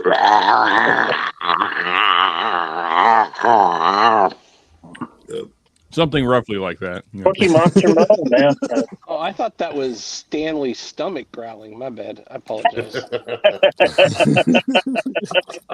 No, I think this is there's nuances to some might call them toilet bowl vocals, but like I think Shred coined this term. I think this band particularly that we were just playing is more like a bear raping a Sasquatch.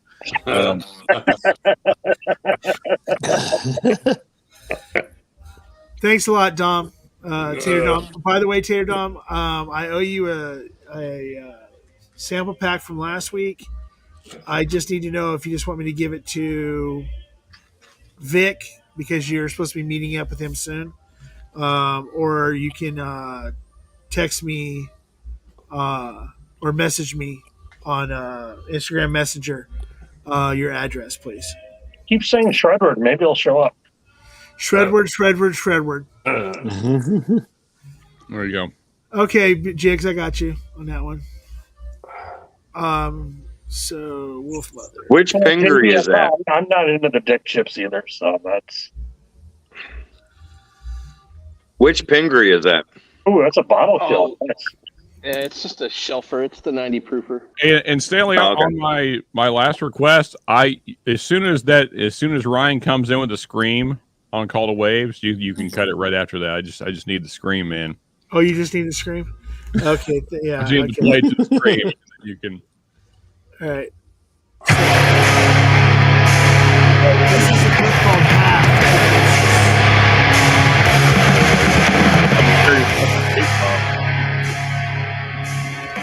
Yeah. Well, you keep turning it down, Stanley.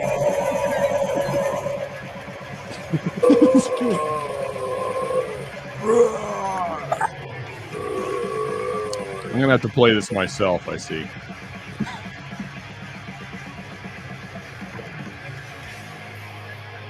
Sounds like a bunch of people on screen are puking, but it might be. It has that effect on people.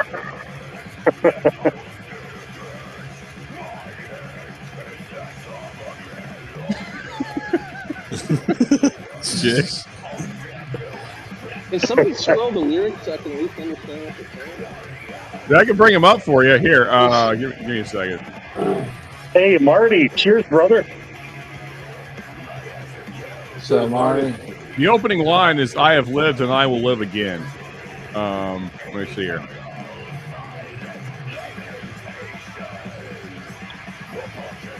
Let me get to the.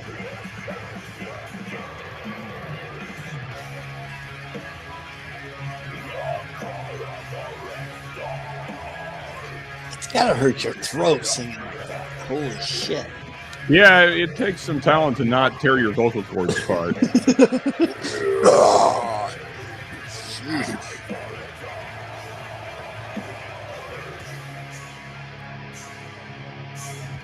All right, Stanley, for time reasons, you can hop to the next one. Okay. So That's then good. He didn't hesitate. All of a sudden, he went click.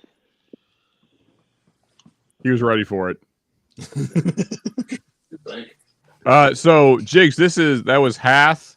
They put out a new album last year. One of my favorites of last year. That song specifically was Kenosis. But that whole album is great. That's my working music. I just put that on my headphones and get shit done. Yeah.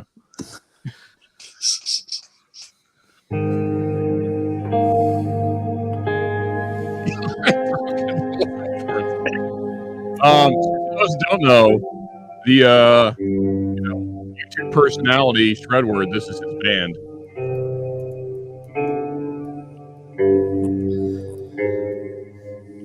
Well, at least he knows how to play one note. No, this song freaking rips, man. This song's awesome. Oh, I know. I figure if I talk shit, then maybe he might show up. Oh, yeah, there you go. Hey, Z, you pass out on us again? Come on, man. Or else the Miller Lite truck showed up again. I don't know. It might be nap time. I don't know.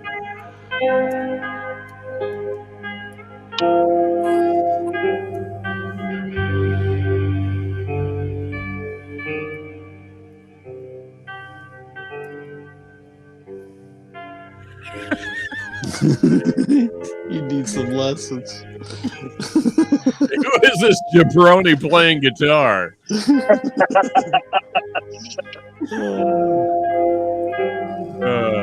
fine. Oh, Marty's going Tuesday night. Okay.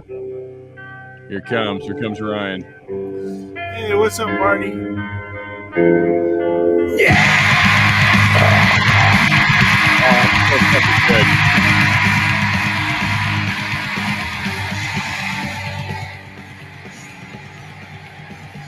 That'll wake you up when you're dead. Hell yeah, man. Yeah, I don't know, man. We were talking about great vocalists earlier. I mean, honestly, I know this isn't everybody's thing, but if you've listened to this whole album, Ryan can hang with the best of them, man. He can get up there, into the high end stuff. He can do the really low stuff as well. Yep. So is Bauer in the background?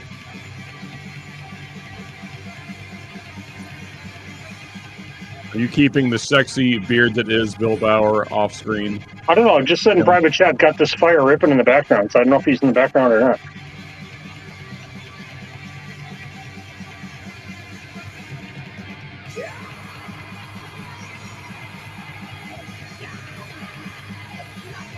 You working out the wheel there, Stanley?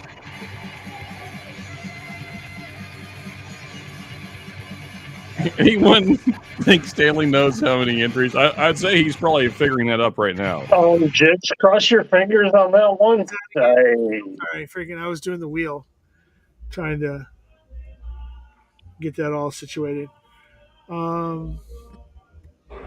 Yeah, sample with no label. Please don't let be someone's pee. There you go.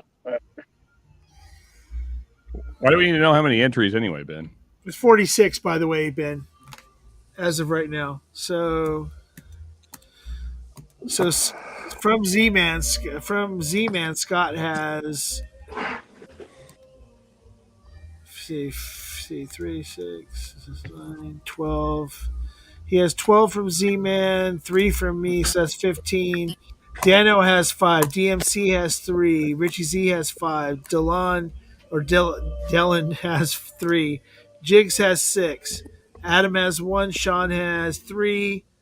Dom has 5. And that would be everybody that's entered to this point. In case somebody else wants to enter, you have approximately about 3 or 4 minutes to go ahead and enter.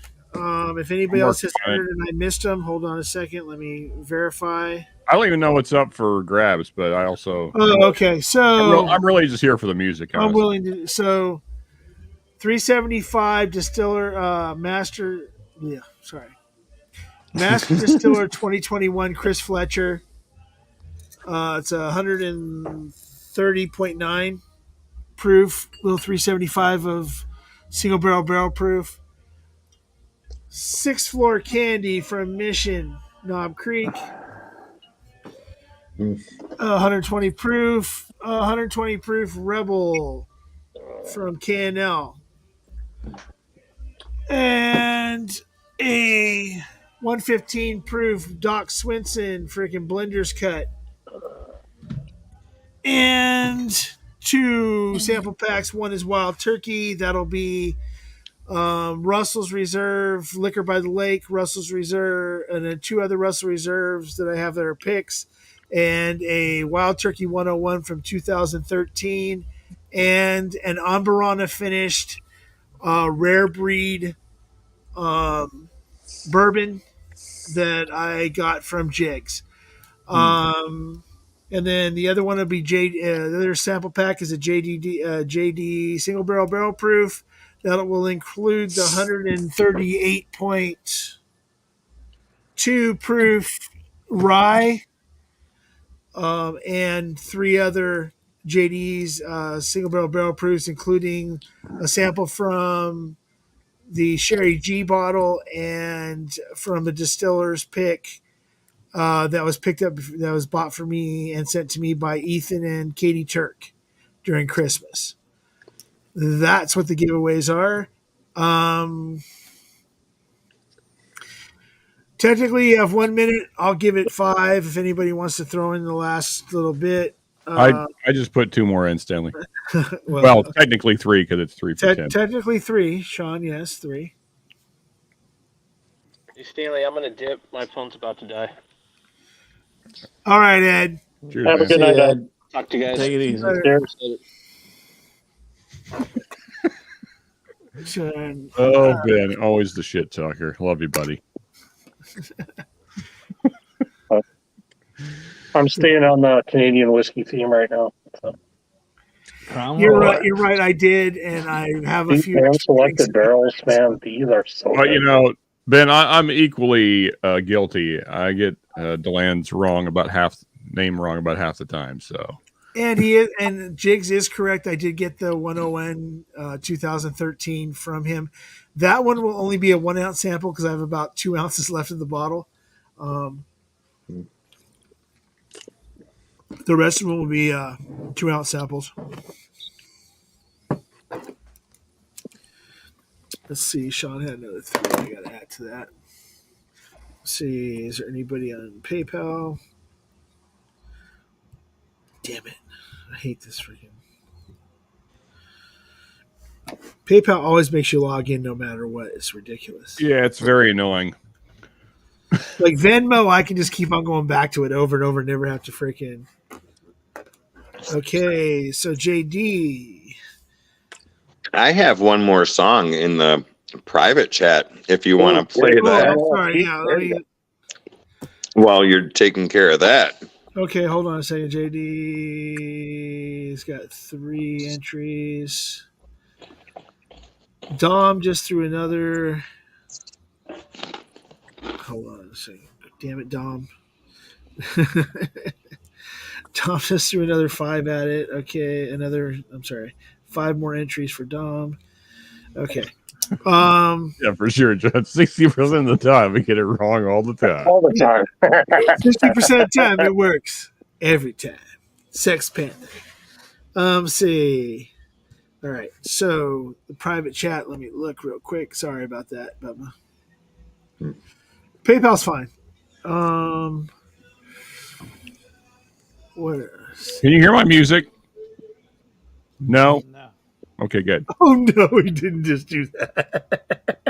Yes, I did. Oh, this is freaking awesome. After everything that's happened tonight, you can't get any better than this. What did you do, Deland? You're about to find out. I can't wait. Ladies and gentlemen, Word to God, if it's Barbie Girl, I'm leaving this damn one of stream. the greatest songs that's ever been written by a group called Aqua. No, I'm just kidding. Oh, Jesus. God. It is No, fucking it's Barbie not. Girl. It's not. Hold on. One of the best, the best Yeah. guitar players in the world. Yes. He is one of the best. Yes, but just after everything we've already played tonight, to have this song show up is definitely different. Oh, wait. Are we playing Eric Clapton? There you go. Okay, hey, this is one of the best guitar solos ever. Oh, I'm good with this. This is awesome. Yeah, he's one of the best guitarists ever. Yes, sir. I never meant to call you when you sorrow. Oh. There it is now. Come on. I never meant You to never call caused you you anything. Hey, I got a Minnesota hat on, so you know.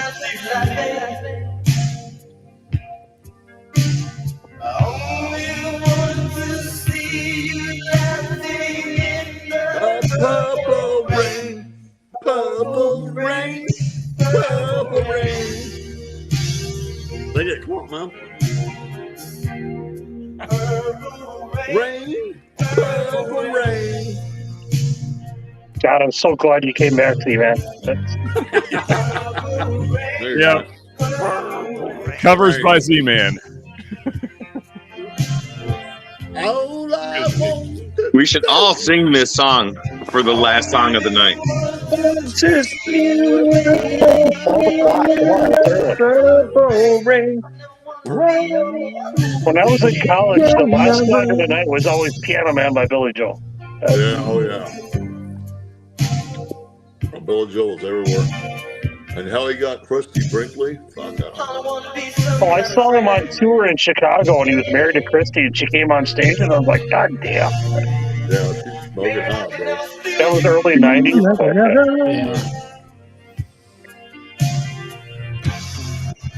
It's because of that piano lady.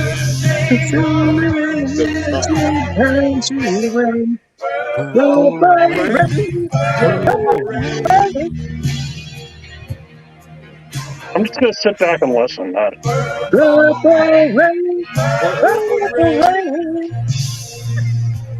Which actually is the best halftime show in the Super Bowl ever. Oh, yeah. In the last decade, so yeah. Yeah. Prince was, the best halftime show ever.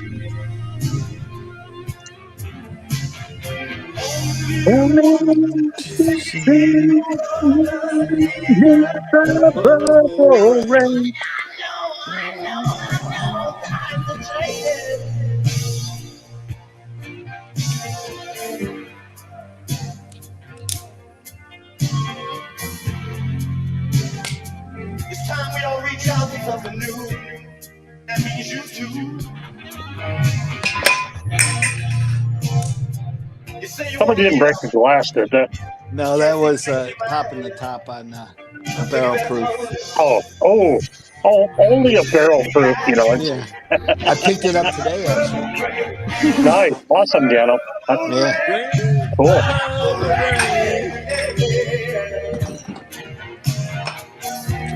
I mean, Diggs, Prince may have been an asshole, but at least he didn't kill anybody like Eric Clapton, so.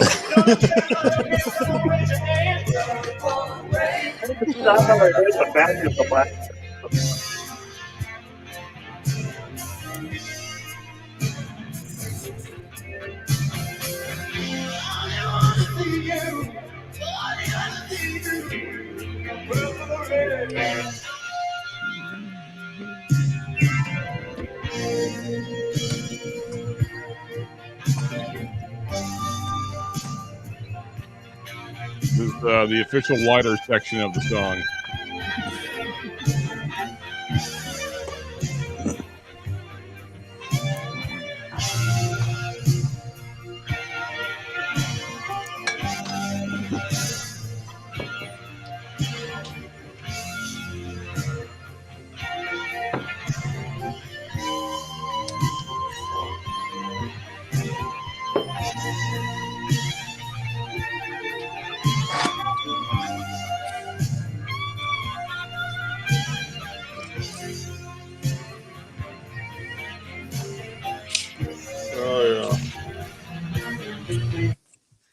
a date That's a Apollonia. long ass song. That guy was just so talented. He was So so awesome. good. Yeah, you're right. So JD had put in money too, and he had said something earlier. So I'm going to go ahead and play this song. You owe me another Jackal song, fool. Oh yeah, and I owe you another Jackal song. Oh, hey Z. Speaking of next week, I owe you 2 songs, man. Yeah, don't worry about that, brother. No, I'm gonna worry about it. You hopped off. All right, so you disappeared last night. I had to leave last night, brother. I see that. Yeah, I was a little. Then I woke up and I jumped on Ken's stream and I'm like, oh my God, Z-Man Star. Okay. Caius. Yeah, and I was on there for 4 hours this morning, brother. Oh, jeez. That's where I was giving Ken shit. Was he had that single cast Ben Rennis, and he was like, "Yeah, it's a kind of a disgusting thing to do to a 16-year-old." I'm like, "Wait, whoa, frightening." He had somebody in there. I'm going to tell you who it was. That when he does the Connect 4, the guy had a fake name created, and he wasn't a wrench. What's the name of JD? What's the name of the song by Caius? Oh, Gardenia. Gardenia. Okay. I'll tell you in a second. Sorry about that. Go ahead. I'm sorry, Stanley. He had a fake name created. He challenged another person that had a wrench, and Ken caught it. And I was like, and Ken was telling me, he goes, time to pass out. And I'm like, which one was it? So the guy was trying to cheat the system and just try to win him, play himself to get himself 1,000 grams. All right, so hold on. All right, so here we go.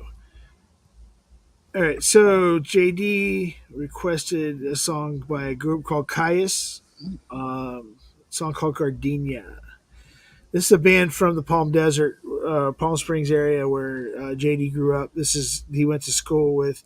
As a matter of fact, Josh Homme of Queens of Stone Age. JD went to school with him in high school. The one episode where Anthony Bourdain hung out in the desert with Josh is awesome. Oh, I still owe you that one, Fix.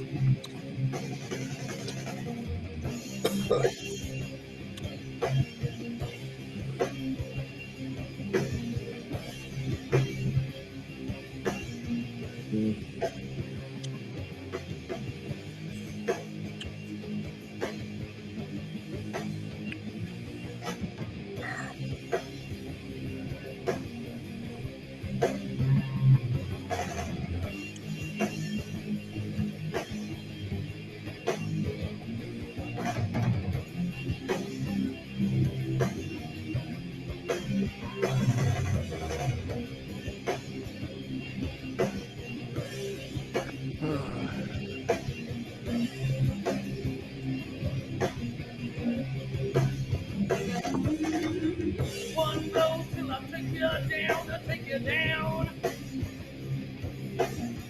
One smoke and your head spins around and around. That was not the style of vocals I was expecting.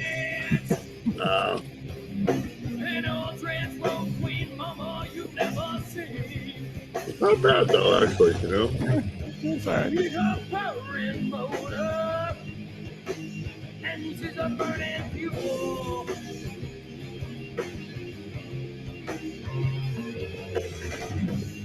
Sit over, baby. We're making love to you.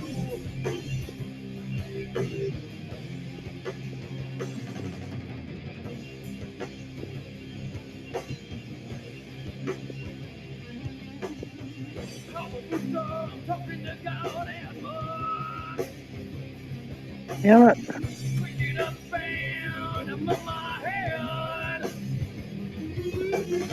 Smell my CD and crayon on the 66 miles per hour. Heat up burning motor. Engines are burning fuel.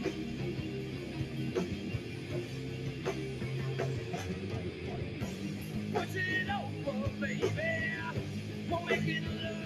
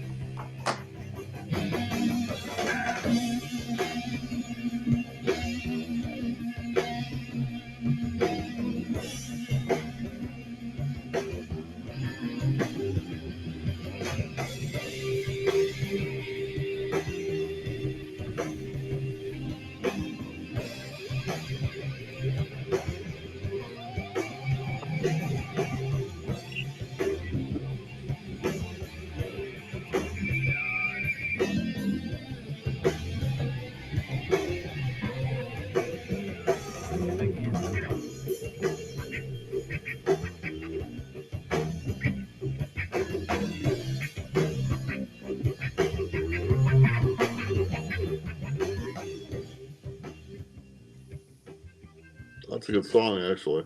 I kind of like that. The Caius is pretty badass. Yeah. I never heard it before. Yeah, I might keep him in the background for a few seconds. And then, Brother. So. Spin the wheel. Spin the wheel, man. All right, so let's go ahead and shuffle it about 1,000 times. There we go. Good luck to everyone. Yeah, man. And let's go. This one's going to be for the 375, the Jack Daniels Master Distillery.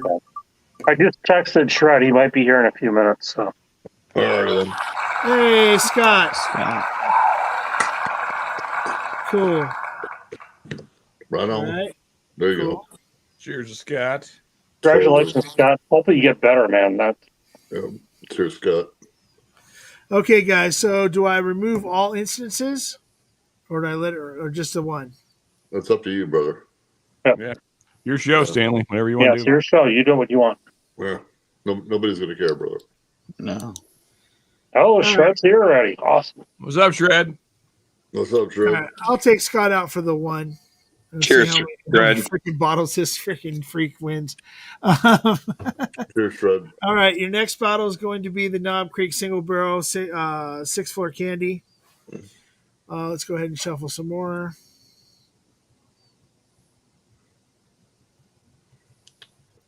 If Scott wins the second bottle, then I'll go ahead and remove all instants afterwards. There you go.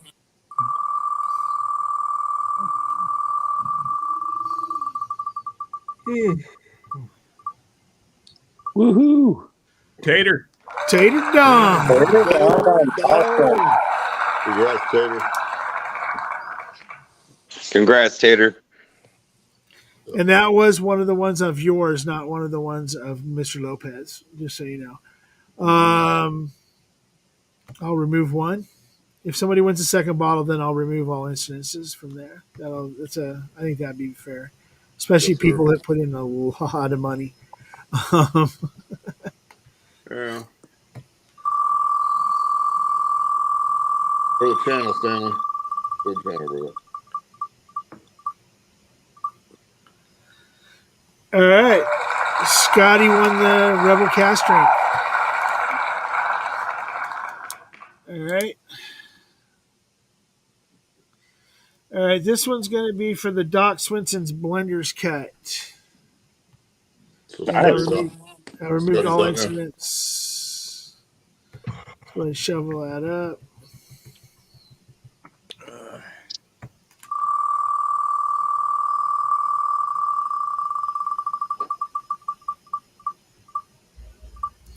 TMC. Hey, congratulations, David. Congrats. Congrats, David. All right. You know what? I'm just because I'm a freaking ass. The bottle I was holding on to, and I didn't want to put it out there because I didn't want to. I mean, yeah, the money was cool, but it wasn't about the money. I'm going to throw it out there right now. Screw it.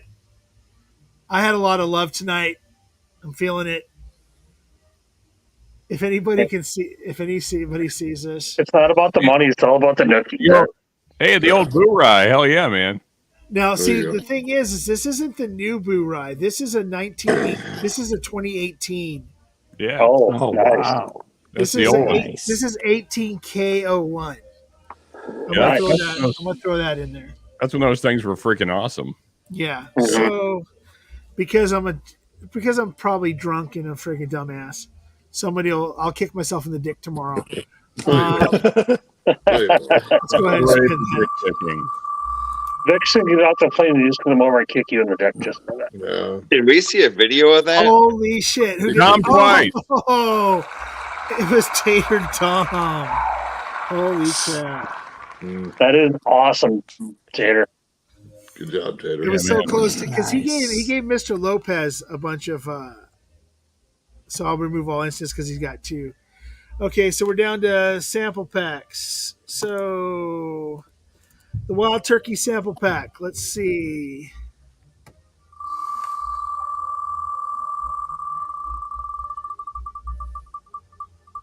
Check out my panda. Come on, yeah. Dano B. Woohoo. Oh, Congrats. Congrats. Okay, Dano Thank you, B. thank you. Is Dano still here? Yeah, I'm still here. I'm Yeah, in he's your right there. freaking thing. What the fuck? I'm sorry, I'm on a different screen. I'm sorry. Oh. Forgive. Like, I want to hear the dick kicker shredder.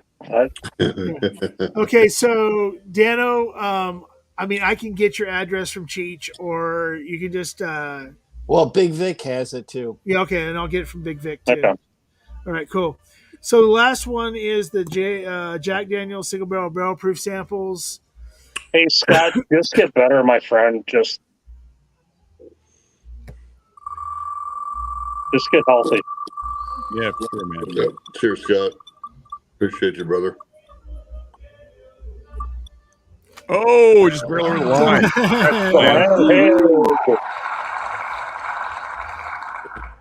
Awesome. All right, Awesome. sir. Thank you. All right, Thank you very much. That would be it there. Thanks, guys, for all the donations. I'll get those. Actually, I'm going to be doing all the rest of the packing for that tomorrow, so hopefully they'll be out on Monday or Tuesday. So I have DMC's address. Dom, we gotta talk and see if I'm sending it to. Appreciate you, brother. If I'm giving it to Vic to give to you, or like I said, Instagram Messenger. It's the underscore Mashbill on freaking Instagram. Go to Messenger, hit me up, and send me your address. Mm-hmm.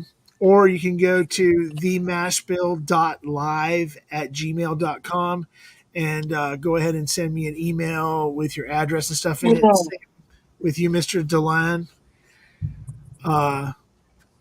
And then Dano, like I said, I get yours is easy. I can get you from Big Vic or get from Cheech or like 11,000 other people that have sent you stuff. Yeah. All right. So yeah, congratulations, Scott. You have 2 bottles that are going to be coming your way. You got the 375 of the JD single barrel proof and the Rebel Cast Strength from KNL. And that's from Z-Man. So get better, please. Yep. Yes. Yep. We need you back. Totally agree. Thanks, Stanley, for doing this. Yep. No problem.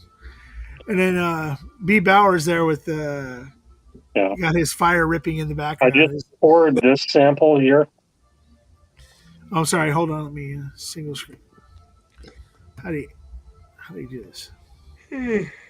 Mm. There you go. There it is. Oh, Baker 7. Yeah. 8 years, 11 months.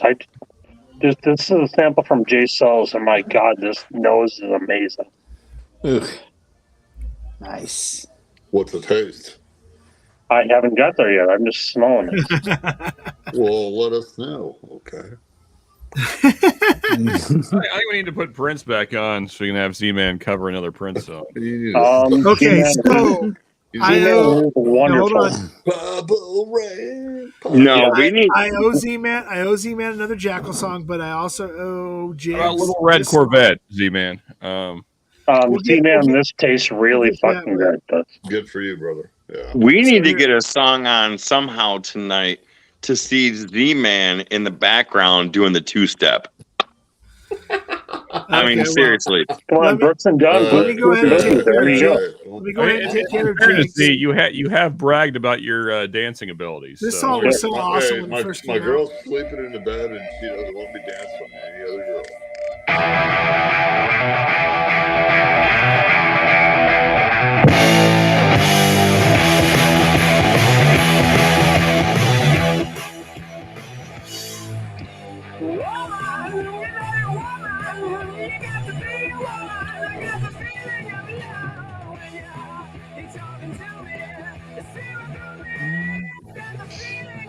Is that Greta Van something? Greta Van Fleet. Get well, brother. Yeah, Greta Van Fleet. It's a group called Wolf Mother. They were like, is this like 10 years ago? Yeah. They also have that song, the Joker and the Thief, I think. Is that right? That's Wolf Mother, isn't it? This song is 18 years ago. Or 19 years ago. Yeah.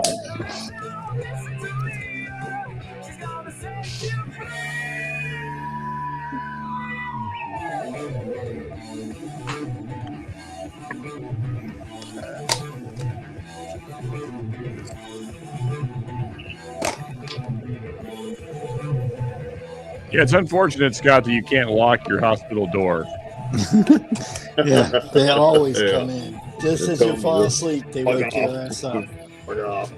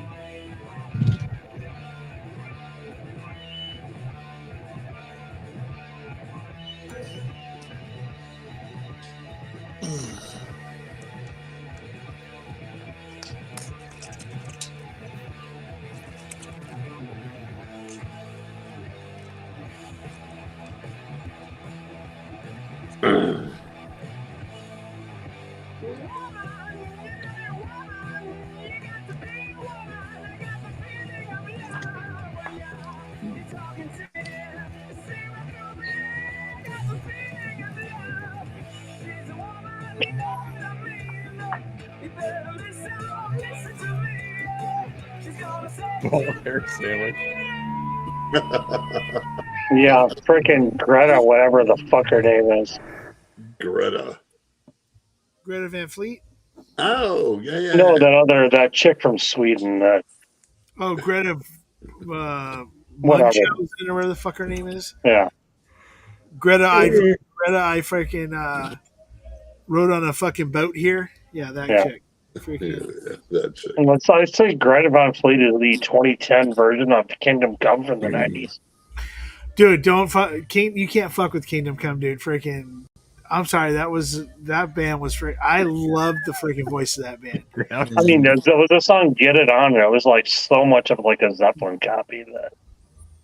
Oh no, I'm not gonna say it's not a Zeppelin copy, but because I was getting ready to play, I'm gonna go ahead and play it right now. But I'm gonna look up something real quick. But, so this is Z-Man. I owed you this. You wanted me to give you another one. So I'm going to go ahead and just say, screw it. I'm going to go with my second favorite freaking Jackal song. And I'm going to go with You'll know it as soon as you hear it.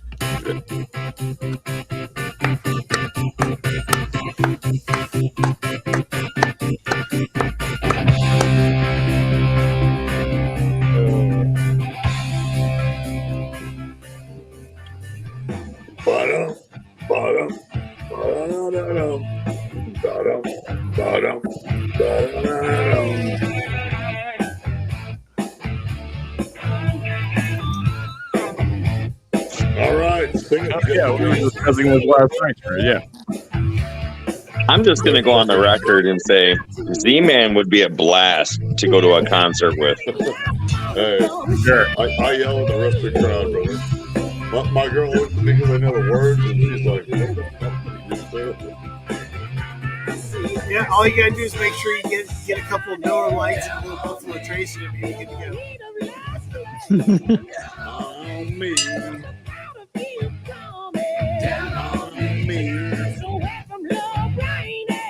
Down on me.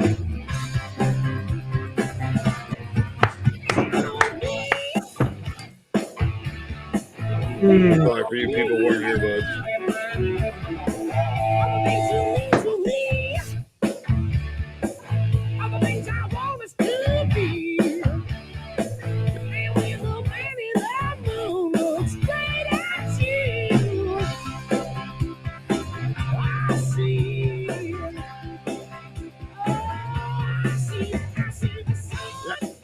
Shining down on me.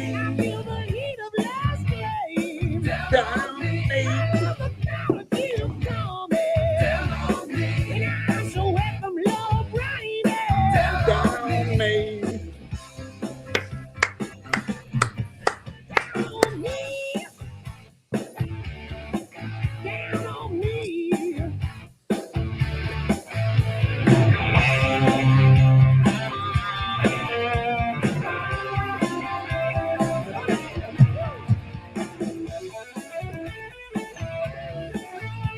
What's crazy about so with Jackal, the lyrics aren't the greatest that's ever been freaking written, but these guys are freaking awesome.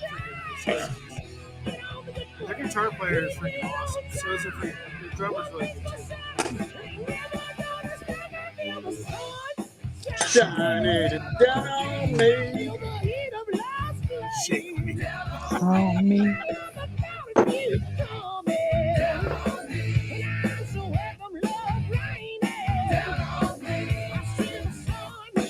Shining down on me.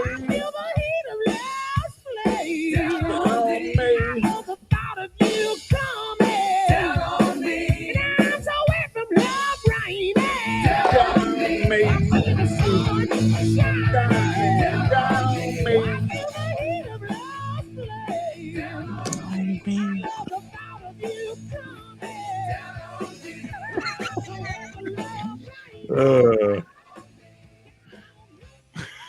The thing is, too, and people need to kind of recognize when Jesse James with Jackal, when he was doing Full Throttle Saloon, the stage fucking was like just a flat backdrop, and he would walk out, and it was fucking raining, and he would actually walk out full throttle, out there into the fucking crowd, and just jam out on everything he fucking did. And if you can't appreciate rock and roll, you're gonna go, what the fuck did I just see? That dude rocks. His wife's a pretty girl. But So I just love the dude, man. Got a man crush. Sorry. There you go. So Shredward, he made this statement a little bit ago in the chat where it's like, look up Victoria DeAngelis. Yeah, the terrible band Mainskin. Now, Mainskin's not terrible. They're just different from what you like. They're shred. No, but yeah, she plays basically no shirt on, but she has her freaking the freaking electrical tape Pasties. over her freaking nipples. Yeah, kind of like. I mean, sorry to say, but she's not as hot as the Butcher Babies who did that for that. They were like, or, I mean, Wendy L. Williams started it, but Wendy L. Williams had she had a decent body, but the head of a bastard cat. But freaking, but then the two girls from Butcher Babies. Now that's a different story. If you ever get a chance to freaking see them live when they were just basically topless with pasties on, but yeah. So here is I'm gonna play a song by the most Led Zeppelin non-Led Zeppelin band ever. Oh. Now, there's a reason behind this of why this is the most Led Zeppelin band that's not Led Zeppelin. Is because the lead singer of this band just tries to way overdo Robert Plant, and the drummer just happens to be the son of Bonzo. Oh, really? Yes. Yeah. Okay. You're talking the band Bonham? Nah. You are yes, you are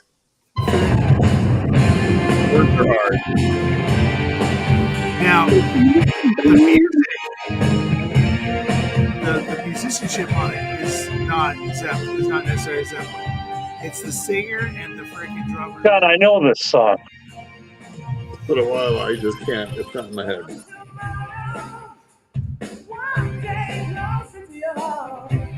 When this song came out, when it was released, people thought that Robert Plant had reformed Led Zeppelin with a different drummer.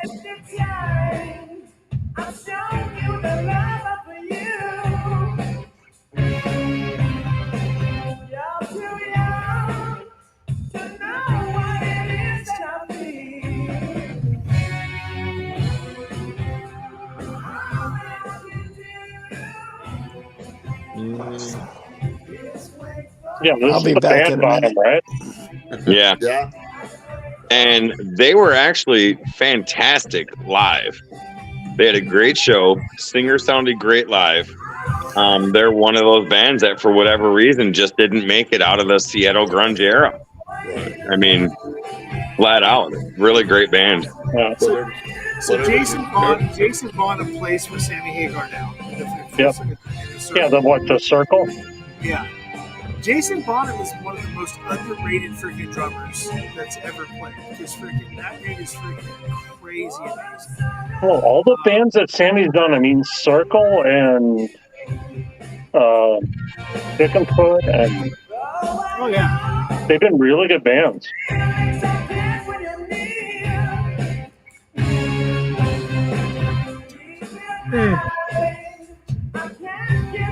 That's why I'm more of a Van Hagar guy, because they were heavier once Sammy got in the band. Hey, you got okay. So Sammy Hagar is from Fontana, California, which is where I grew up. Yeah. Went to high school. Which has got a really good racetrack, by the way, but yeah.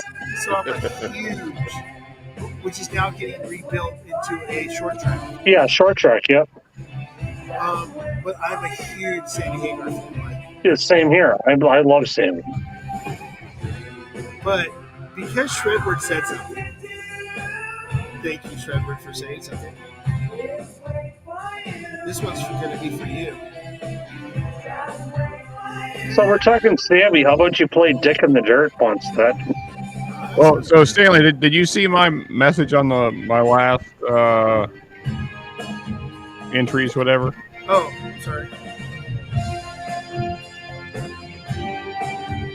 I mean, go ahead and play whatever you're going to play, but. Oh, with John and John Jiggs and Gillette give the song. Okay. I'll work on that one. Shit, the fire that Bauer is going, man, cook me a pizza. Damn.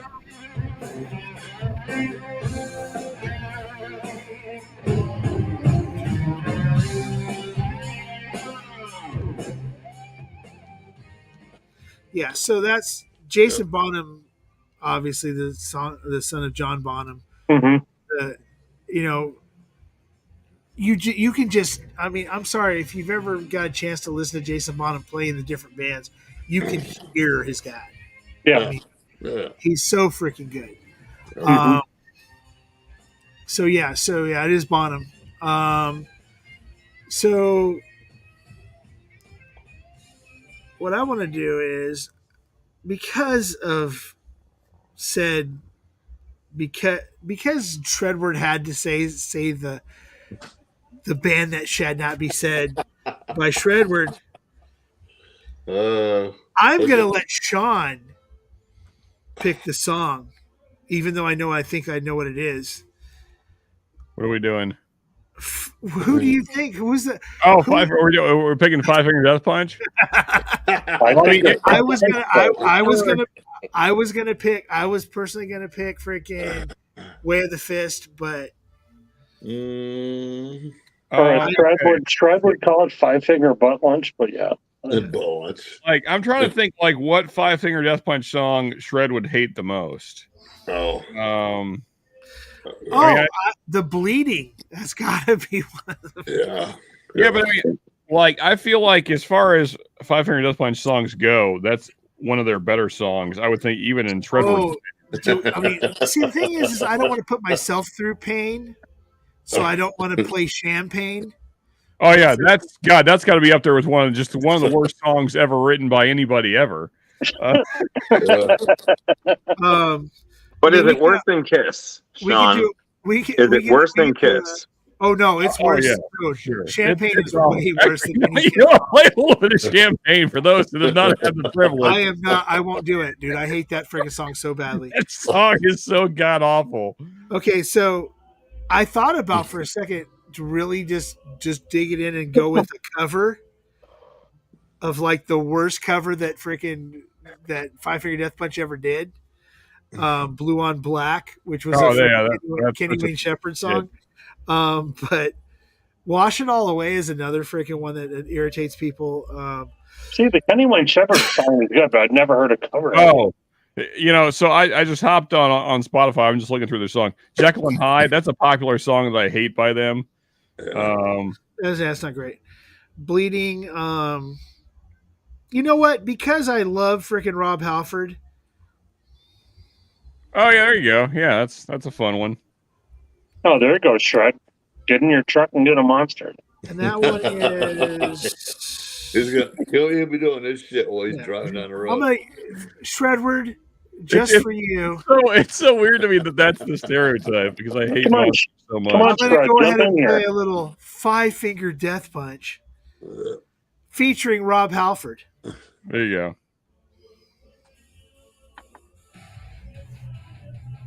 In fairness, the Devil's Own off of. Oh, there's so many bad. I love Rob Halford too. No homo. Yep, that's it. Meet the Monster. Stranger Than Fiction. Yeah. Way of the Fist, man. That album, I don't care what Shred says. He's just wrong. Dude, Way of the Fist is a fucking awesome album. And War is the Answer is also a freaking great album.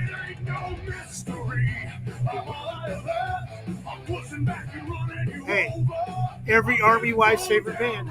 That's right.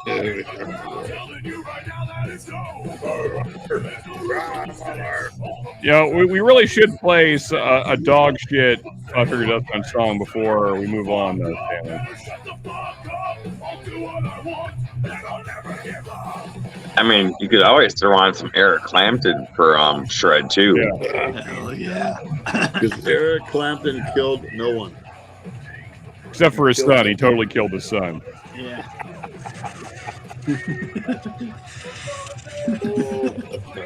I'm sorry, if you've ever had a chance to see a Five Finger Death Punch in concert, there's no one that can sit there and go and see them in concert and not freaking say that it was freaking a good concert.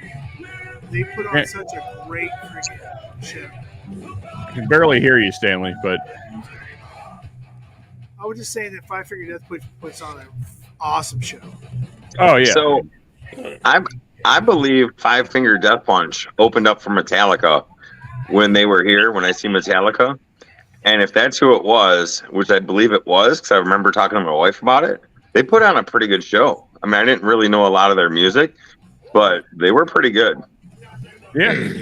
Well, it's just like I always thought was funny was okay. So I'll be nice enough to freaking take it off. So I went to go see. Okay, so I went to Knotfest, Slipknot's big thing, and the first night, the headliner the first night was Black Sabbath.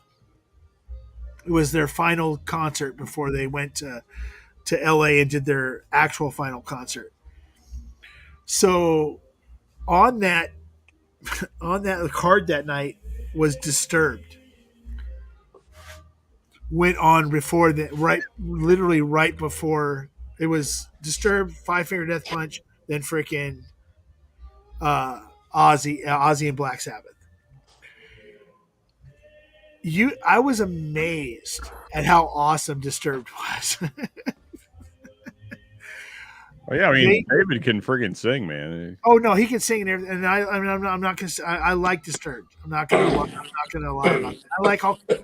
Dude, if I told you some of the shit that I actually like outside of freaking metal and stuff, people be like, "Oh, you freaking dick, you fucking suck ass." But it's just the way it is. But no, I'm a Disturbed fan. Five Finger Death Punch. I love I like Five Finger Death Punch. People don't like Breaking Benjamin. I love freaking Breaking Benjamin. I can freaking listen to them all freaking day.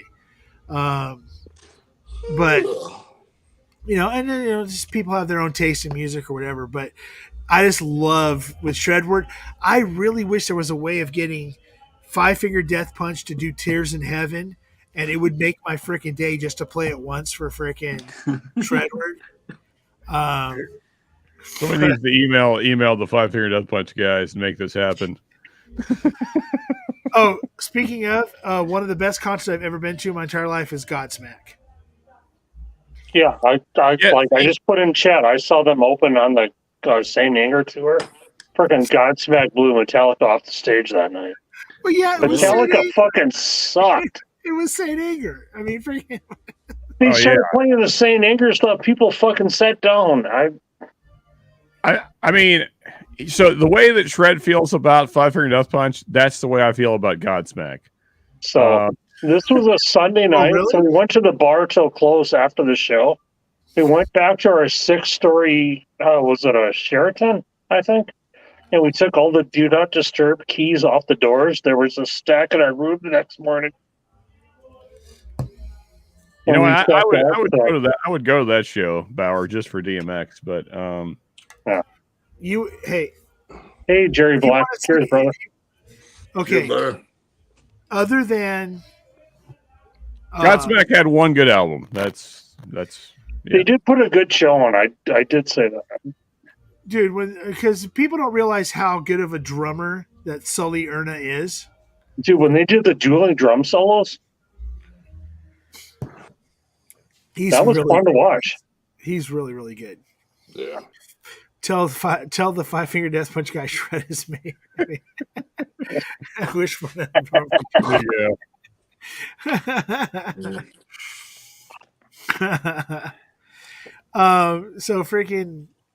So the thing is like, I love Godsmack. Freaking, they've had some really bad shit and some good stuff, but they've always, every time I've seen them in concert, they've always been good. It's a good show. Yeah. And that's the thing too, is that when people talk shit about bands, if you've never seen them live, I don't think that you can really. I mean, you could talk shit about the albums they put out, but there's bands that have completely shitty albums that are great live, and bands that have really awesome albums that are shitty live. Yep. I love Godsmack, but aren't they like the Affliction of metal? Maybe. That sounds about right. Yeah. I say, okay, I think that they're the. So Shred was talking about how Five Finger Death Punch with monster trucks and Monster Energy drink, like that's Godsmack to me. But Godsmack is the Affliction in UFC and.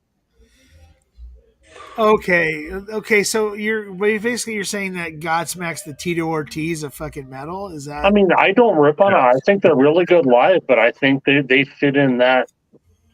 Yep. Genre. Yeah.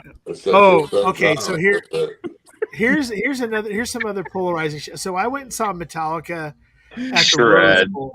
Would you know my name if I saw you at 7-Eleven buying a Monster drink?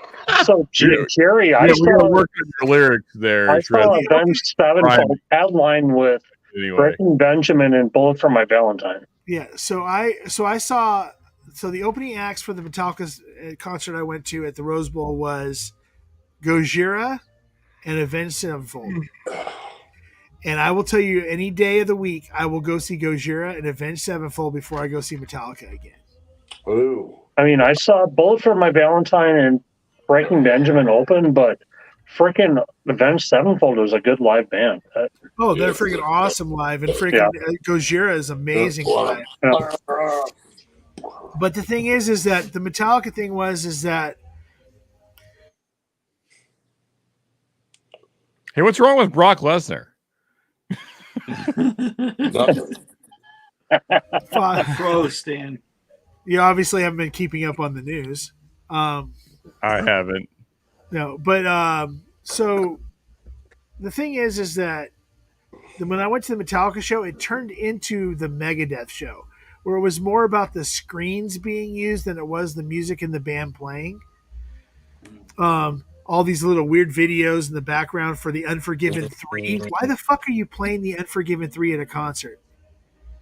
You know, Or are you playing Unforgiven 3 period? Exactly, but there's a video. I mean, there's videos to a thing where they play the Unforgiven, then they play the Unforgiven 2, then they play the Unforgiven 3. That's all this freaking stupid, freaky other shit. And then every time that it was time for Lars to do something special, it went to a video and a bunch of flashing lights and fucking Lars did something special. Yeah. So he'd get ready. He'd get ready. That is an ironic sentence right there. When short bus come on stage, but when Lars did something special, did he stop playing? Because that would have been special.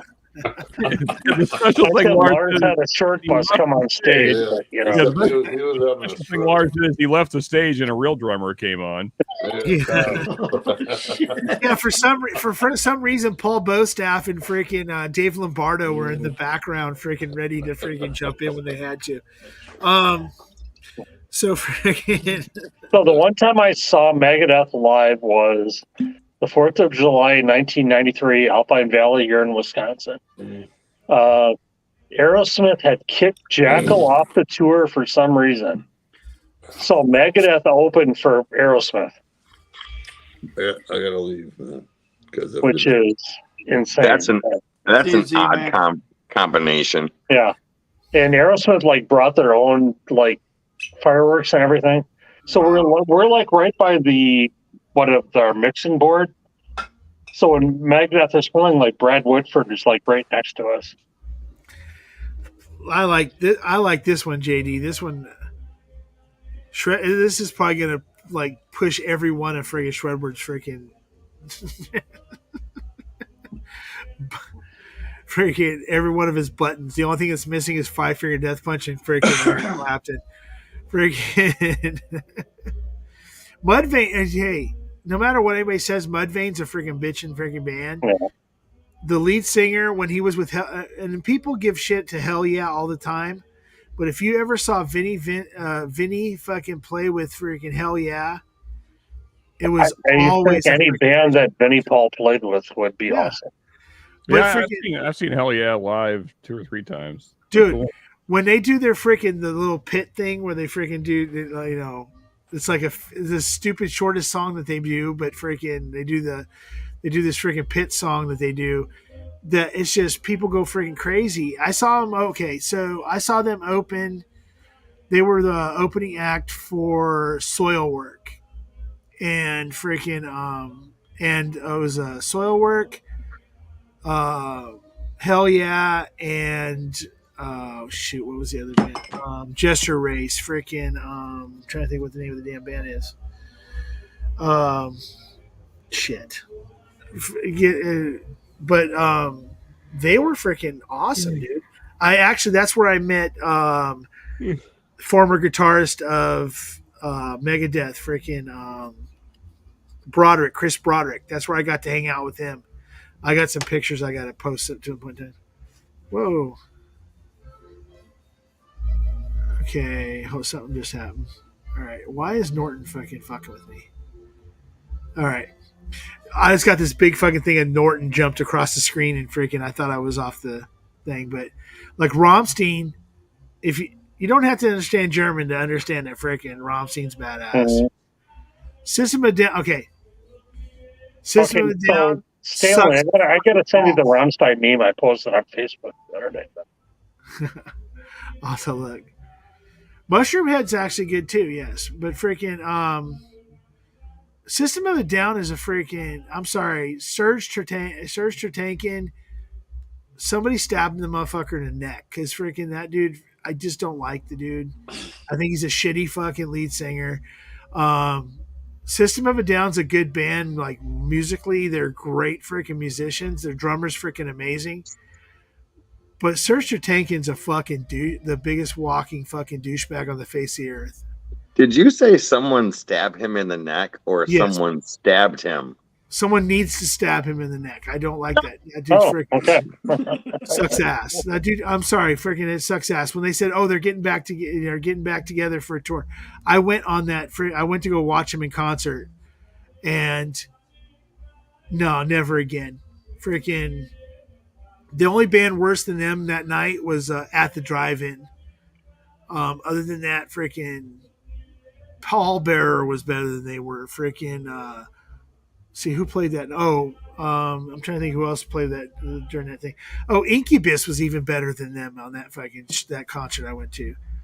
And Incubus sucks balls. So That's freaking. But Slipknot's also one of my favorite bands in the freaking world. I love Corey Taylor. I think he should run for president. I guess. He's as qualified as the two douchebags that are running right now. So hey, it doesn't take much. That's a low bar, though. Yeah, there you go. And just okay, which way do you want me to say it, Ben? You want me to say Rammstein, or do you want to say Ramstein or Rammstein or whatever? Ramstein is clearly wrong. So yeah, so I'm sorry, Rammstein. Freaking Behind Empty Walls. Dope. That's another good band too. That's the band I wanted to freaking play a song from. The band that nobody likes but me.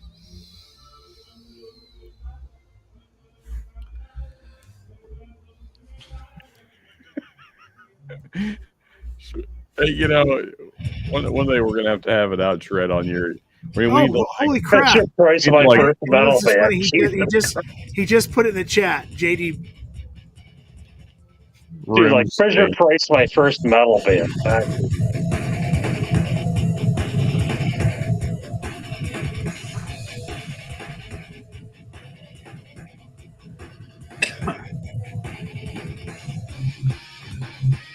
Oh, it's 2 a.m. I need to go to sleep.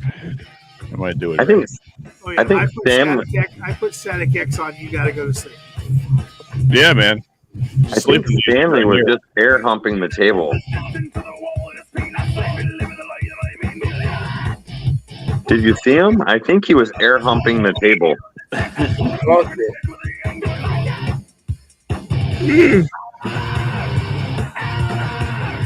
I gotta say, I was never a huge Static X fan. It's a little campy for me, but You were more of a Power Man 5000 guy? not really.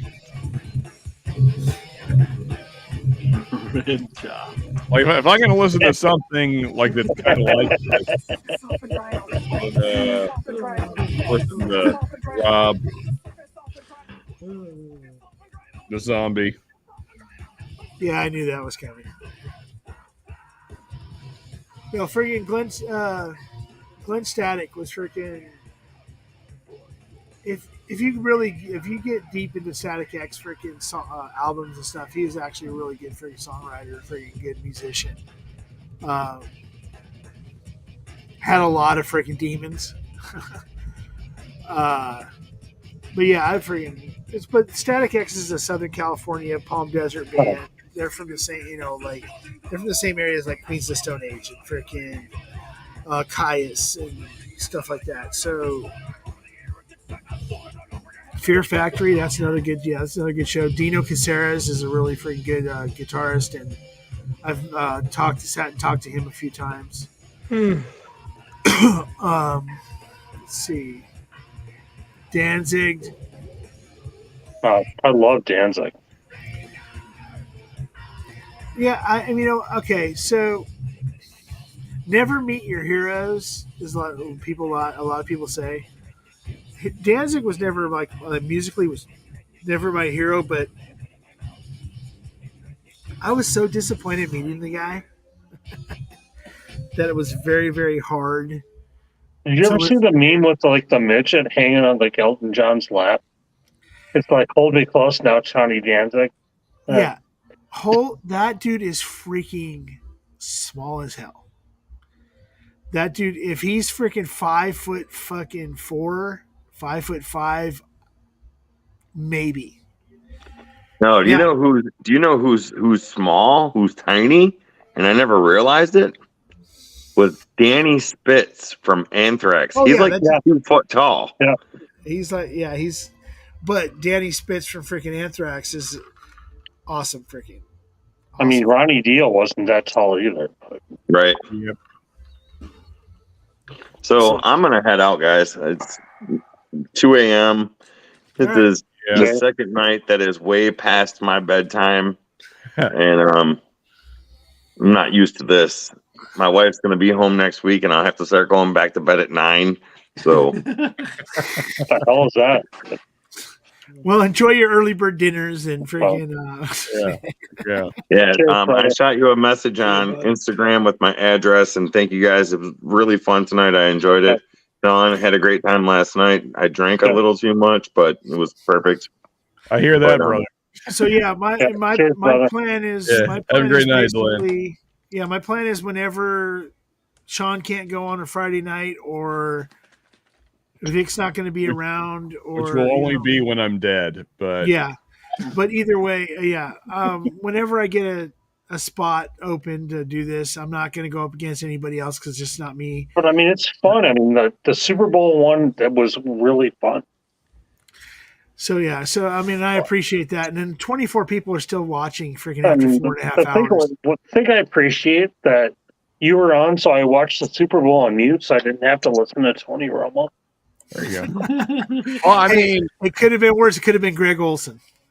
Surely there's got to be a night you can go, Stanley. There's probably a night I can go. I just I want to be able to partake in adult beverages and still get up for the next morning to go to work. Yeah. So Fridays and Saturdays work out for me really well. But like I said, I enjoy doing your stream with you, even though I talked way too fucking much, obviously. You're good, man. I just, I got to give you a hard time sometimes. Cheers, Vic. But yeah, so like, don't break your balls, then we're doing it wrong. Number one, I didn't talk shit about you, Vic. I don't know where you're getting that from. You're hearing shit, weirdo. I'm glad to hear you, brother. Vic. So yeah. So all right, good night. You should get your freaking monkey ass on here, dude. You got a phone. Well, he's hanging on with the tourists. Man, get everybody on here. Yeah, get all of y'all on here. Shit. Rigged.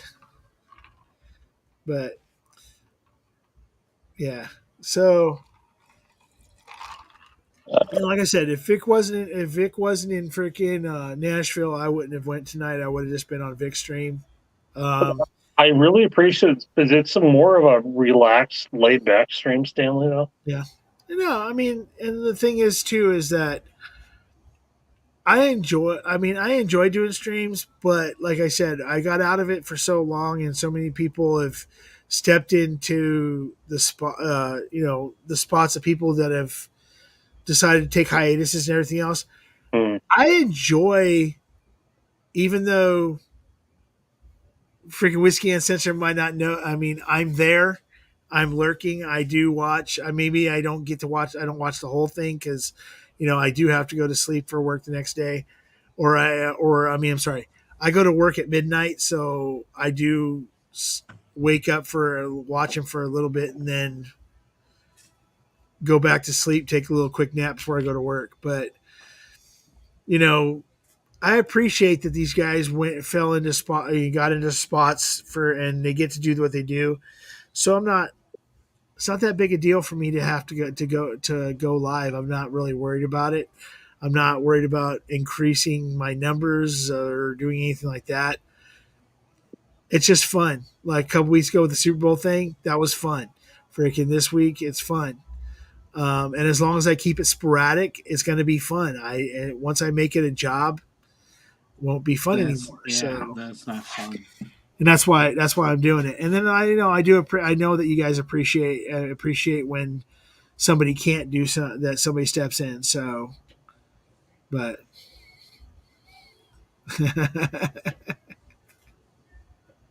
yeah, that's that. You know what, Ben?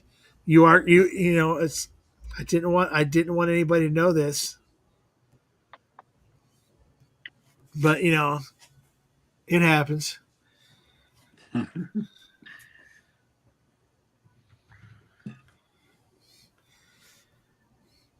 Okay, so if I read this right, I'm wondering. So next Saturday when they're going to release VIC. So next Saturday is when they're going to release those bottles, or yeah. So it's a 7-year MGP. Trying to think who just released their MGP this week or the last couple weeks. Everyone. Yeah, everybody's not NBA. Yeah. But freaking, it's just good to see Sean not in a pearl snap and a freaking cowboy hat like he does. Yeah, I went pretty low effort tonight. Thanks for dressing down for me, you son of a bitch. Yeah, for sure.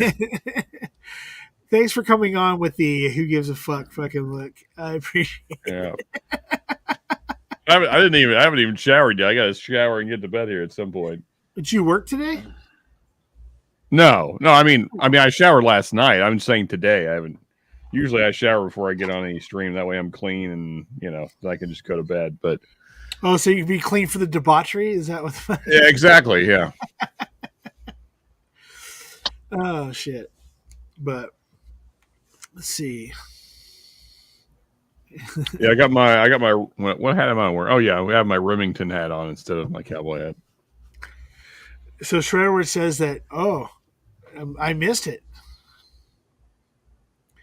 He wasn't wearing a hat at all in the backstage last night. Yeah, for some reason people think I don't have hair because I'm always wearing a hat. Well, I mean, the truth is that if you think about it, everybody that we know in general that wears a hat doesn't have hair. Yeah. All the time. There's a lot of hair here, so. I mean, I've got it, but It's just I hate messing with my hair, so I don't ever do anything with my hair, so I just throw a hat on. Well, at least Mashing Metal. You don't know that, Jigs. Yeah, I thought that was funny when freaking was a couple weeks ago when you were wearing shorts and you were wearing the pearl snap and the freaking hat, but you had those shorts. So, I'm wearing shorts. I'm always wearing shorts down here. Yeah. I think it's. But let's see. Dan O'B's oddly silent. No, Dan O'B doesn't talk a whole lot except for on Cheech's stream. I'm not into music like that, but I wanted to get on and just hang out and drink. So there you go. And and it was great. Okay, so here's the thing: if you with Dano, the one thing that everybody can notice easily is that from when he first came on with Cheech, a little bit here and there, his background has gotten significantly better. Like freaking got all of the blue lights and that, he's looking all nice and freaking pretty back there. Yeah. in reference. Big, come on now. I am hammered, but you had to bring it up. Shit. Right about now, I'll start falling asleep pretty much. So did you? I mean, so so how was the get together with Cheech and everything with everybody coming out there? It was good. It was good. I mean, we had so many bottles for the bottle share. It was like, couldn't drink them all. Good stuff too. But you tried. You tried. Oh right? yeah, I tried. You can't though. There's no way you'd be passed out on the floor. Well, I mean, it's all about the effort. As long as you put in the freaking effort, you know. Yeah. Yeah, I gotta say, Dan, I like the lighting. I'm gonna, JD's mentioning it there. I want to get some black lights going on in here. Yeah, it's. I can't remember what kind of lights are they. They're Govee lights. That's all it is. They have them at Best Buy. That's where I got these at Best Buy. Okay. And there's an app, and you can change all the stuff and everything. Yeah, he's got. I mean, so basically, is it like just strip lights that you put underneath there, and then you can change the colors and stuff? Yeah, I put clear tape underneath, two-face tape, double-sided tape, and just stuck them up on there.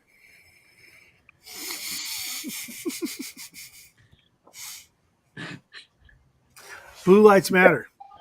Yeah. Well, tonight's blue. I was gonna put green, but I'm like, I like the blue better. It's matter. That's awesome. Yeah, it's funny. It's funny how Vic comes on and gives me a ration of freaking shit, but cheers everybody else. What kind of crap is that? Freaking, jeez Louise, man. I mean, it'd be really nice if him and the Turks came on, but I mean, I understand it's freaking like 1 o'clock or whatever time is it. What time is it? Well, they're probably the same. 3 o'clock. It's 3 o'clock. It's freaking 2 o'clock. Yeah. So. Or what? Wait, isn't Nashville like 1 o'clock? It's the same as me at Central Time. So yeah, they're Central. Oh, okay. So I mean, it's 1 o'clock for me. Oh.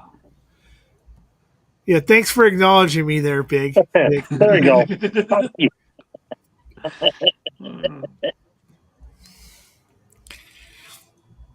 But no, so we're down to freaking so we're now into February, getting ready to get into March, which means that so now we're getting past the first third of the year. So coming into April, I wish I was coming into April, but that's a different story. What you look like? She got a fat ass, or she's got a big old booty.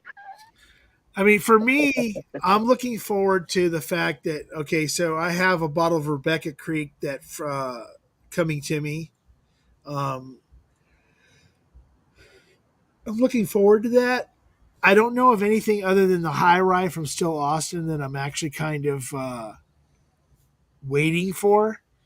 There's nothing else out there that seems to be coming out that's need to get pressing. Need to get. I mean, yeah. I think it's starting to become less and less. I have to go get this because a lot of the stuff that's being released is now coming out in a little bit more to the public. B. Bauer's got a Rebecca Creek there. What's that? B. Bauer. Oh, look at that! Right next to the old big old fire there. Treasurer, yeah, coming into Rebecca, yeah, okay. You'll be coming into Rebecca. Well, I'm just saying, yeah. So I have a hand delivery coming. Ben and Shredword, don't make that into something else. So I have a Rebecca Creek that everybody's like gaga over. Okay, Beck. It's pretty dang good. I mean, they're single barrels, so they can vary. So hopefully you get a good one. But I can't wait to try a sample of that Rebecca Creek. Oh shit! He could, if he wanted to shut this down, he could. He has fucking. He's got admin for this? He's got admin on my channel. I fucking forgot. Why would you give Vic that power? You've seen what he does with it. I still think he has admin on my channel for admin on my StreamYard. Oh, okay. Oh, do you guys share a StreamYard or whatever? No, we don't share a StreamYard, but he has my admin on my. I'm pretty sure he has admin on my YouTube too. Fuck.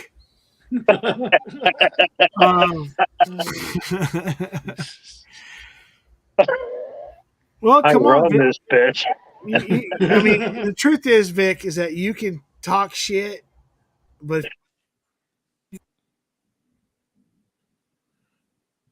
so. But I know you do have a flight in the morning to come back, so I'm not gonna. I don't want to push it. I mean, Howard's got a hell of a fire going back there, though. Yeah, he does. Yeah, man. I'm trying to think. I mean, is that tree that close though? What the hell is that thing? Well, I mean, what the hell kind of freaking like shit is that? It's like hey, here we go. Chimney thing. I'm gonna go ahead and. I mean, your pizza would be done in about 20 seconds there. But it's time to make this international. Hey, what's up, JD? What's up, JD? Cheers, JD.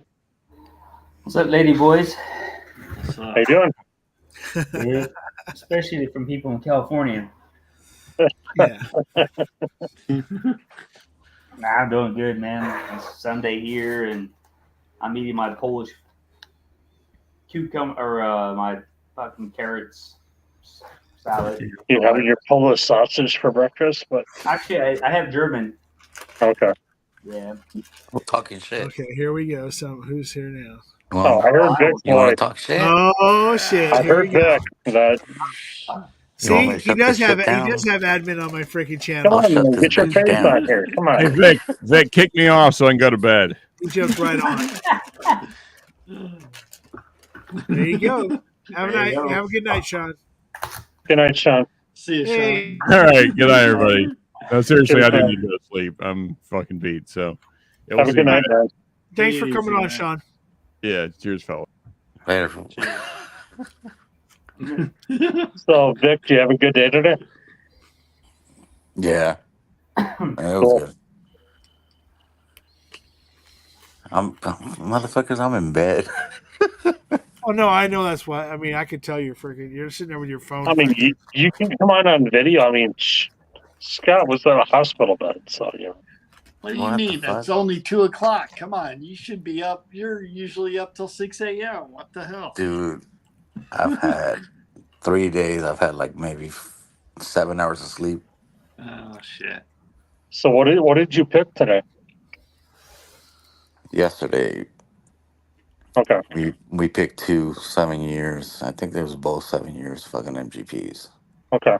Fucking both amazing. bourbons or? Yes. Okay. Because the only NBC I've had was a 9-year rye, and it was freaking fantastic. No, these are fucking crazy fucking MGPs. Okay. And we did a fucking blend of both. That shit's fucking insane. Nice. There you go, Mr. Jake. Yeah. Solo JD. Your virginity? What the fuck? Hold on, let me run this shit because Nashville can't even fucking solo them. You can actually buy those in Lithuania. I'm gonna buy 2 of them and bring them back, so you can taste somebody else's panocha. I mean, it's better than the dick one. They have the dick one. Yeah. They have a choice. I mean, California, that'd be at both people's alley, but other places are not into that. So. Did you pet Stella for me? Okay. Okay. No. Yeah. Who wants to go to Bend, Oregon to go pick up my car? I'll go ship them there. So Aaron wasn't there at all? No, she didn't come through. That's the whole reason to even go to it was freaking to damn it. No, Josh was fucking crazy. We had a blast. you guys look like you were. I mean, you guys look like you were having freaking having fun. I mean, we saw the picture with freaking everybody. So with Renee and Top Dog, and then freaking was it Eric Gunderson there? Yes, sir. Yeah. So like Eric Gunderson and freaking Damaris. I'm sorry, Dusty Dan's doppelganger, Eric Damaris. Yeah, Adam Shelton was there. Adam Shelton. Yeah. Yeah, it was a fun fucking trip. Nice. Everything I've had out of there has just been phenomenal. Yeah.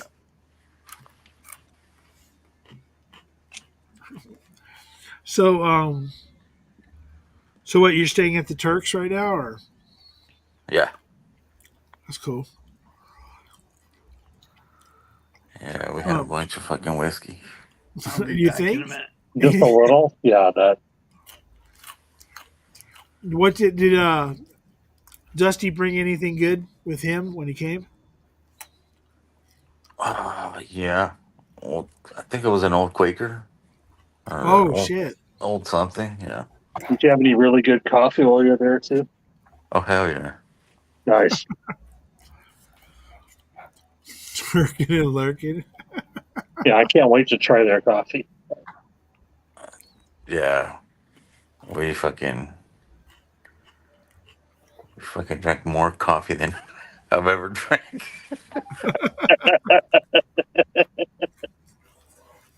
So yeah, don't sleep on the Turks coffee, man. They make some good ass That's shit. what I've heard. So.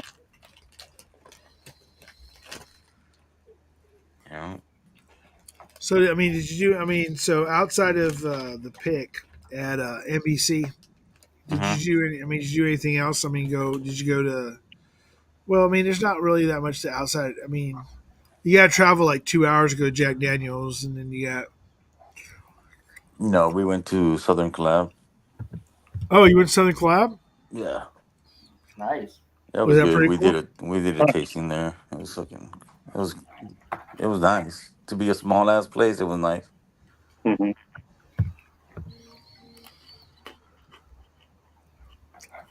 So, Cheers, Lopez. hey, yeah, Miss Lopez. So what? I come on and now you got 22 in chat. Huh? Told you I I run had this bitch. I had 24 before you showed up. So No, you freaking give me did. that shit. You were down to 17, fucker. Well, I mean, there's a let's see. I'm trying to think. Is it, Rob D jumped on, so that was an extra one. Jerry Black jumped on just right when you did. Yeah, come on, jump on, Jerry. Yeah, I haven't seen Jerry in a while. Yeah, jump on, man. If you're around, jump on there, Bubba. It's good to see him. But yeah, so What up, Dano?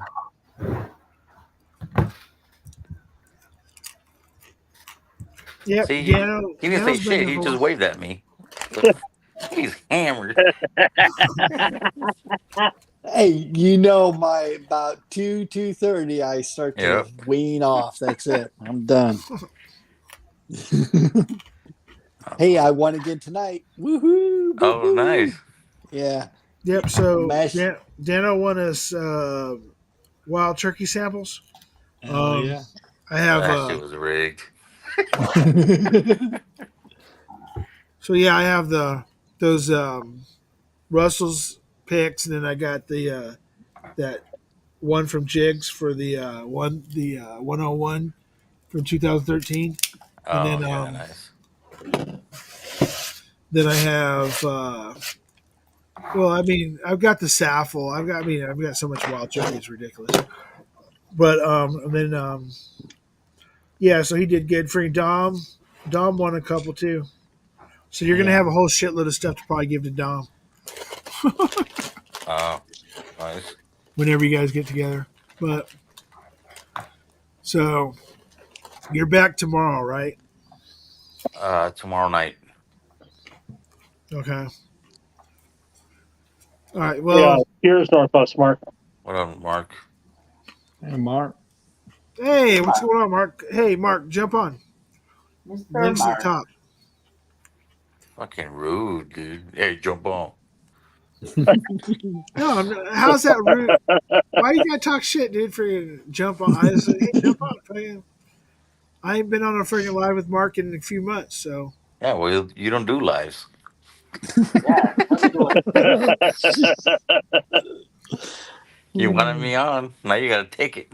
Take it, bitch. I just think it's fucking. I just think it's hilarious that freaking I gotta take your shit all the time when freaking everybody else gets the love. But it's all right. So I smoked that freaking puck. That was a freaking good ass cigar, dude. Oh yeah. Well, if you I want like to Bradley's are good. talk to Baz, he cooks pucks all the time. Shut up, JD. We fucking lost tonight again. So Vic, did you buy a box of those pucks or? Yeah.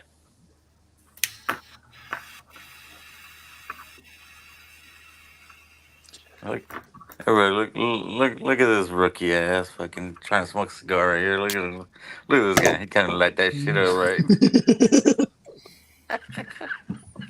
Number one, it was already lit from earlier and it went out. I just freaking relit it. But you know what though? I did find out though. I do like that V cut.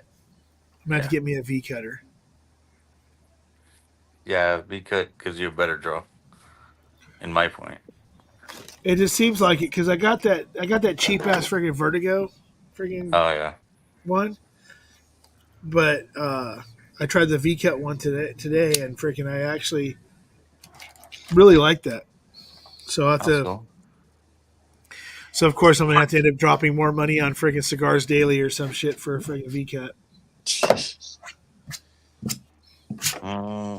You might find a good one at High Times.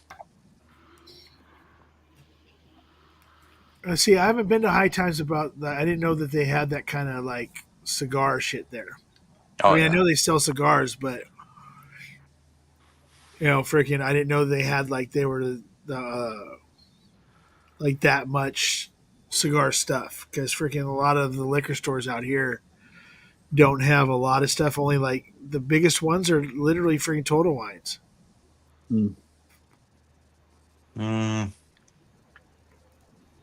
No, but yeah, they have some. All right, fellas, I got to get off. Oh, See hey, y'all. Whoa! Take it easy there, Dan. Whoa. You got to do what you got to do. But I got to go, man. I'm about to fall asleep. Okay, you have a good night. Thanks, Cheers. thanks for hanging out, Dano. Hell yeah! Thanks for the giveaway. All right, appreciate you. Now I'll get that out to you. I'll get it out to you Monday In morning. 7 months. 7 months. Martin wants to get us. He's gonna get with you, Big Vic, to get my address. Just so. Yeah. Go ahead, and give It's it to all him. All right. Cheers, all. All right, Cheers, Yeah, so I got that, and then the those Kintsugi's you gave me a while ago. I thought you were gonna put that Churchill in your mouth. No, I'm not gonna smoke a fucking guy. No, fuck that shit. That shit was. I'm gonna have. That was gonna be one of the ones where I'm gonna have to just sit there and say, okay, I'm gonna sit there and smoke that friggin' big ass giant fucking cigar. What the fuck is Bauer doing? I was just gonna put in chat. I'm like, it was like the B. Bauer cremation service or what? Fucking Bauer smoking this, firing this. I just wanted to unmute for a second and tell us what the hell is he over? Is he trying to is he like getting rid of the evidence? What's the freaking deal with that? For real, fucking flame is crazy.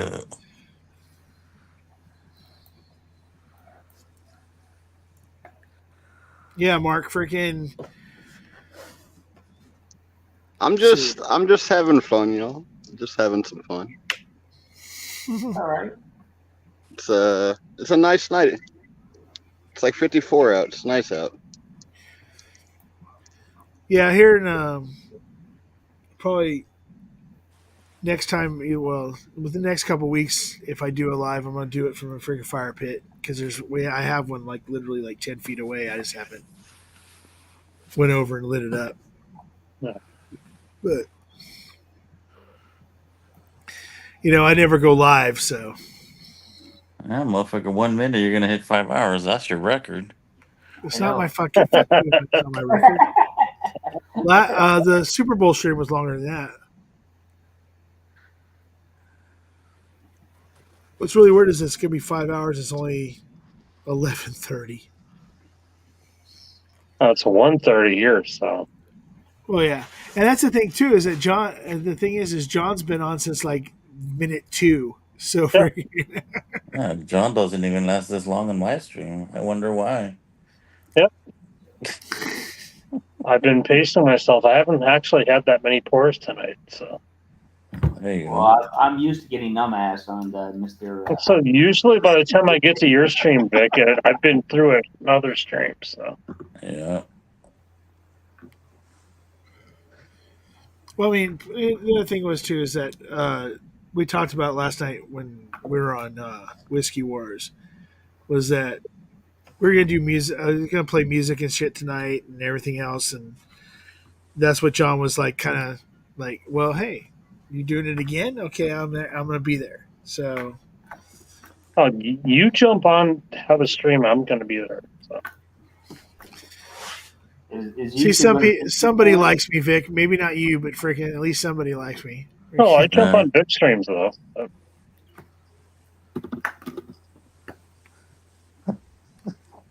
I was gonna say something stupid. I'm gonna no comment. Come on.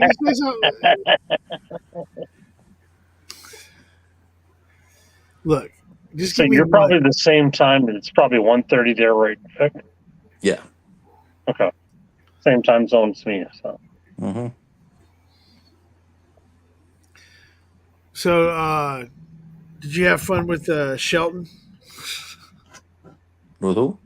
Adam Shelton. Oh, fuck yeah, bro.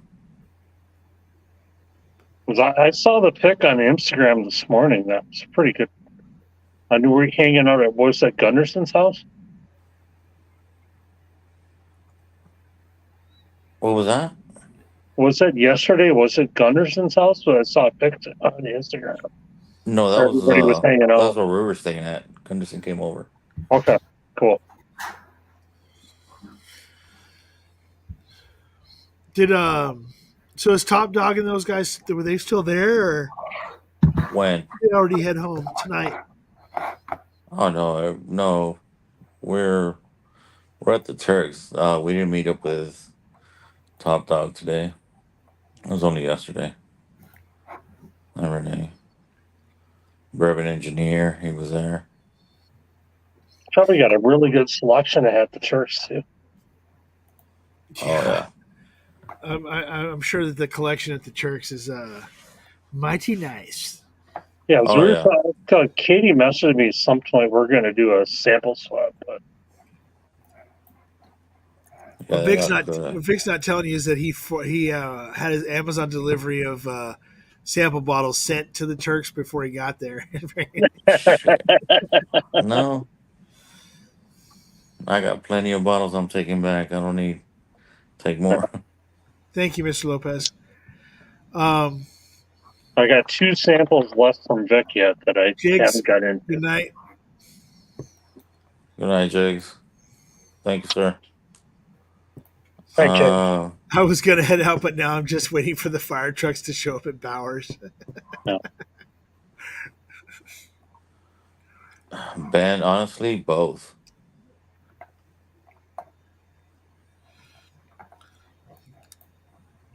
So, okay, so you did 2 bottles then? Yeah, we did 2 picks. Nice. But they're both the same 116 or whatever it is? Yeah. Yeah, okay. Plus shipping, I think. They both MGB though? Mm-hmm. Okay.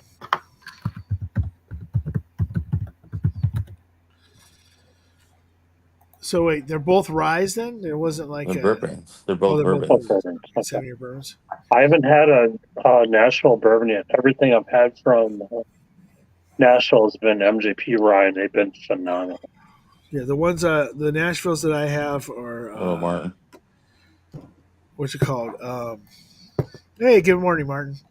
The ones I have are the same ones that Vic has. Presto and what's the other one? Houdini. No, not Houdini. Rabbit. The other one. The Rabbit. There's two that Mash and Journey did with the Presto and the other one. The Rabbit. Yeah, the Rabbit. Okay. I've only had 9-year MGP rye from NBC, and it's phenomenal. You know what? That's the thing. I've never had. There's a lot of like. I'm waiting to find those ultra. Okay, not ultra age, but most ryes are in that 3 to 6 year area. You don't get a whole lot of the 9, 10 really super high end ryes. Once you get past like freaking, I mean, rye's already more expensive than bourbon to begin with. In general, so once you get past like 7, 8 years, then it really starts freaking. The price starts really freaking going up. So I haven't got anything like, I don't know. I think the oldest thing I have is, well, Ezra 7. I might have a 9-year from freaking NBC. I'm not sure. I have to look. So, Stanley, before this is gone, maybe I can send you a sample. No, this is don't get MGP none. rye Don't get from none. 6th Drink it Street. all. Which one's that? That's a 9-year MGP. It's 120 proof. Just drink it, bro. You don't need it. Yeah. Yeah, I mean, if you know, you don't have to. Yeah. No, So- I'll send a sample list, but I can get more of this. But Oh, you get more of that? How much does that run? that's about 120. I just want it. I just like the can. I just like the content. I just It's like the freaking bottle. if you find 6th Street on any, secondary or whatever, these are such good bottles. I mean, it's really cool, the guitar with like the copper pick, and Yeah. that's 9-year MGP aged, and it's just outside Austin.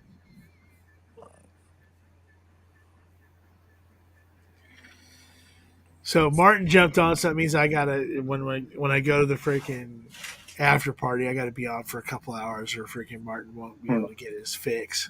What about Yep, JD? Power, yep, getting that's from, yeah. Martin will start up his own stream. We always mess with him, and he messes with us, so we're good. So let's see. Trying to think. Oh, so there's this thing called was it freaking? It's this cool ass bottle that's actually like it's called a company called Garage Oil Spirits out of Texas. Okay. And it just happened to pop up on Instagram. It's like $50 a bottle, 80 proof. The reviews I've seen on it have actually been really, really good. I went and purchased ordered a couple bottles today. What's the proof? 80. Somebody dipped this fucker out. What kind of shit You is that? shut the just shut. Number one, Vic. All right. It was kind of more like for the bottle than it was anything else, but freaking, I was like, you know what, for freaking the $50, whatever it was for the bottle, to get them, I wanted to try it. The reviews I saw from different people about it was, it's called American Badass Whiskey, is what the name of it is, and freaking from Garage Oil Distillery or whatever it is, Spirits. And they're out of Texas. It's a 3.5 to 4 year Texas whiskey. I'm sorry, excuse me, Vic. I know you're anti-Texas whiskey thing, but No, I'm freaking not. except for Rebecca Creek, but freaking No, so I thought they said it was in the store at Liquorama over in Upland. I went all the way out to Upland this morning, and no, we had. Let's put it this way: they said it's their best. It's right now. It's their best selling whiskey that they have. They had a pallet of this stuff come in within the last 2 weeks, and they sold the pallet out. So it was what did they say? It's 50 cases. So 300 bottles they've sold. He said they've sold 313 bottles since it came out 2 months ago. And I think he says he thinks it's because of the bottle itself, the physical bottle, because it has like that old like gas station pump freaking look to it with a little special topper and shit. But I was like, screw it. I saw it, I liked it, I ordered it. I gotta go pick it up next week, and I bought one bottle for myself, and I bought one bottle. Man, he froze. And he's up. Yeah, he's froze, man. What the hell? Yeah, nice stream, buddy. Oh, there you go. I'm just fucking with you, Vic. You froze, dude. I know. No, you froze. We didn't freeze. You did. Okay. Well, yeah, the internet freaking dumped and freaking So came you back. bought one bottle for you and one for who? I had bought one for you. But since you don't like 80 proof shit, I might just make it a giveaway. Oh, there you go. You might get good super chats for that. Yeah. Fucking smart ass. Fucking Martin. You can't get smart. You can't get freaking super chats if you ain't got the freaking hours of the freaking Oh, that's people. right. My bad, bro. They think I was going to donate on the stream, but I forgot it's not your stream. Love you too, JD. Freaking. I'm always donating on Big Vic stream. Oh, I know. I mean, there's no Are love you doing lost. a giveaway freaking, or something? Or are you done He with did, that? yeah. He gave it away. I already gave away freaking 1, 2, 3, 4, 5. Oh, I take gave it away off Drink one bottle in the morning when he wakes up. Take that shit off already in the bottom scrolling. Oh, coming from the guy who never freaking takes off his fucking scroll. Shit, kiss my freaking balls. Yes, I do. Why can't you be original, bro? Why you gotta copy everything I do? Dude, really? Really? Oh, shit. Man. All right, we're hitting 2:00 here, so I'm gonna jump off at the bed. So. All right. Have a good one there, John. Yeah, Thanks, See you thanks guys for later. freaking being on the whole time, dude. No problem.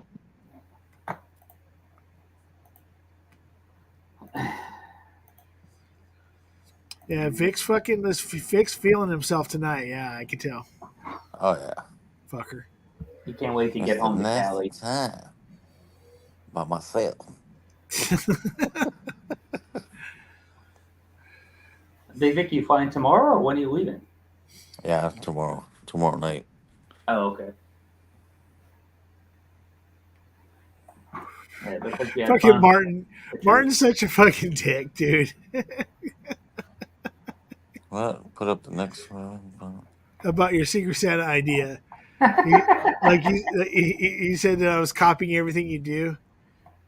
Friggin' put up the Oh, next yeah. one about your Secret Santa idea. Hey, you're gonna do one for your Patreons this year? Yeah, the Patreon I don't have, fucking, you need to stop. You need to freaking stop while you're ahead. Asshole. I thought you had one. Mm. Number one, you have to have people that follow you to have a fucking Patreon. And number two, You have people that follow you. Stop fucking underestimating yourself, fool. dude, I've had 238 people for freaking 2 years.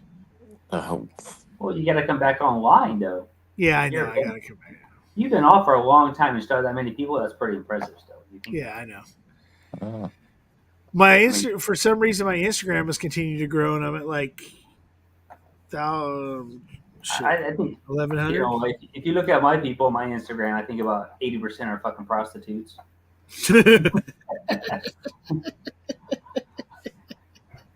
I'm serious. It's like, oh, DM me, and it's like, what is this person? And I would open it up to find out like it's somebody, and it's like, son of a donkey, they got me again.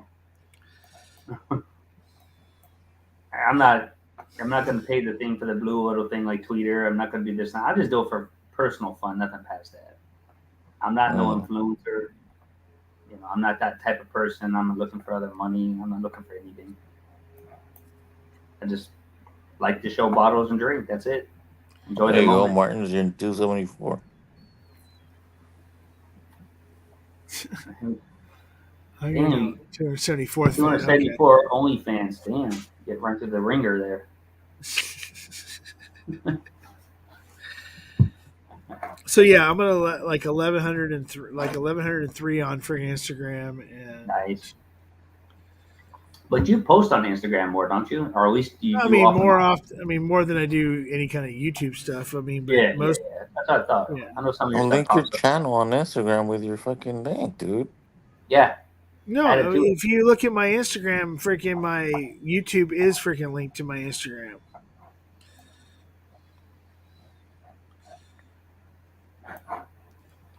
But yeah, I gotta work. I gotta work on some stuff, you know. But freaking, no, I mean, like I said, it's not. I mean, to me, it's really not that big a deal when it comes to like. That's all right, man. I mean, what do I got? Freaking. Yeah, I got 275. Okay, 275. Okay, whatever. So, but it's never been. I mean, since day one, it's never been about how many people are following me, just having fun. And when I jumped off, I got off for the whatever length of time and all that shit like that.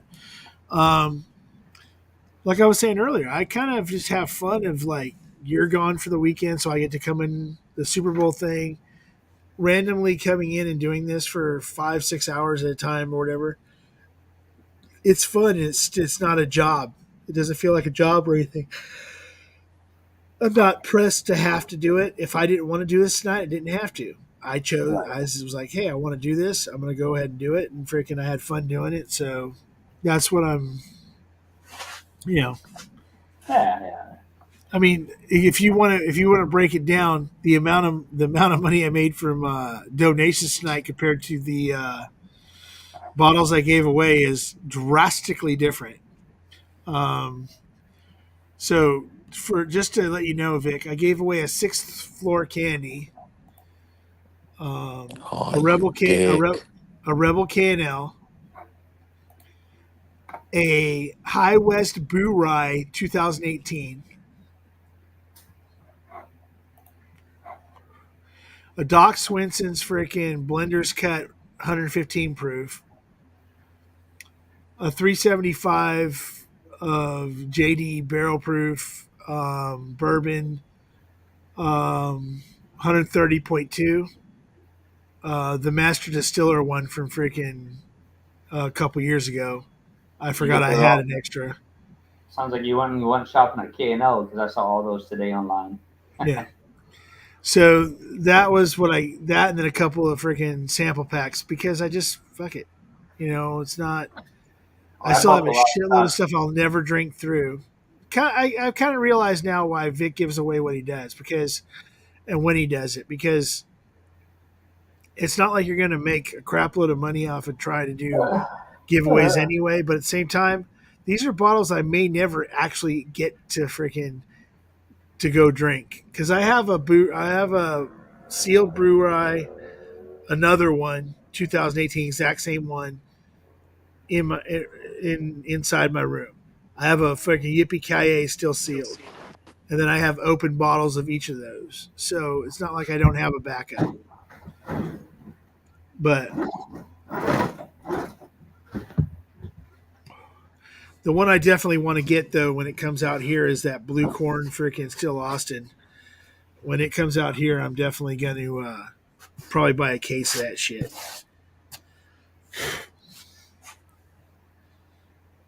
I'm thinking about finding a way of freaking buying a case of that red corn if freaking Total Wine still has it. That's good shit. Well, to my going, if they don't accept my a credit card because I'm overseas, so I have to do a VPN, and it's even in that it's iffy at best. The blue What? corn is here. It's there, isn't it? At Total Wine. No, Yep. it's the red corn's at Total Wine. Blue corn hasn't dropped yet. I thought it did. Nope. It's not advertised on. It was in person because I saw it, the blue when I was home last time, and it was on the shelf, and I didn't really pay attention to it. Only 2 bottles I brought outside with me tonight. You called. Blue corn and red corn. The blue corn and the Rebecca Creek were the only 2 I brought out with me. Oh, nice. As of right now, because I haven't had I have not had the Rebecca Blue corn Creek. and Rebecca Creek. The Rebecca Creek, which the one you have, B. Bauer, is that freaking the French, whatever is the French oak or whatever it is, the one that everybody's all gaga over. Oh, right. Okay, Yeah, thanks for stopping by. And Northwest Bourbon, I bought the Doc Swenson's trio one, the tequila rum finish today on Total Wine. I bought the last bottle, so I'm curious how that. They said it tastes like. I was checking online. I bought it beforehand because I like their stuff, and it's like, oh, they have this, this, and this, and everybody seemed to like it. So I'm gonna see about that tequila rum finish cast by Doc Swenson's. It's a rye though, which I like ryes. That's why I bought it because it's a rye. I'm curious about the 2 blended casks. And Doc Swenson's blended cut, oh, $50-$60, Mark. Damn, you keep getting You're ripped welcome, off. Nashville. What's that, Vic? Check your phone. Hold on. Here we go. I need to get some blue corn or whatever. I like the Steel Austin products. I was pretty impressed with it. Okie dokie. Thank you, sir. Okay, so just so you know, Vic, when I started out the stream, I said that this is my dedication to Big Vic doing this video tonight because he's in Nashville, and I said red Solo cup and a friggin' cigar. Nice. So, cool. So,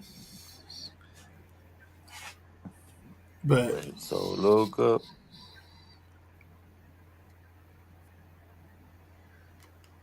I mean, I always got like a stack of red Solo cups around here, but freaking I don't use them that much.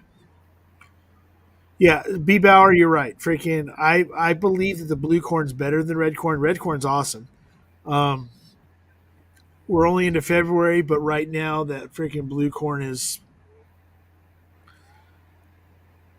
probably right now my favorite freaking whiskey so far that I've had this year. Oh, you got a sample, right? Of what? Of the blue corn? No. Oh, you have the bottle. Okay. Yeah. My connection in freaking Austin. Oh, that's right. Took me up. I got to actually. Yeah, because nobody else had the blue corn freaking last week. I was getting ready to call Mark and. They had it on was it Sealbug? They had that on the other day. I saw the blue corn online. I don't know if they have it anymore, but it was on there. Internet wines. JD. Yeah, okay. Don't say that out loud. You should just send him a fucking text, asshole. Now everybody knows. All 11 people that are watching know. Oh shit, that's a lot. Okay, Mr. Influencer. Damn, Vic the influencer. Huh? Dude, freaking, I really wish that you and Ed didn't get me into these fucking cigars, dude. Huh? What? I don't know. I'm just freaking. I smoked 2 tonight. I smoked that freaking Puck, and then I'm smoking a Kintsugi down, and freaking. It's just good. Freaking just tastes. It tastes good. Freaking. I'm drinking. Well, I'm not drinking an old fashioned. I'm drinking Fresca and rye, but. Sorry, Mr. Lopez. It's a hit or miss. Oh. So that's why. Yeah, thanks. And Northwest Bourbon, I'll let you know about that Doc Swinson's finished cask, tequila cask. I'll let you know when I get home. You want to know who friggin' had the pick of the fucking litter was Mark. He was just in Fort Knox. If you saw his video on Instagram. Yeah. And holy shit, that Fort Knox liquor store has got some badass shit in it. Freaking how he didn't come home with like paying like a crap load of money for suitcases to freaking ship that stuff back one at a time. Wow. I mean, or 6 at a time. Freaking, I don't know.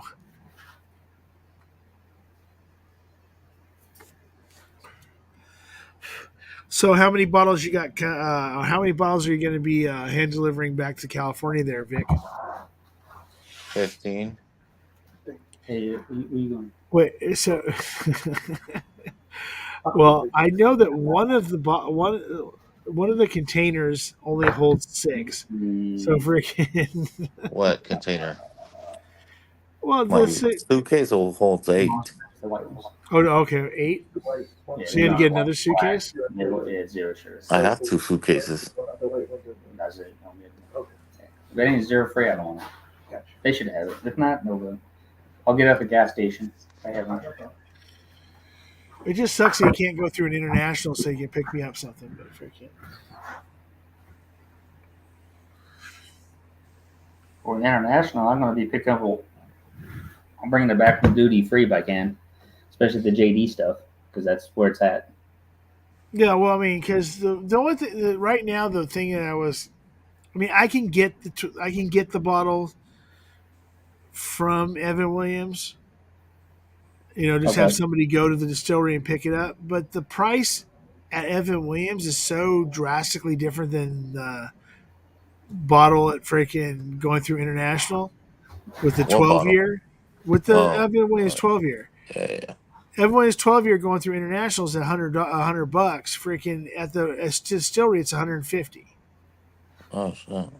Yeah. So like, because I've reached out to a couple people that live, that regularly that live in the area, and they're like, "Oh yeah, those bottles to get a 12-year is like freaking $150." I'm like, "No, forget it. It's all right." Well, I have to check my when I go through Frankfurt. I haven't. Am I going through Frankfurt? No, I have 2 different airports. I'm going there and back. So if I see it, I'll pick it up for you. All right, cool. So somebody went ahead and went and took a nap. Oh, Vic picked him up already. You need to stop. No, it was the running joke with Vic when he tells you that you went and took your 2-hour nap and now you're good to go. Well, the thing is like I only get like 2 or 3 hours of sleep a fucking day, so I'm kind of a little messed up with that. Yeah, And I told that to Vic, because dude will be out here, and it's like, well, shit, I'll get on your live. What round is this, He-Man? Dude, it's like 3. 3rd? There you go. Yes, sir. Coming in hot. I don't know about all that bullshit, brother. How you doing, man? Martin. How'd your pick go, brother? Good. Good to hear, man. Cheers, Northwest Bourbon. Yeah, Marty. Joe versus the Volcano movie.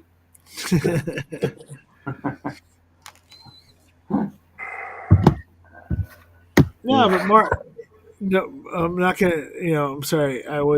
Because Vic told me I was being, rude and aggressive earlier.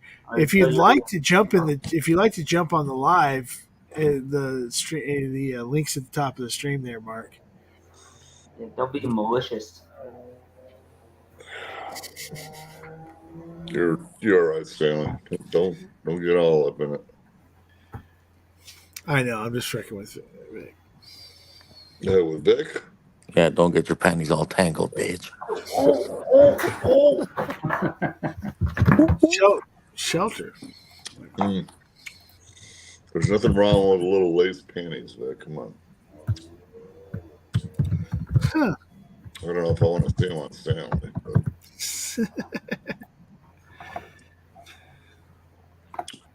What hat is that, Massville? What's that? What hat is that? As for the what's now called Evernorth. Distillery. What is that, Everett, or is it the Virtue? It's the Virtue one. Yeah. Cool. Yeah, I was going through hats, and I had a choice between a Live Wire or a Virtue Spirit, so I decided to put out a Virtue Spirits. Vic, you still in Nashville? No, I'm at the Turk's house. Yeah, brother. They're in Tennessee, is that right? Or yeah. Okay.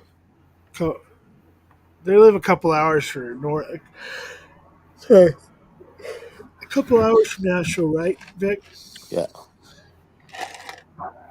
Hey, Big, how much was that red corn at that Total Wines? Was it $80, $90? What was it? $79.99. Yeah.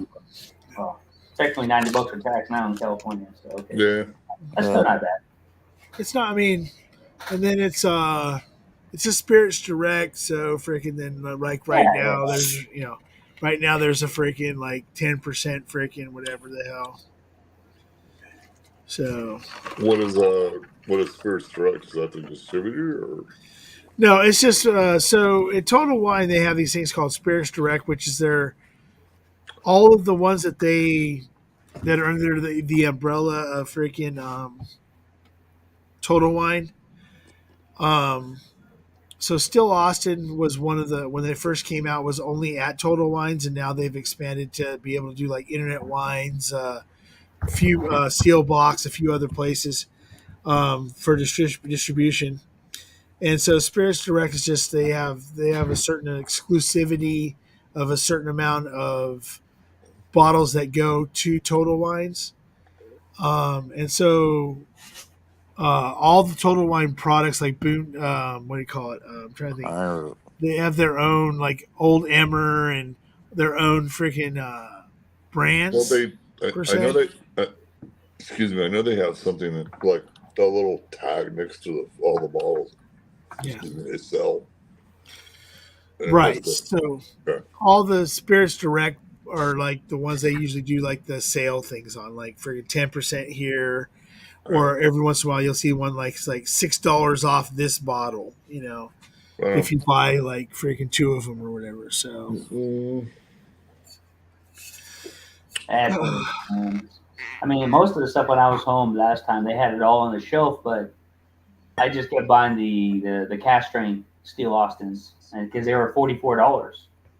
Yeah, that's what's crazy is that freaking with the discounts and stuff like that, you get these cast strength Steel Austins for like 40. They're normally $49, and it was $44.99, and I grabbed the last 4 because there was no limit there at my store, which where I'm at. And then a lady came in there, and she was looking for something new, so she got Nulu, which Total Wine has a shitload of Nulu products there. Right. And Yeah, but then I told her, well, what? Take one of these, and I gave her the cash because I already had it.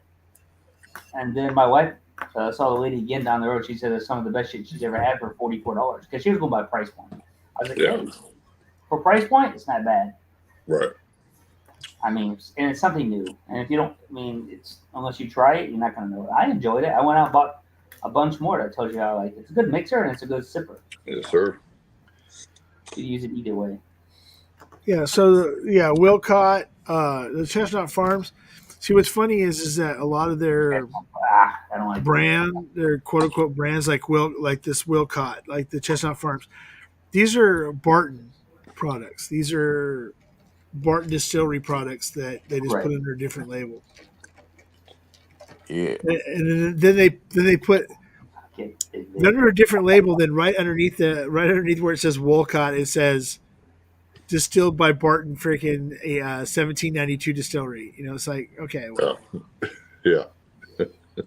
I don't like I had chestnuts. I got it when I first came out there, and I had it because I tried because it was something new, and I was around, the horse racing bullshit. So, I'll put it on my table, and then I opened it, and it was like, that's the biggest waste of fucking money I ever had in my life. Chestnut Farms. Which one did you get? Did you get the cast All right, strength Mark. or? I just got whatever. I didn't even pay attention. I think it was just a regular one, not cast strength. Sure. Yeah, the regular one's not so hot, but the freaking the cast strength is it's a little more. I mean, for not being a known brand, I wouldn't pay. It's $116 fucking dollars for it, but I've had samples of it. It's really good. The bottled and bond one they just came out with for Chestnut Farms is actually not that bad. But it's $17.92. I can buy pretty much any $17.92 barrel bottle for $59. Why do I need to spend $100 fucking dollars on? Well, it's 17. You talking about foolproof or what? Bottle and bond? Which one? Well, bottled and bond, foolproof. I mean, I can buy a foolproof pick right now. Bucks. It's $50 for $50-$60. Yeah, I can pick it up right now. You can go right now. I can go buy a sweet wheat for freaking less than $60 still. I'm tempted to buy it, but nah. Yeah, it's not as good as people made it out to be. And I don't really like wheat products. That's the problem. I get a few, but I don't want to enjoy wheat products. You say you just don't like you're not a weeder. I'm not a weeder, yeah. So I don't like larceny that much. I keep trying it. I'm trying to like products. Oh, yes. Well, I mean, weeder wise, I mean,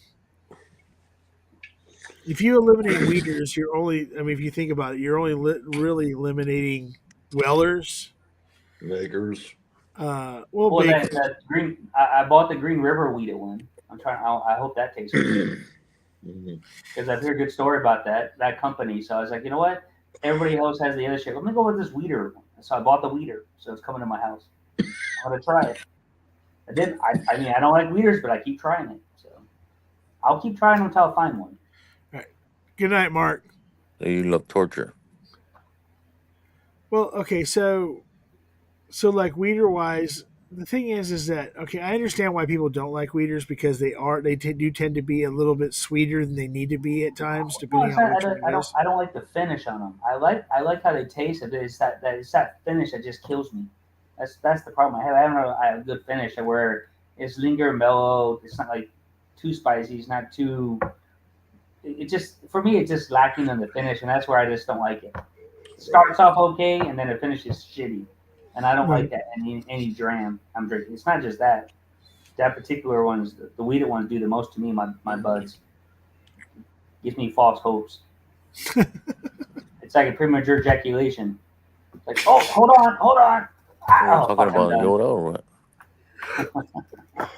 Don't say Yoda 2 more times. He might show up. Yoda. Yoda. They're more corn forward.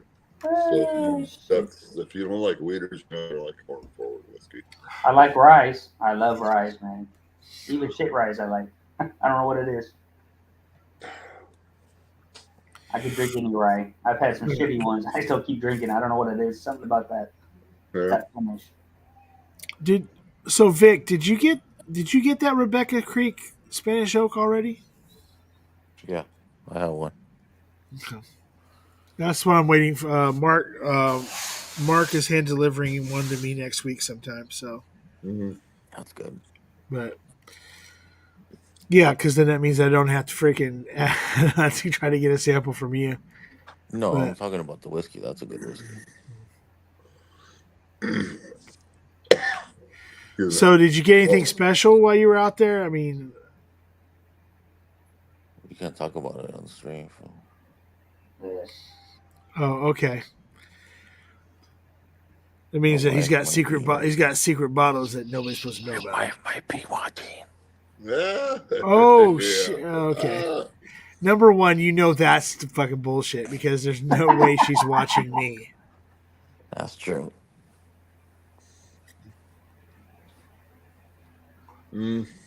The only person in your entire family that would actually watch me just to sit there and freaking laugh at me and because she thinks I'm a freaking clown is freaking Devil Child. Other than that, freaking no. I love that. She's so freaking cool.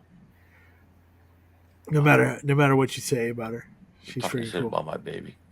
I'm not talking shit about your baby. Your baby's the bomb, She's dude. my devil, fool. She's not my devil. She's my demon child. You tell him. You tell him. Sorry, demon child. Sorry. All kids are demon childs. Yeah. But but this one's something demon special. Yeah. Oh, you're all right about that. Demon children are. no, this is his freaking baby daughter is so freaking. She's just so freaking cute. Even when she's making people mad, she's too freaking cute to be mad at. It just fucking.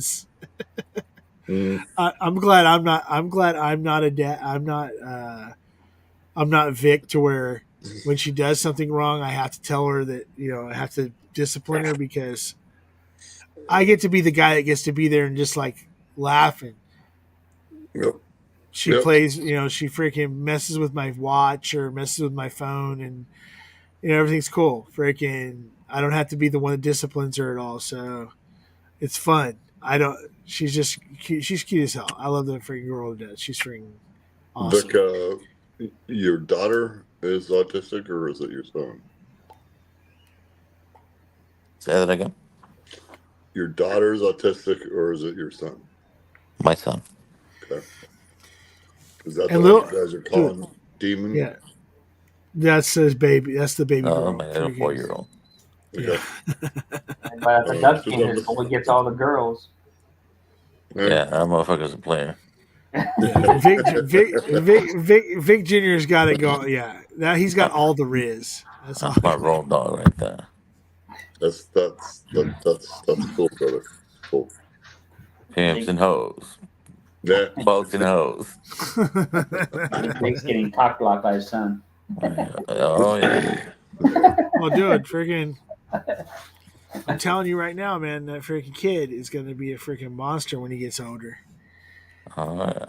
Yeah. He's going to keep Vic on his freaking on his toes. Mm-hmm. Shit.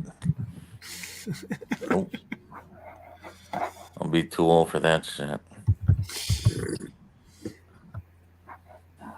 Yeah. That's a thought too. When you get older and they're like that. Because I'm old as it is. And my girl had a 3-year-old and a 15-year-old when I hooked up with her 20 years ago. And the 3-year-old was constantly taking my food that I put in the fridge and eating all of it. And I would wake up in the morning like, well, there's a Burger King taco in there, and the fucking thing was gone. And I was such a fucking idiot about it. I would just go on a shit rage of, where the fuck did my food go? Blah, blah, blah. And my girls look at me like, what is your problem? I'm like, what do you mean it's one of my problem? She goes, come back to bed. Get the fuck out of the kitchen. I'm like, all right. But she always kept me on the straight and narrow with it, Right. And it's hard to swallow that when you're fucking young. But now that I'm, 20 years later, I'm fucking, I probably shouldn't have been acting that way. It's very, very immature. It's like argument. It's like, don't treat the kids like that. Well, I mean, how old are you, Z-Man? Freaking like what? I'm 58, brother. How long? Yeah. And you've been a correctional officer for how many years? I was a correctional officer for 24 years, and then I'm working my prison job for 9. So I got 33 years of state service. I'm collecting a retirement off of the 24 years of corrections. I'm getting paid every month. And then my next achievement will be to get paid off the 9 years off of ASRS, Arizona State Retirement System money. And my goal was to pay off my truck, which I just paid it off at the end of last year. So I can retire now anytime I want. Nice. That's definitely freaking good. Freaking more power Yeah, to you, freaking. Matt Bro can't wait to retire at 77. Yeah, I gotta retire at freaking like 100. I'll never retire. I mean, he's gotta pay off his third house.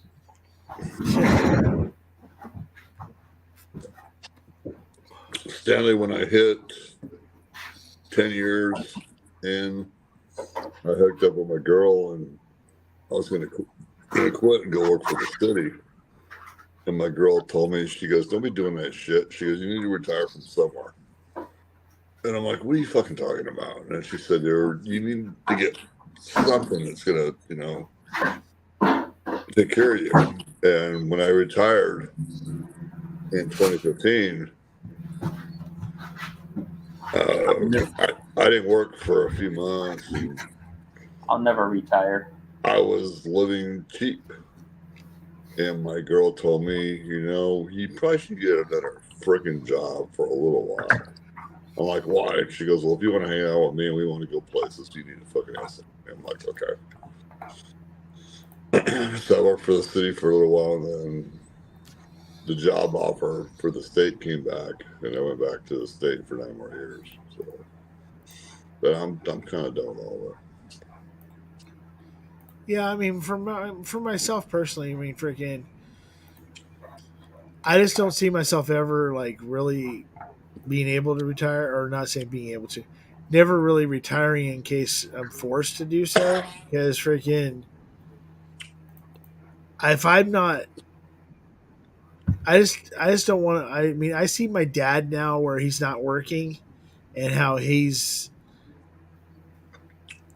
Well, just, the problem that you don't need to explain it to me. Yeah. My dad was 10 years Army, and then my mom got sick, and he did 10 years Air Force. And long story short, he retired he went to the post office after 20 years, and he was 45 years of federal government. And he kind of taught me, like, you know what, you got to fucking retire from somewhere. So, yeah, me getting the government retirement, state government retirement, and actually the corrections part of it, it's what the fuck is it? It's firefighters, it's cops, and it's corrections. It's called PSRS, which is Public Safety Retirement System. Yeah, that's a full fucking blown retirement that people don't know is out there, and they call it CORP when you're going through it, which is Correctional Officer Retirement Program. And what people need to understand is you need to set yourself up on some sort of retirement when you fucking are gone. If you're not investing your money, then find a fucking way to invest it. Because I pay out money every fucking month, or not month, every pay period. So twice a month I pay out retirement money, and that's because I make a good chunk of change for my my correctional shit. And I don't like I was telling you, I don't really need you to explain it to me, because I know that people don't know about it until they fucking actually get involved, and they're like, I should have retired from somewhere.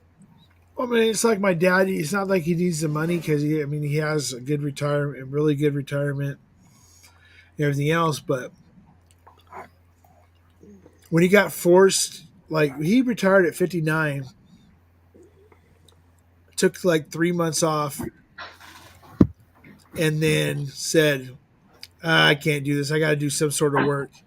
And he went to work full time for a freaking hobby shop for freaking the next. I mean, my dad's 70. He'll be trying to think. This is 24. My dad was in 40. My dad was freaking 48. So yeah, my dad's 74. It'll be 76 this year. And he retired when he was 59, and he just literally like 6 months ago stopped the other job that he was working full time for after like 11 years. And he just like it's not like he needs the money per se. It's just more of his. Like me, I just don't. I mean, I can be. I mean, I can be lazy like anybody else, but I have to be doing something, or else if I don't do something, I will freaking. I'm just afraid that I'll just not wake up one day because I'm not doing anything. Yes, so I have. get bored. So I figure I'll be a greeter. If I end up being a greeter at Walmart, I'll be doing something at least for 4 hours a day for the rest of my life, minimum. So for just as a an purpose. ex-officer, medical insurance. When I retired originally, I think I was paying like $500 a month for insurance, for medical insurance. They give you $150 credit. So what happens is when you go into another state retirement, they actually negate the bill. So you'll see a $25 charge on the paycheck, and they eliminate it because you're still doing state service. So that's probably the primary reason why I'm still sitting in there. So my medical insurance, the point I'm making is it's free. Yeah. All right, y'all. I'm out. Go ahead, Vic. All right, Big Vic, get some Z's. Yeah, Big Vic. I'll Vic. catch you guys later. Thanks for jumping on, even though you just came on to give me shit. But All right, love bro. you, freaking. Text me when you get back in, so I know you made it back okay. Cheers, Big Sounds Vic. good. All right, y'all. All right, y'all. Right on, brother. Peace. Bush. Vic, I'll probably see you next week, and I'm probably gonna go out that way next weekend. See. Yep.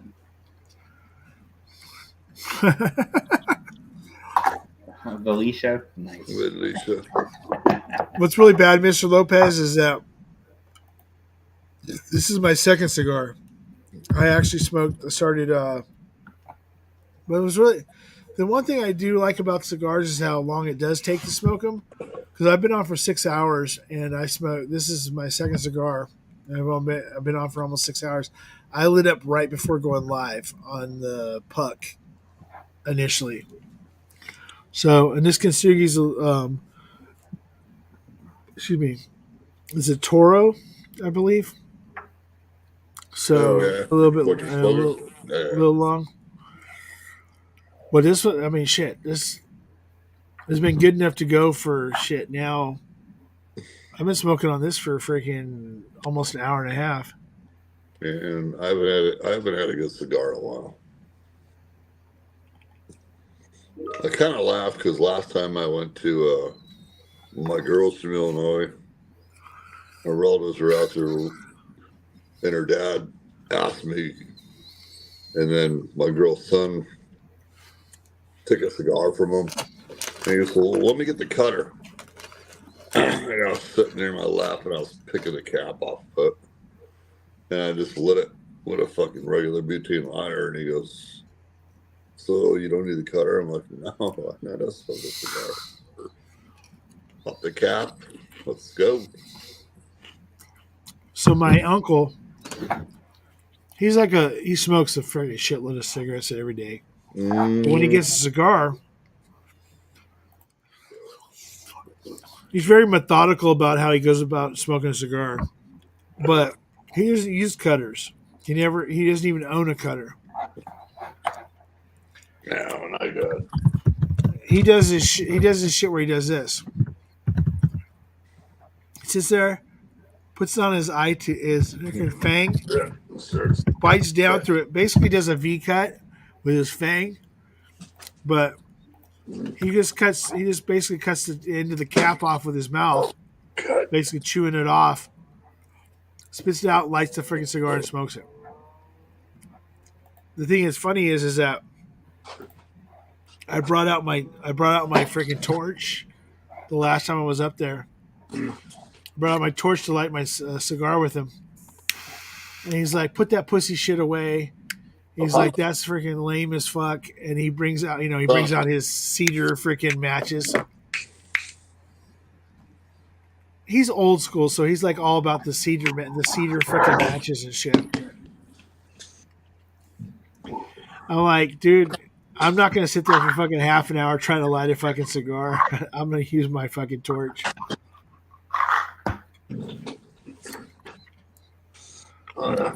And the bad thing about the one thing I have learned about cigars is that it's bad is that you end up with like a whole crap load of cutters, and you end up freaking every time you see a lighter that you really like, you're like, oh yeah, that's better than the one I have, and then you end up with like the third, fourth, fifth lighter.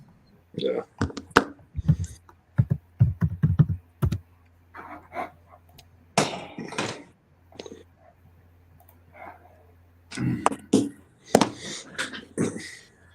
And Mr. Lopez, just so you know, I mean, I literally just started smoking cigars like 6 months ago. But he's got years of the skin flute. Fucking I've been smoking for fucking years. But hey man, you shouldn't talk. You got 30 plus years of this. Yes, sir. Dude. And prison wallets. JD, if I started talking to you about things I've seen, none of it can be said on the internet. Hey Z man, it's probably no difference than when I was at the prison in Iraq. Yeah. So I've seen a lot of was weird. that? That's why we call it Man Love Thursday. Just put it that way. A lot of things happen on Thursday because that's when they give out the lotions to all the inmates. Dude, I applied for a prison job with the DOJ probably fucking 10 years ago. And I want to say it was Abu Dhabi. And a buddy of mine was sitting there because that's a 6-figure paycheck for people to fucking know that shit. But my girl, I told my girl, I said, while I'm gone, you need to take care of my finances. And she was more worried about me getting fucking killed than me making all that fucking money. And she said, I don't know why you're fucking even thinking of doing that. You're doing okay. You and I are banging boots. Yeah. We're loving on each other. Don't fucking leave the country. And I had a buddy of mine that did it. So long story short, they changed their provider, and I didn't go. I want to call it SARC. They had some fucking name for it. Mr. Lopez is I just wanted smokes to the special stuff. I wanted to see if I could do lighter light, Stanley, and I did. There you go. God damn it. Yeah, I might have to end up in the trash. Who makes the lighter? It's not a Calibri though, right? No, it's just some cheap ass shit. There it is. I mean, yeah, like my, I gotta go get some butane tomorrow. But yeah, well, I think I bought this one for like, at like Total Wine for like freaking, I want to say like freaking $9 or some shit. Yeah. I mean, I see freaking guys, like friends of mine that freaking smoke cigars, that got these freaking torches that are like $100 fucking. I'm like, this is $15 for 2 of these. Here, this is better. You can see what it looks like. So it's got a little flip cap. Yeah. And you click it. Yeah, exactly. Same with it. But you gotta fill it full of excuse me, butane. Yeah, I mean, I still got about a third of the freaking thing, so I'm not to fill it up yet. But and then when me and Vic and Ed went to that with Chris Luddig, Big League Bourbon, we went to he was out here for 4-Gate, and we went to a tasting, which had like, it was like Frey Ranch, There's a whole bunch of different JD. Cigar good whiskey. Stanley is fucking awesome. Yeah. So there's this company called Unicorn Cigars that was out there doing freaking pairings with whiskey, and I just got a freaking good little torch from them. Yeah. For free. I mean, okay, I didn't get it from them. These were all on the tables and stuff. But at the end of the night, when me, Ed, and Vic walked away, let's just say we all three had lighters and freaking. Well, there was no cut. I don't think I got a cut. I think I might have a cutter somewhere. Yeah. Well, I didn't normally buy these, but the cutters where they got the back and it's just flat. Yeah, the Vertigo. Yeah, these are the ones I like.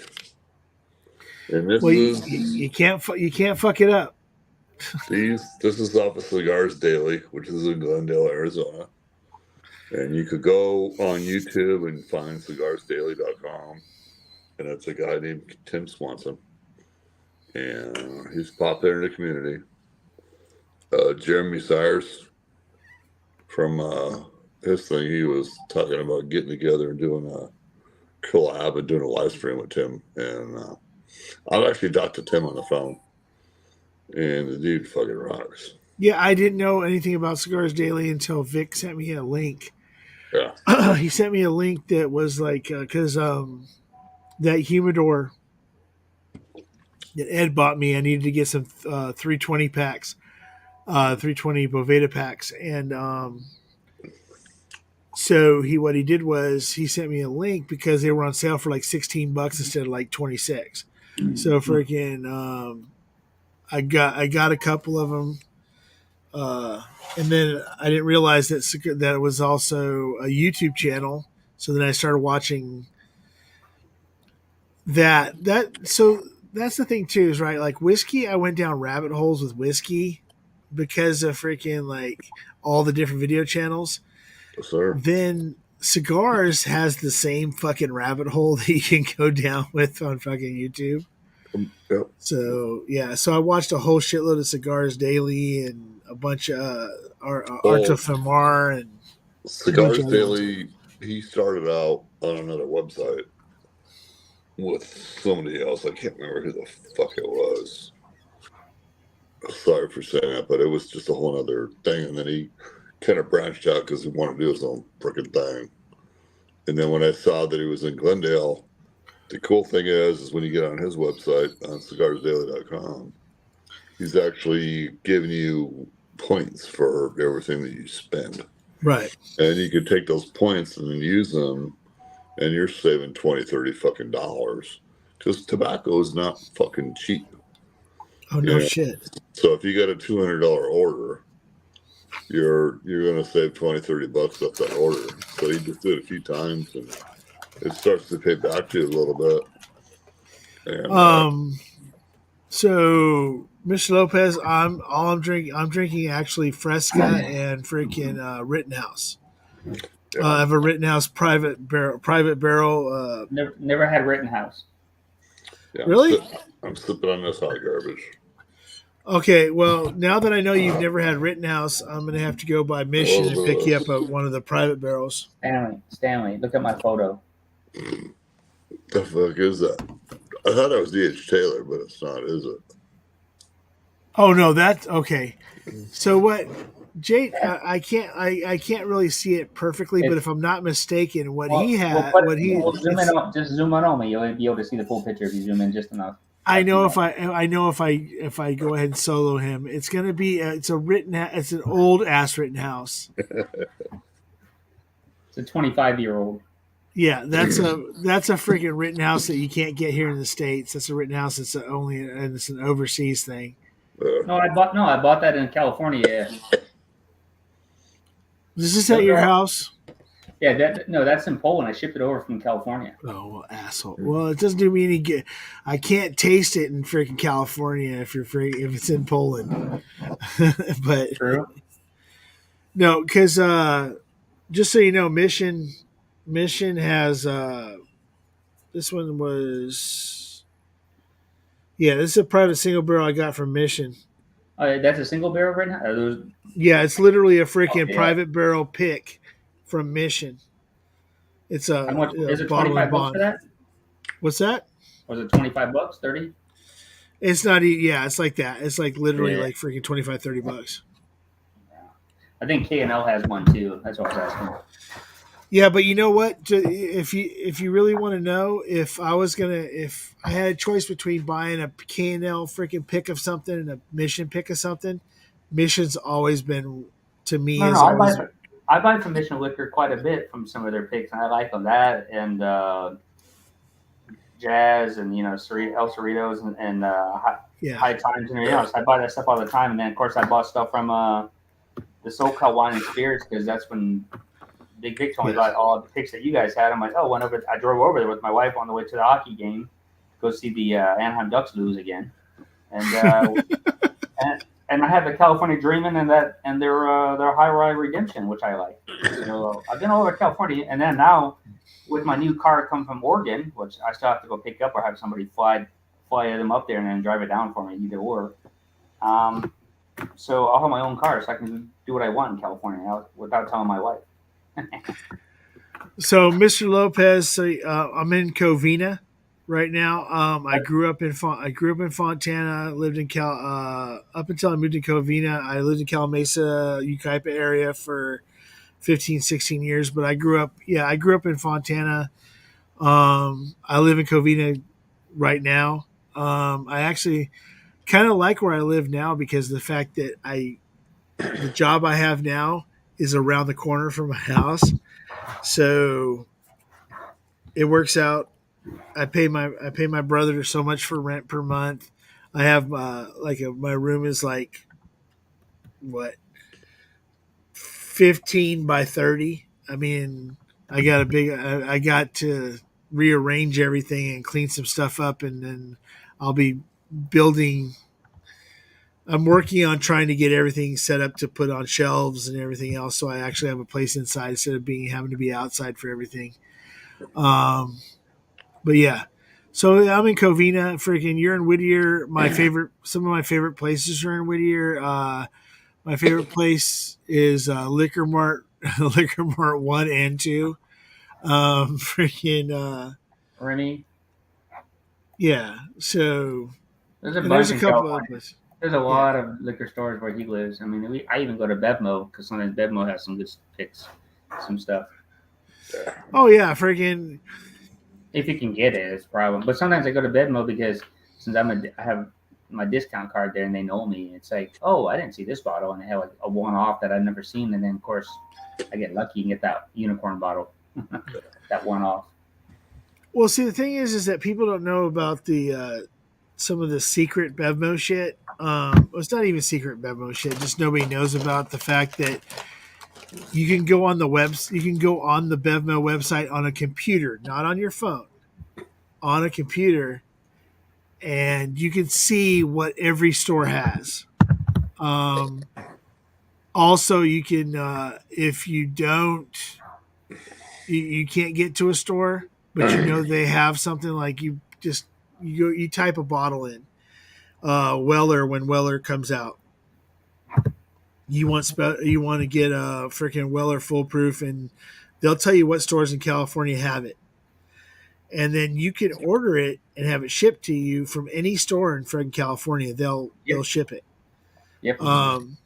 So you can get, if you're really diligent about checking every morning, every couple days, you know when the drops happen before they happen because you can order them online before they even show up in the store. So Bevmo.com on your computer, not a tablet, not a phone, the regular ass everyday Windows freaking Bevmo.com.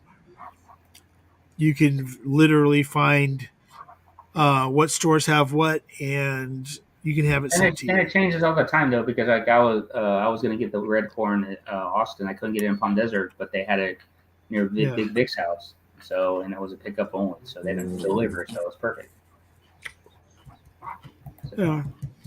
See, the thing that sucks about Total Wine is you can't have anything. They will in every other state.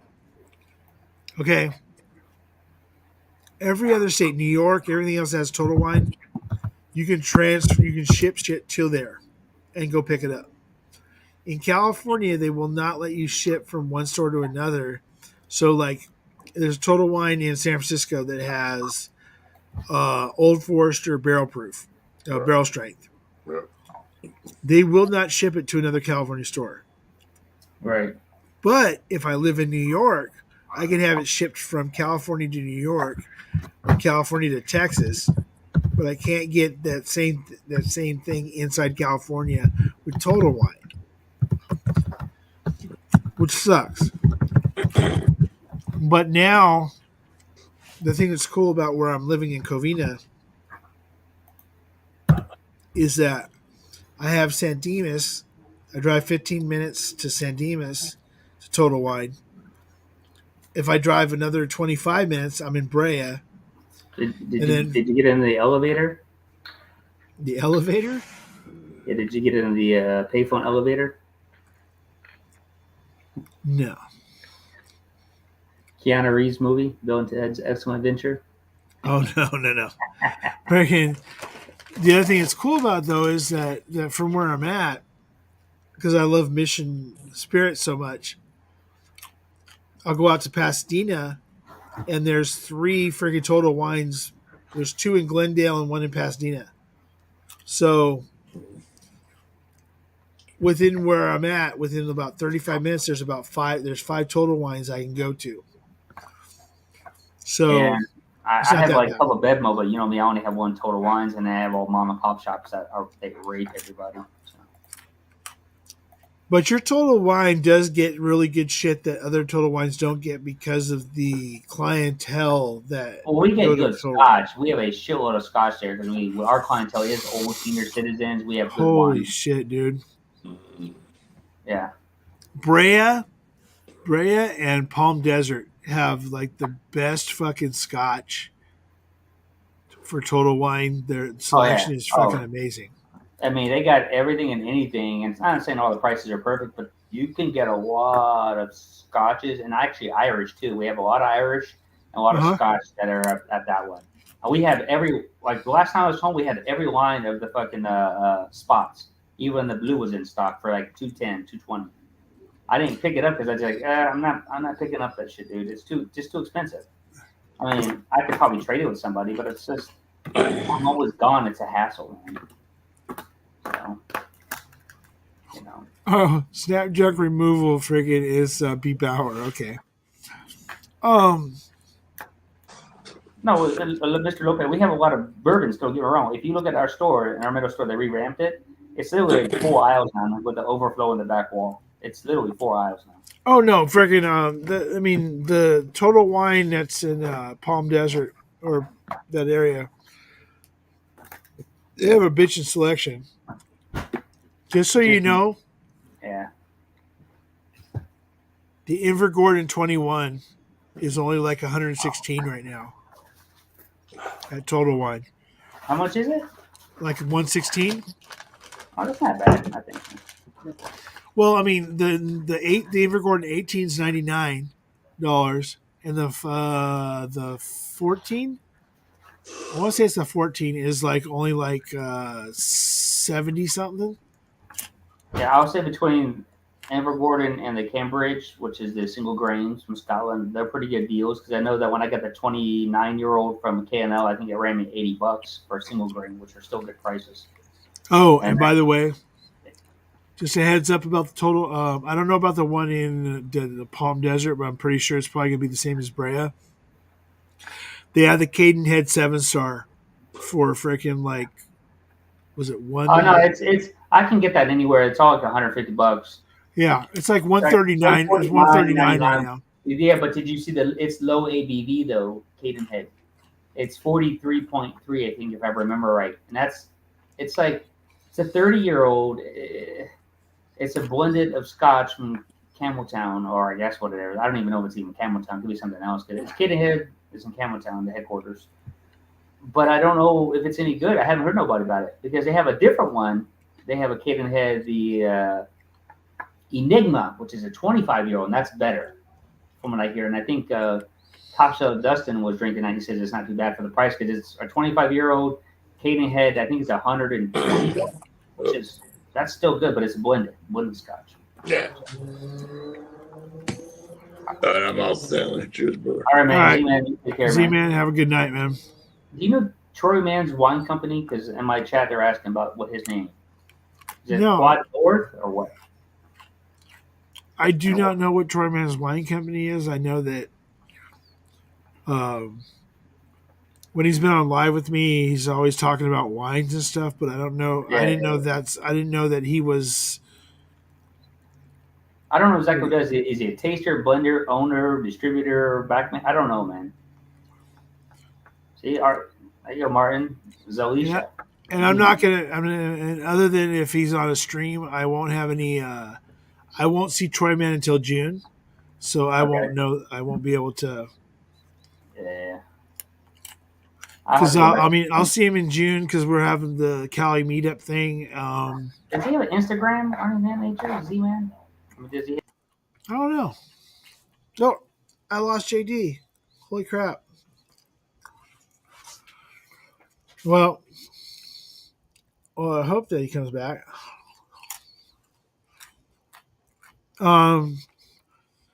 Let's see. Mr. Lopez said, hey, you're not into scotch. That's cool. It's not a big deal. Are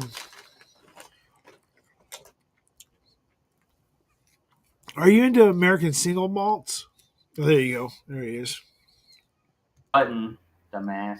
I was up there on the bookmark and I hit YouTube or Instagram, and I forgot I was on live stream and it clicked me off to go to Instagram. Yeah, I won't. It happens to. I mean, everybody's done it, but freaking. So yeah, so the freaking Troy Man. So the Troy Man thing. I don't have an answer for that one. I mean, I can reach out to him. Like I said, I'm not going to see him till June. And who would kind of know that? You know. I mean, you're okay. So, Mr. Lopez, like American single malts are not going to get you necessarily into Scotch unless you get certain.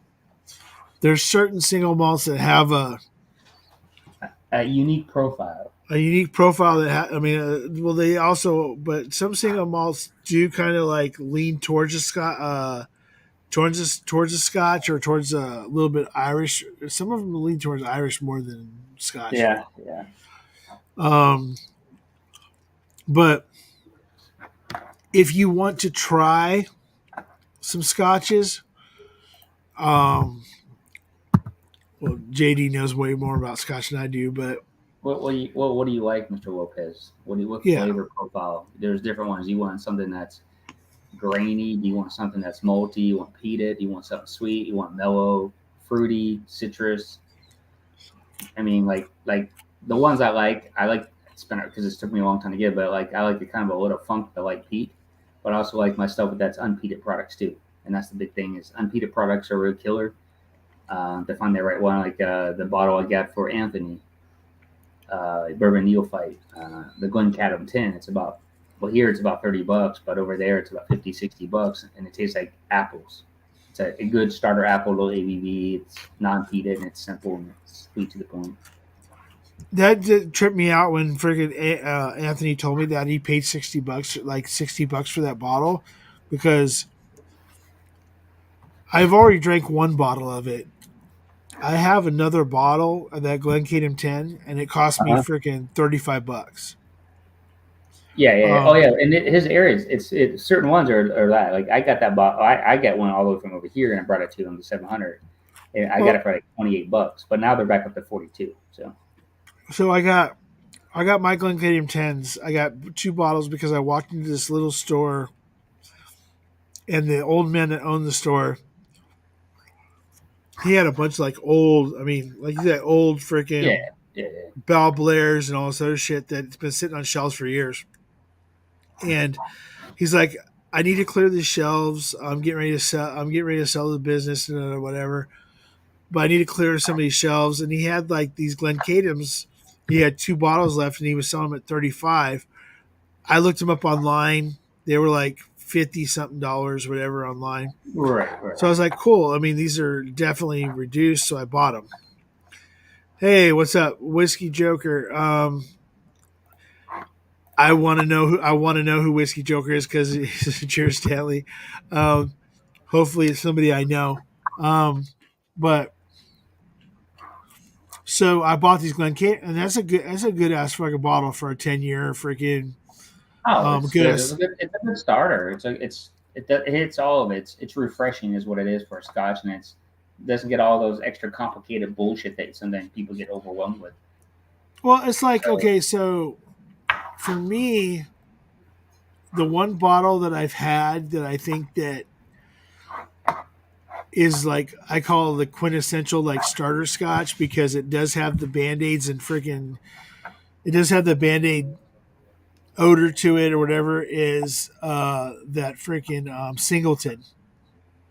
Oh, This Singleton? Yeah. This is standard Singleton because number one, once you get past the initial smell of Band-Aids and diapers, as I like to call it.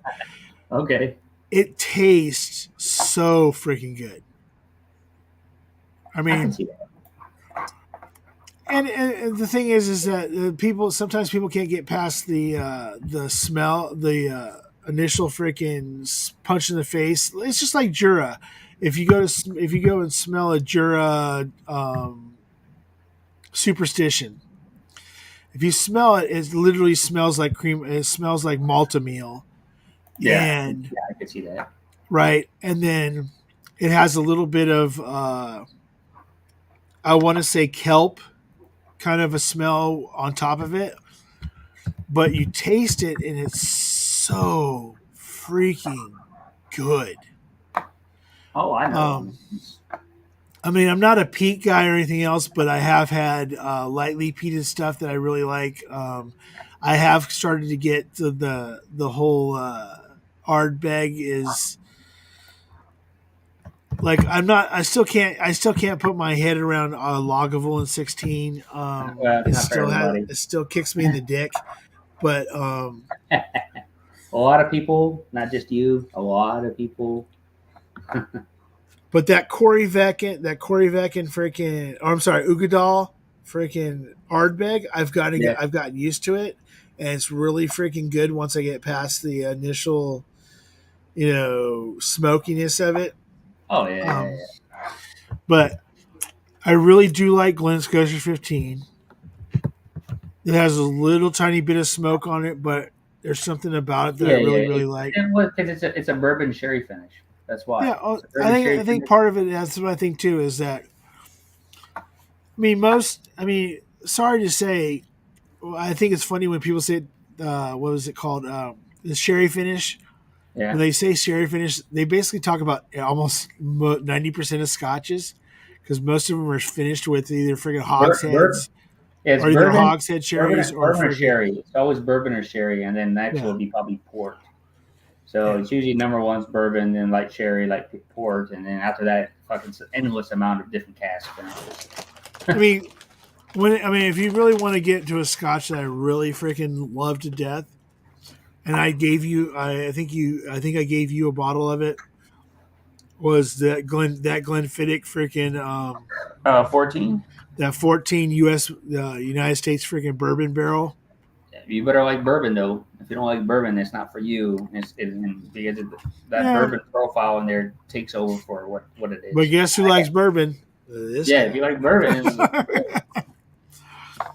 I was drinking that when I was home. So I did give you the US exclusive one, right? Before they changed all the shit. Okay. Yeah, I got that. And because I don't have another.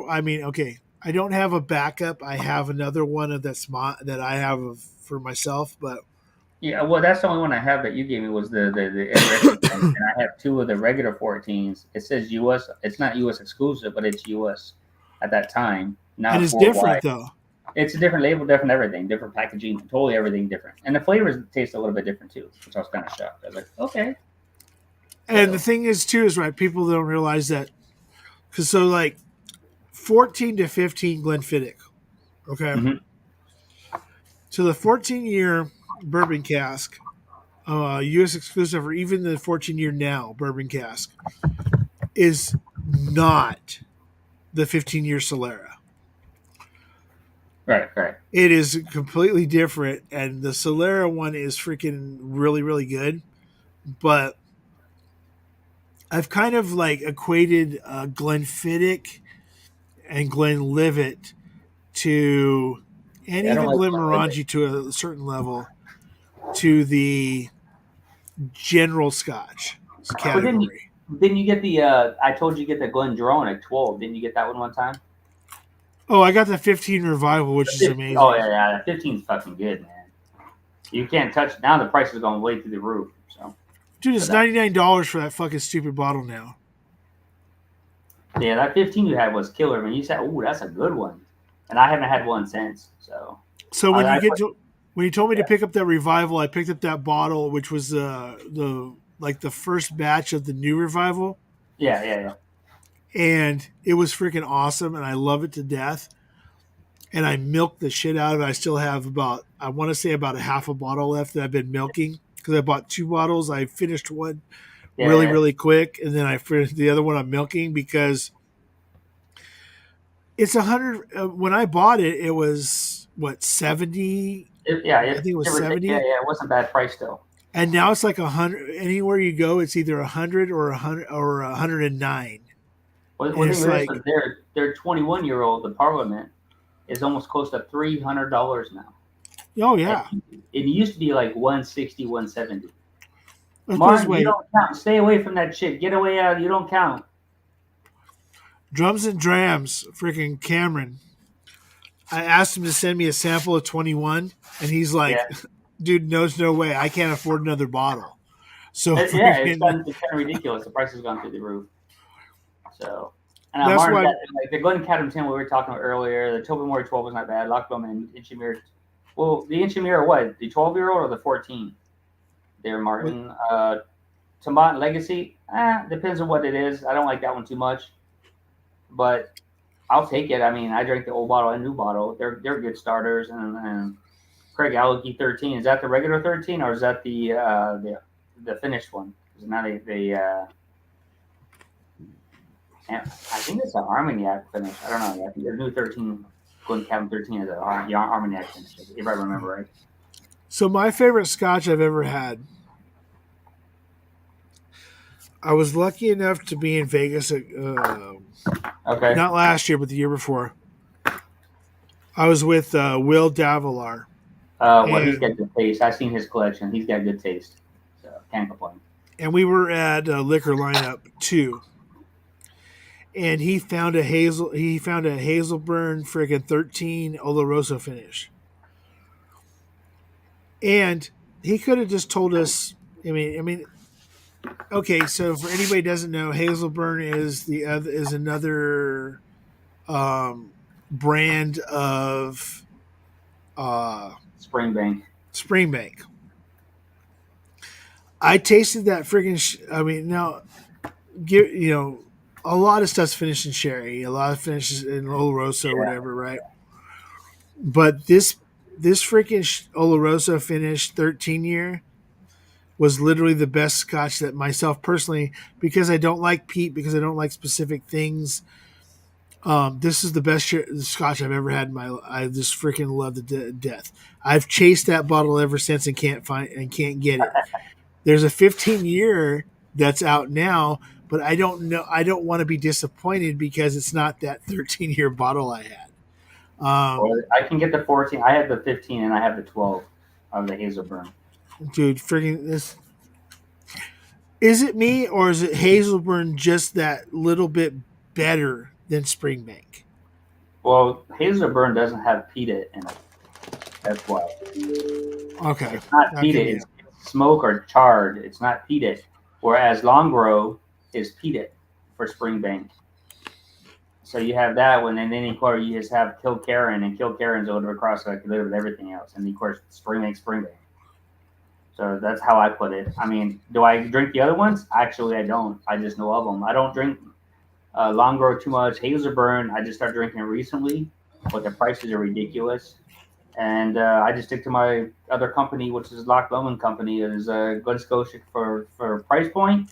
It's cheaper to get, and it tastes just as good, and it's not overpriced yet. It's working on it, but it's not yet. So Loch Lomond, the 12 is. I really like the 12. Loch Lomond.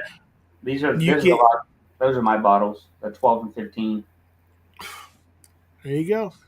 So that's the Hazelburn. But yeah, they're not peated products. So charred and smoked. I like the Loch Lomond, the 12. I'm trying to think what else I have. You get Loch Lomond, your next step up would be the 18. The 18 is really good. Okay, so and it should still be under $100 for an 18, so that's still not bad. Okay, a Tomatin. The only thing I have a Tomatin is a 12. Okay, that's a good starter one, but I like the 14, which is a port finish. Which was really weird because the Tobermory, Martin brings up the Tobermory 12, right?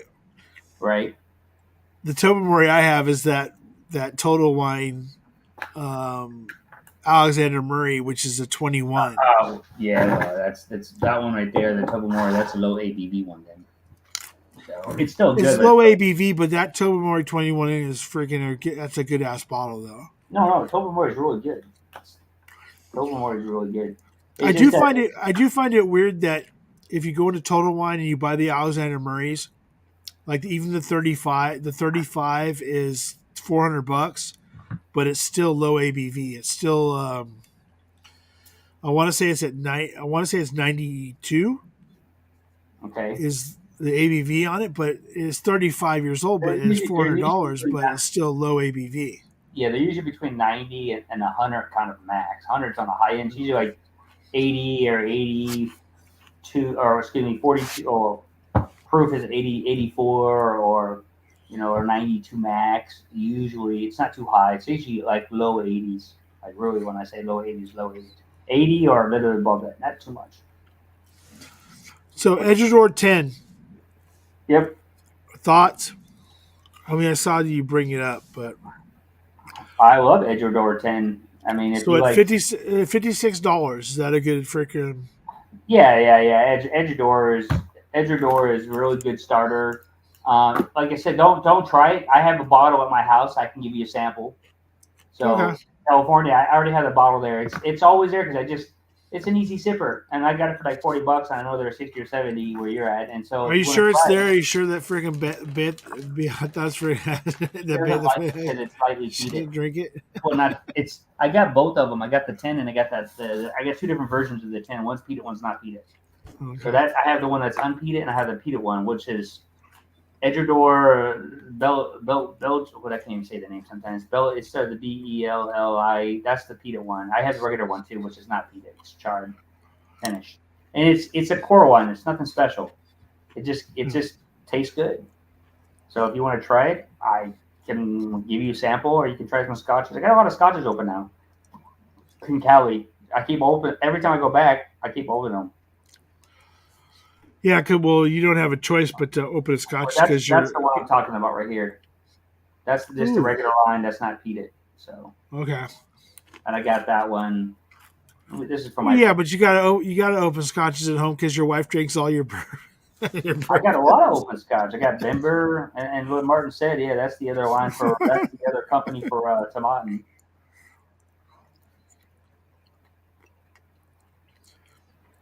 Tomatin Tobermory is good.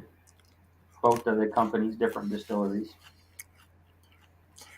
So, okay, so like Glen Scotia. Okay, so the thing is that's bad about Glen Scotia, especially out here right now, is that freaking they're just getting more and more expensive. No, that's everywhere. I don't give a shit. My Glen Scotia 15s all bumped up to 94 euros here. I had to get them from Germany now and shipping. And I had to buy a 4-pack to get them back down to like $60 a bottle.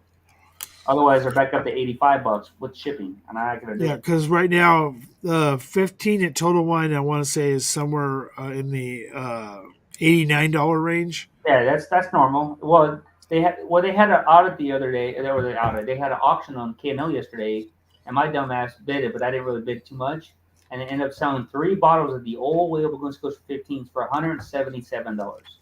I'm like, fuck! If I knew it that low, I would have bought all 3 of the old label, and shipped it for the 10% markup. They do auctions now with alcohol, and they have the 18 Glen Scotia, which I don't like, and I went through like $260 because it's in. You have to pay for shipping and have a 10% markup for a K&L's profit. So See, the problem is that JD, you have this little issue called you have to have all the Glen Scotias. So which for I pretty much do now. I pretty much do have all of them now. I literally have almost 40 different versions of Glen Scotias. So I have all the festivals. I have all the new Highland Park ones. You know, I get all the new stuff. That's basically there, and it sucks though. But I'm not jealous of myself. It's hard to get at home to Cali. I'm actually going to have the, how would you say? My other thing with that is that with the K&L thing, is that the only thing I can actually give K&L way over anybody else is that the old particulars and the last casks and the specialty freaking bottlers that they have. No, you literally can't find anywhere else for the price that they sell them for. Oh yeah, I know. But so Nashville, this is at my hotel right now. I'm bringing it back to Cali. These are all Glen Scotias. They're coming back to Cali. And it's only a few, right? And I brought last time I was home. I brought all the festivals back with me and then some. So I'm bringing back. I have 42 bottles of alcohol coming back from Europe all the way back to Cali, and I can only bring about 35 back before I go into the third bag delivery. If I do that, I might as well just get 50 bottles and bring back of alcohol. What was the Polish exclusive one that you let me try? That was Glen Scotia. That was the peated one. The lightly peated. That's the one that I gave that bottle away because it said holding on there to Sierra. She won that in the raffle. One of the people's raffle. I don't know who it was, and I gave that to her. And it's peated, and it's one of the best ones for a 10-year-old you could get. Let's just put it this way: Dustin likes it so much he wish he can get a bottle of that. I was like, it's hard, man. I don't mind giving shit away to people, when I donate stuff. Because look, Ken's going to have some exclusive stuff coming up right now. His package is first right now. But for Dustin, okay. It's hard to please top sell Dustin on anything unless you're fucking Springbank 30-year-old or 18 or 21. Exactly. Okay, so that's what I was getting ready to say is that for the 10 people that are still watching, and he really enjoyed that bottle. Like he would buy multiple ones of that. To hear him say that means it's a good bottle, which I already knew. I had 3 bottles. I drank one, had one backup, and I gave one away. So that's what I'm saying is that because I'm not a peated guy or anything else, but like you gave me that Polish exclusive that was really good. You turned me on to some things that I never knew about, like Bimber, the Penderin. Well, Martin is a member now of Bimber. It's only 5 minutes from his house, basically, or 5 miles. So what? Bimber opened up their membership, and Martin became a member because they text me right away. I sent the information right to Martin, and he got 2 glasses, basically like 2 Glens, but 2 glasses and 2 samples. What's the whiskey? I'm gonna whiskey Eddie on.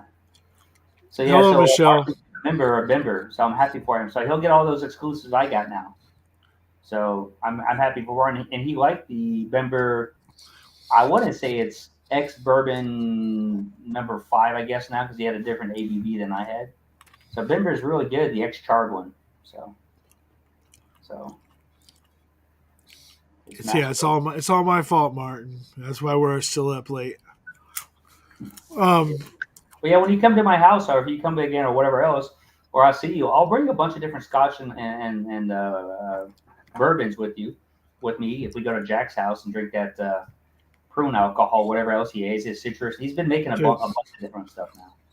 Like I'm saying, I mean, because you're only here. Okay, so you're here for like a super short time compared to because you're like basically just coming in long enough to pack up your stuff to fly to freaking Hawaii. To Hawaii. So, and I know I'm not going to get any of that Armagnac because you're going to drink it on your freaking in Hawaii, but. Well, I'm not going to drink it all because I'm going to use some samples away too. And I can get another, it's cheap here. So if I open it, I'll get another bottle here. So if I drink it, I'll give a shit. Yeah. I don't care. It's only $100. It's basically $110 for 49-year-old Armagnac. That is freaking cheap. Now, US, it's about $300 and plus. $350. Like I bought Big Vic one with this big, it says 1977 on it. It only costs, and I got it from Denmark. They shipped it to me from Denmark. It was $110 basically, well, give or take. But so it's $110 for 48 or 7-year-old Armagnac, or 44-year-old Armagnac for Big Vic. That's good, man. So yeah, because I mean, like when you come, okay, it's like I said, when you come out here, you and Big Vic got a thing set up and everything else. I'm not going to interfere on well, that. it's not official yet because I'm told him to come on the 6th, which is a Saturday, and there's a hotel around the corner I can help him with, which is only basically like less than 2 miles from my house down the road. And so he can just get an Uber and go back to the hotel. It's just like go down take one right and just go all the way down and to the golf course. There's the hotel right there. It's part of the Hilton's, but it's the cheapest.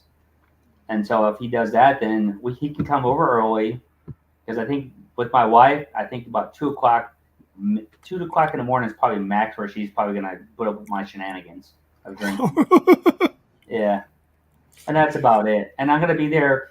I fly on the 25th, of course, late evening. 26th is I have a little bit of time to go get a few things. And then 27th, I'm flying to Hawaii. Literally, less than 2 days. I'm back on the airplane again to Hawaii. And then I come back on the 3rd of April. So 4th, 5th, and 6th, I have a few days to get caught back up there. And then after that, it's fair game. Like, if you want to come down in the middle of the week, if you're not working, we can work something out where if you want to, we'll have to figure it out, man. We'll just put it that way. But yeah. Well, let's put it this way. Okay, so I started my present job. I know that. That's why. Well, but I should be right at my 90 days or ish around that time. So I will have sick and I will have vacation. So if I gotta do something in the middle of the week at Jack's, you can go to Jack's house, but it's closer, and we just won't drink as much, and we'll back off at a certain time and just chill for a while, and then you'll get sober, and then or vice versa. You don't have to worry about that. I'll figure out how to get the next day off. We'll figure out something, and I'll stay at. I mean, there's a casino hotel literally down the street from his house. So it's not. There's plenty of places over there. Or if we have if there's an extra room, I don't know how it is. I would have to ask him. Maybe you could say. Shit. Worst case scenario, I'll lay down on the floor next to the pool table. It's clean now. I mean, people down there can actually. That's where I'm at all the time with him now. Is I'm actually down in his bar, so I enjoy. I play pool down there with him. He's got a nice little bar set up. He's got it all cleaned up. He's even got the Jack Daniel's Oloroso single bolt that I brought for him. I gave him half the bottle. I said, hey, just take it, man. Don't worry about it. We can try some of that. Yeah, I'm just super. I mean,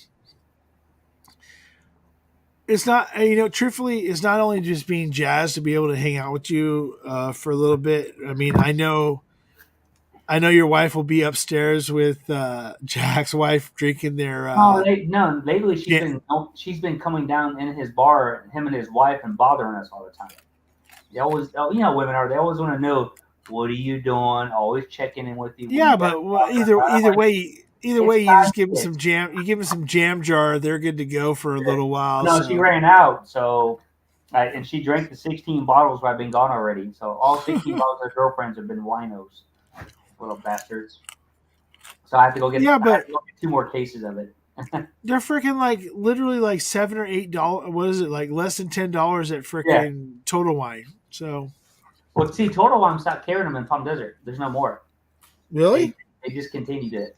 So I have to go to Ralph's and get them now because I know the manager there, so he gets them at Ralph's for me. And anything over six bottles gets a 35% off there, and it brings them down to like $7.99 a bottle. Oh, okay.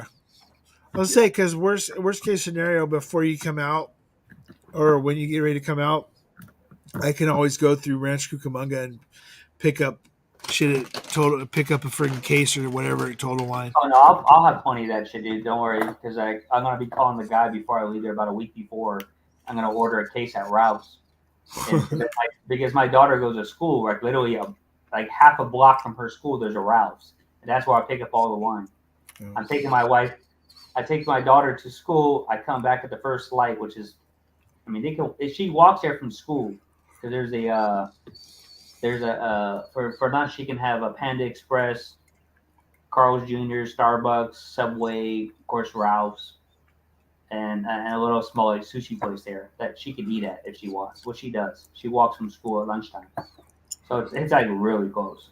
Yeah. So once I figure out what we're gonna do, whether it's gonna be at Jack's or I'm gonna come out to the desert out there to your house, I gotta call the guy at Whole Foods and see if what they're gonna have anything come in for the picks during that time too. So, well, since I'm up there, I'm gonna go by SoCal Liquor and Spirits because I have the hockey game on the 7th. So they're playing against the St. Louis Blues. So on the 7th, I'll be at the hockey game in the Anaheim. So I'm gonna go past SoCal Liquor, but probably maybe go through El Cerritos first, pick up a few things there, then come back over to Southern Cal Liquor, and then come back around to the Honda Center, and that would be like leaving early to just go past 2 liquor stores. The other ones are just gonna have to wait. So, well, because there's a Whole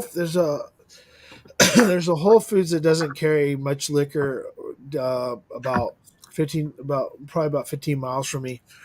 And I talked to the guy that buys liquor there, and he told me that because I told him, I said, "What about the one that like in Palm Desert? They have a pretty decent selection there, and they get like picks and stuff there."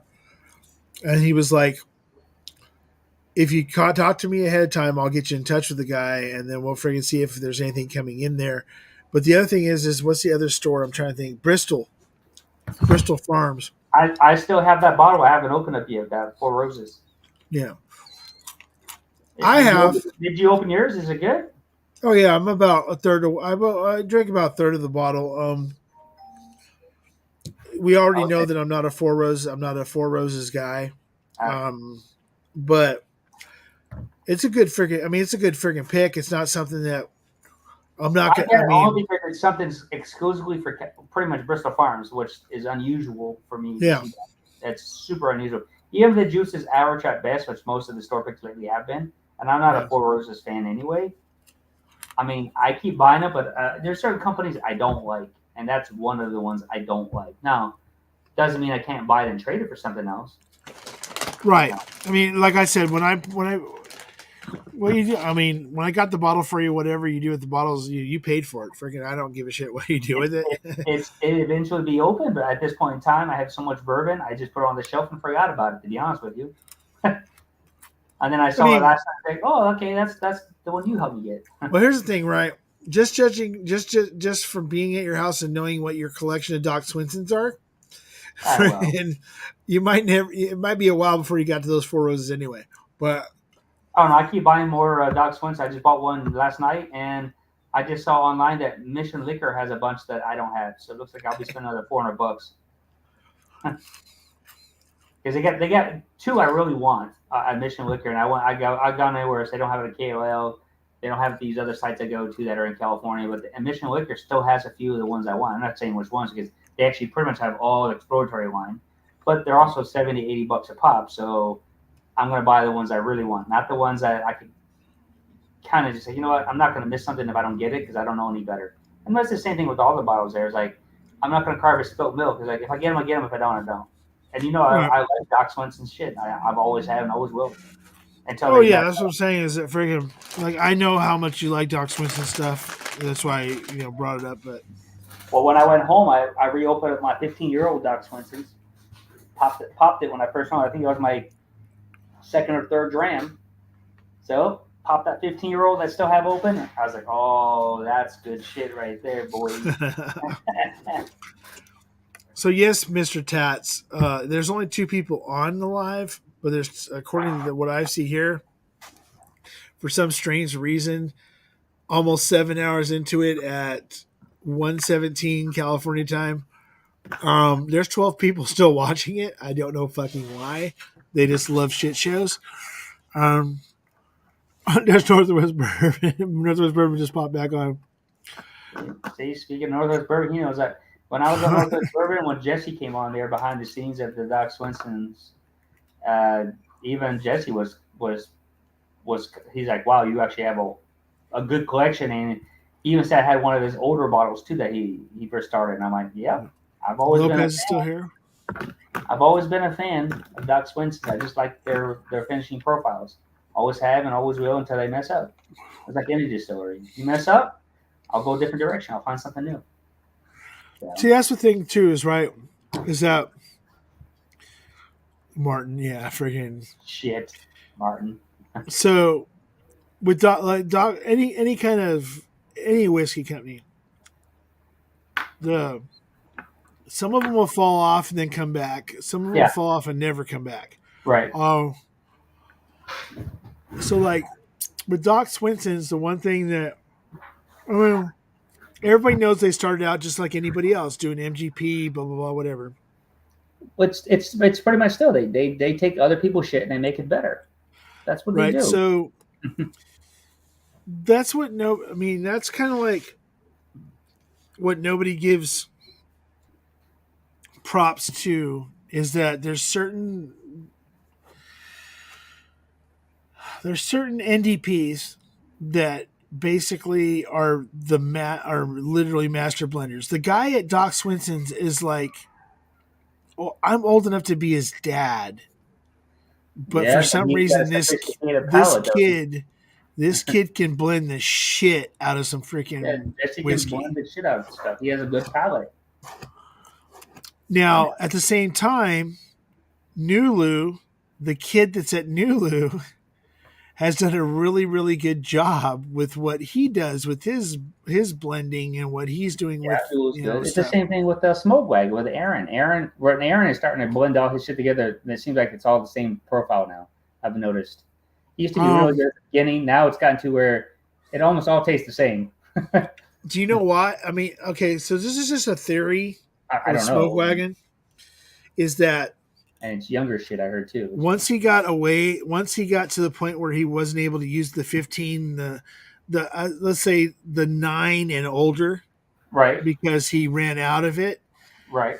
Even when he brings in something now, a 10-year-old MGP now is not the 10-year-old MGP that was 5 years ago. Oh, of course. Yeah. The 10-year-old MGP that's now is not even the 10-year-old MGP that was 2 or 3 years ago. So he's blending the same he's still getting some hyper aged barrels. There's still barrels coming in that are in the 13 to 14 year range. The problem is that it's so small of a 13-year-old barrel group that he's blending with, that a big chunk of it is that 4, 5, and 6 year MGP that he's blending more of into it. So now it's thinning the herd, and now it's becoming younger tasting, and now it's become one. I hate to say one note, but if you try the younger, you try it uncut, unfiltered, it's really not a huge freaking gigantic difference like it was just a couple years ago. Well, I'll give you props to Aaron for 2 things I really like that his price point is on. Is like, I like this small batch, and I like the straight bourbon, which is the 2 cheapest ones that he makes. And if you take that out of the equation, his other stuff is average at best. especially his newer stuff. And then, of course, when he has those one-off private barrels, those seem to be much better, but they're still the same profile as an uncut unfiltered, it seems like. And the prices have gone down on the uncut unfiltered where I still can get it, but when you're at batch 185, number B or C, whatever it is, it's just like, okay, when I got the older stuff, which is much better, but I understand. And of course, what Mark said about Doc Spencer, they do contract distilling. Yeah, I know that. That's like Block Loman, for Camel. Well, Block Loman does the same thing too. They do contract distilling with certain profile that they want. They want a certain type of wheat, with a blended. And yeah, Doc Spencer's that like, but they also do a lot of the cast finishes compared to the other distilleries. They do a lot of cast finishes, which I really like. They're willing to take a gamble on wines, tequilas, rums, finishes that they do with their sort or their distilled product, which I'm happy. And their ryes are good there. They still make good ryes there. See, yeah, and Mark, yeah. I mean, I understand the contract distilling thing, but even when your contract distilling from MGP, okay, we all know this, okay. If we know anything about MGP and we know anything about anything that's less than freaking 6 or 7 years old, it's a crapshoot. Okay, it's a crapshoot with anything MGP that's less than 7 years old. One batch of barrels could be the greatest freaking whiskey you've ever tasted in your life.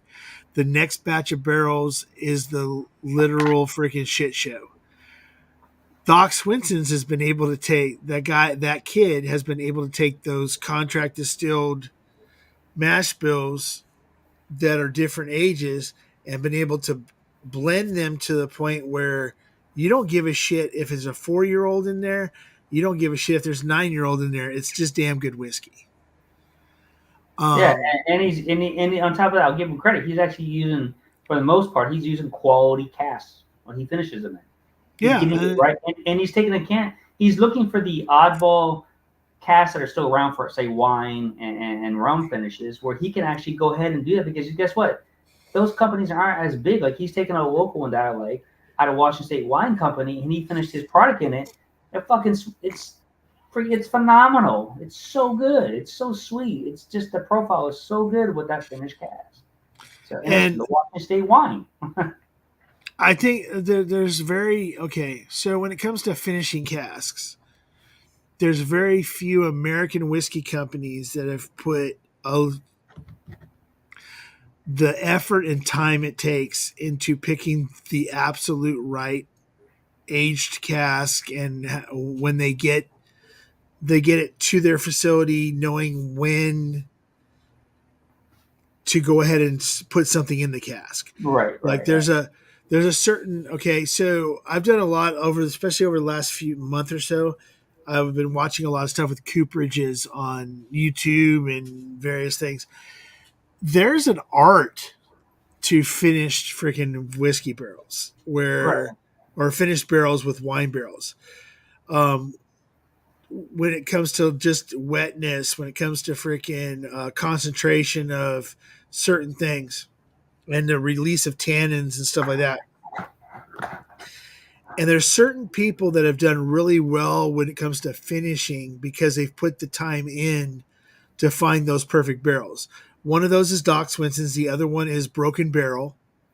Has put a lot of time into finding these right barrels to do what they want to do.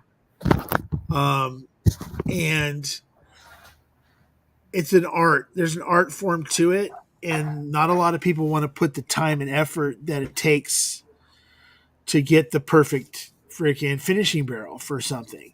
They wanted to be able to go in somewhere, buy so many of the exact same finishing barrels as close as they can be to whatever. Oh, yeah. Who know? I mean, anybody that's ever had a port finished freaking whiskey can tell you that sometimes Starlight might overdo it on a wet barrel.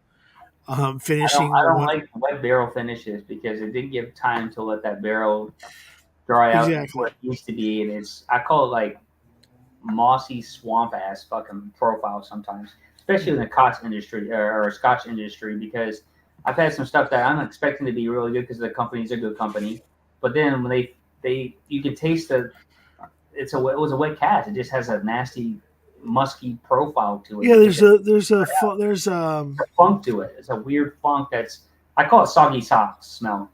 Yeah, it's okay. So so with the wet barrel, not letting the barrel dry out, not letting the barrel air out and dry and sit for a specific amount of time. It's just like to me, it just seems like some companies just want to get the finish. They just want to get a finish and get it out there and hope that it was good enough. And so they'll do a wet barrel finish, and it's like, and I mean, and we're not talking about wet barrel. Some of these wet barrels aren't like, there's not like literally freaking a half inch of freaking wine or whatever in the bottom of it. It's just that they haven't. I mean, there's places right now that I know Doc Swinson is one of them that will take and bring in wine barrels that have already been sitting out for a year and let them sit for a whole nother year before using them as a finishing barrel. Right.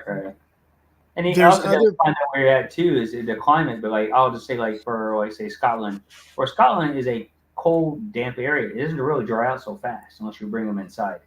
So people don't realize that. And so like Doc Swinson, depends on where they're actually located. If they're on the east side of Washington, that's actually a desert. The west side, it's a lot of rain. I used to live there. That's how I know. And so it's like if you don't let it dry out to a certain extent, you're just going to get. And if you don't check on the barrels to see if there's anything in it, how much, because sometimes they do leave residue in there. There are some liquids in there, and I've seen it where I had a buddy that did it, and he said, yeah, there was like 1 liter to 2 liters of liquid still inside the barrel from the wine, and then they threw up in their bourbon in there and it messed it all up because it was just nasty. Yeah, because I mean, if you think about the whole idea of just in bourbon in general, right? Depending on the climate, the expansion and the contraction gives you the sugars and everything else you need to make a bourbon be a bourbon. Now, we're talking from an brand new American oak freaking barrel, which means it's dry as shit. There's no added extras. They have to do this just to get the bourbon part. Why would you? I mean, it's the equivalent of taking a barrel that maybe have been dried, and then when you're sitting there going, "Oh, wait a second, we only have enough bourbon to fill up this much of the cask. Hey, let's just go ahead and pour. Let's Basil Hayden's this and just pour the freaking pour the wine into the top of it. You know, Basil Hayden sucks. I know. It's a reference to. I know we always talk shit about Basil Hayden, but you know what? It still sells. They sell a shitload of it still. I don't understand why. They still sell a lot of shit of that product. Because there's a certain. And my dumbass is myself. I just don't talk about it. But here's the thing, right? When everybody first starts. Basil Hayden's is. I mean, it's not that it's a bad freaking way to start. I mean, well, let's put it this way: if you had a choice where you had 2 glasses in front of you, I'm just saying that, which this is how I did it because I can tell you personally. I first saw this pretty bottle. It was the American whiskey from fucking Victor's, and I dug a Basil Hayden. I bought one of them. They're side by side. Cool. They don't know anything about either of them. When I opened up one or the other, it was night and day. And I'm not saying Victor's is the perfect core brand, but I like the American whiskey one compared to Jesus Christ. All right, hold on. I'll call you right back. I got somebody calling me. All right. Moment. All right. So, for some strange reason, there's still 10 people watching me at 7 hours. But. So yeah, lurker number 9 reporting in. I'm sure Martin's still there. I'm gonna take a wild guess that Mr. Lopez is still there.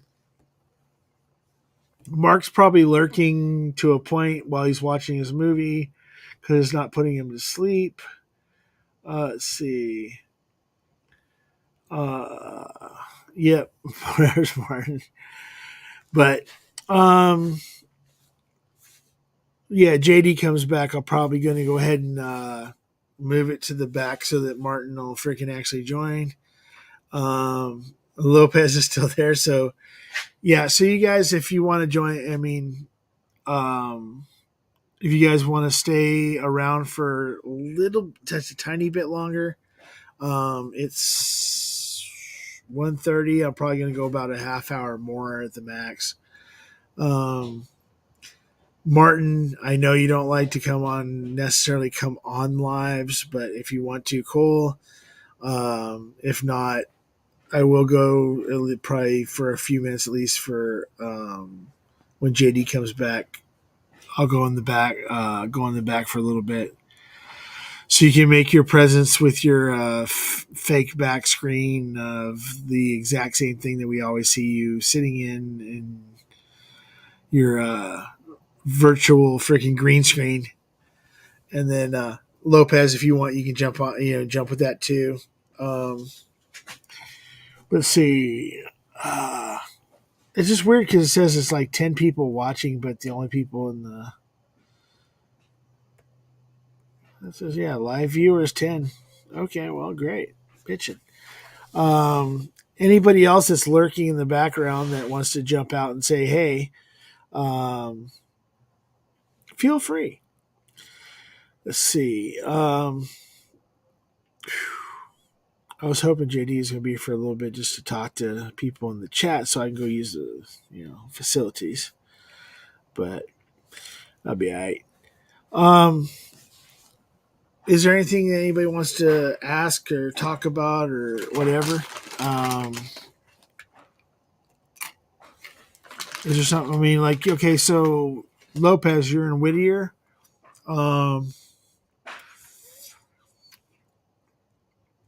You say Whittier, we trying to think. How far are you from Liquor Mart? 1 or 2? Just tell me which one it is. Because I do go down to Liquor Mart rather, not say often, but they're really good about when they jump on Instagram real quick and tell you that, hey, we got this. That if you get down there within a decent amount of time, you can usually still get a hold of it. Still waiting for their next drop of 10 and 12 JD. But let's see. And then, of course, Martin, if you have any other smart-ass remarks you need to make about anything, feel free. Oh, I lost one. Oh, my God. It's down to 9. So.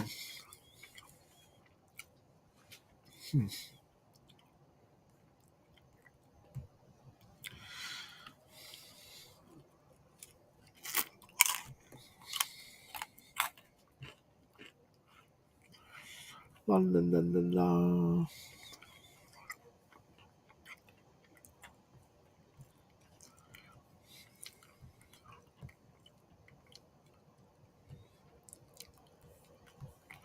All right. I don't know why I did that. All right. Let's see. Yes, sir. I'm literally right off of 605. I watched it. Okay. Oh, cool. There he is. He's back. Yeah, I know you ain't gonna stay too much longer on because it's getting late for your ass. That was my security guy because we have to control the fuel around here, and so he was asking me about some fuel questions. I'm like, we don't do that stuff like you do in Poland. All right, whatever, man. Because he's already called me this week, and I'm like, why are you bothering me? So, guess he's heading up this way to check out my base for security purposes. So, yeah. Yeah. But, yeah. I mean, I don't know myself personally if I could just be in the middle of nowhere. Well, it's not nowhere. It's Lithuania. I mean, it's not like there's nothing out there. And you were military? What the fuck's wrong with you, man? I know. I mean, it's freaking. It's They like put you in the middle of fucking nowhere. Come on.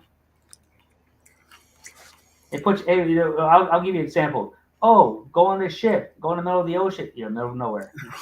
There you go. Yeah, It's but like- I only did that. So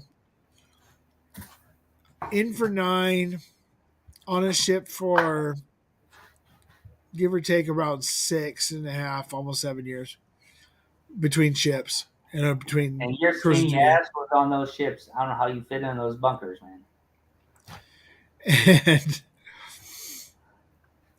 3 Westpacks. So 6 months at a time was the maximum amount that I was really like Out to sea. away out at sea. So Did you go to Okinawa? oh, dude, friggin'. So I didn't go to Okinawa. I went to Sasebo. Oh, That okay. was Usually, if you're on the West Coast, they always send you to Okinawa for some reason. yeah. I don't know what it is about that, but It's not San Diego. so when I was stationed out of San Diego, See, which is normal. both my ships. Friggin' the first ship I was on got a missile cruiser. Sasebo was the only place in Japan I went to. Because because I was young, dumb, and thought And that I had all the money in the world. Friggin', Yep, I got you. I was in Singapore for 2 weeks. At one point in time, I went ahead and got on took leave for a week, and decided that I could afford to go to Tokyo for freaking 3 days. Okay. I lasted about a day and a half on the money I had. Luckily, I made a phone call, and a family member sent me enough money to get through the next few days before I flew back to Singapore to get on go back to the ship. Singapore is expensive right now. It's still expensive. But you know what? If there was one place in the world that there's a couple other places, but if I was to pick one place in the world that they said you can only pick one place, that's where you have to live the rest of your life, Singapore would probably be it. Not me. I'll pick Poland with my wife because I love it over here in this side. Well, but my thing with Singapore was beautiful. Singapore, a lot of diversity, so you get a lot of people going there. So you've always got somebody. There's always. No, I'm just saying because if you talking like this one, I live on the border of Germany, right, Italy, and Poland. If I go north less than 1 hour, I can get on a ferry and I can go to like 7 different countries off the ferry, literally from my house. I can get to the Autobahn, which I've done, and I can drive super fast down the Czech Republic and Austria on the Autobahn. So I'm indifferent, and if I want, I can drive all the way here. So anything less than 4 to 5 hours, I can be in multiple countries. Or on the ferry, I could be heading like my wife goes every single year. She goes to Sweden, and she gets on the ferry. Her friend picks her up on the other side, and it takes like 7 hours on the ferry. I'm in Sweden from Poland, just on a slow ass ferry that's relaxed. Or Norway, or you can go to Copenhagen, which is Denmark, or go to Finland or Russia at that time, but Russia's closed. Or back to Germany again, or UK. You can go to all those places less than 14, 15 hours on the ferry. So I have all that stuff on my hand, and I can bring my car with me. So I'm paying for the car and a ferry. It might cost me round trip with a ferry, 3 people, round trip, maybe $200. So. Yeah. The only reason my thing with the Singapore thing is that it's literally it's the cleanest, country in the freaking world. Well, go to Dubai. Oh, Dubai's pretty nice. Dubai's pretty freaking clean too. They pay all those foreigners to clean shit up all day long. Literally, it's always clean, and the touristy area always clean. Yes, Martin, I'm Shaggy, Scooby Doo.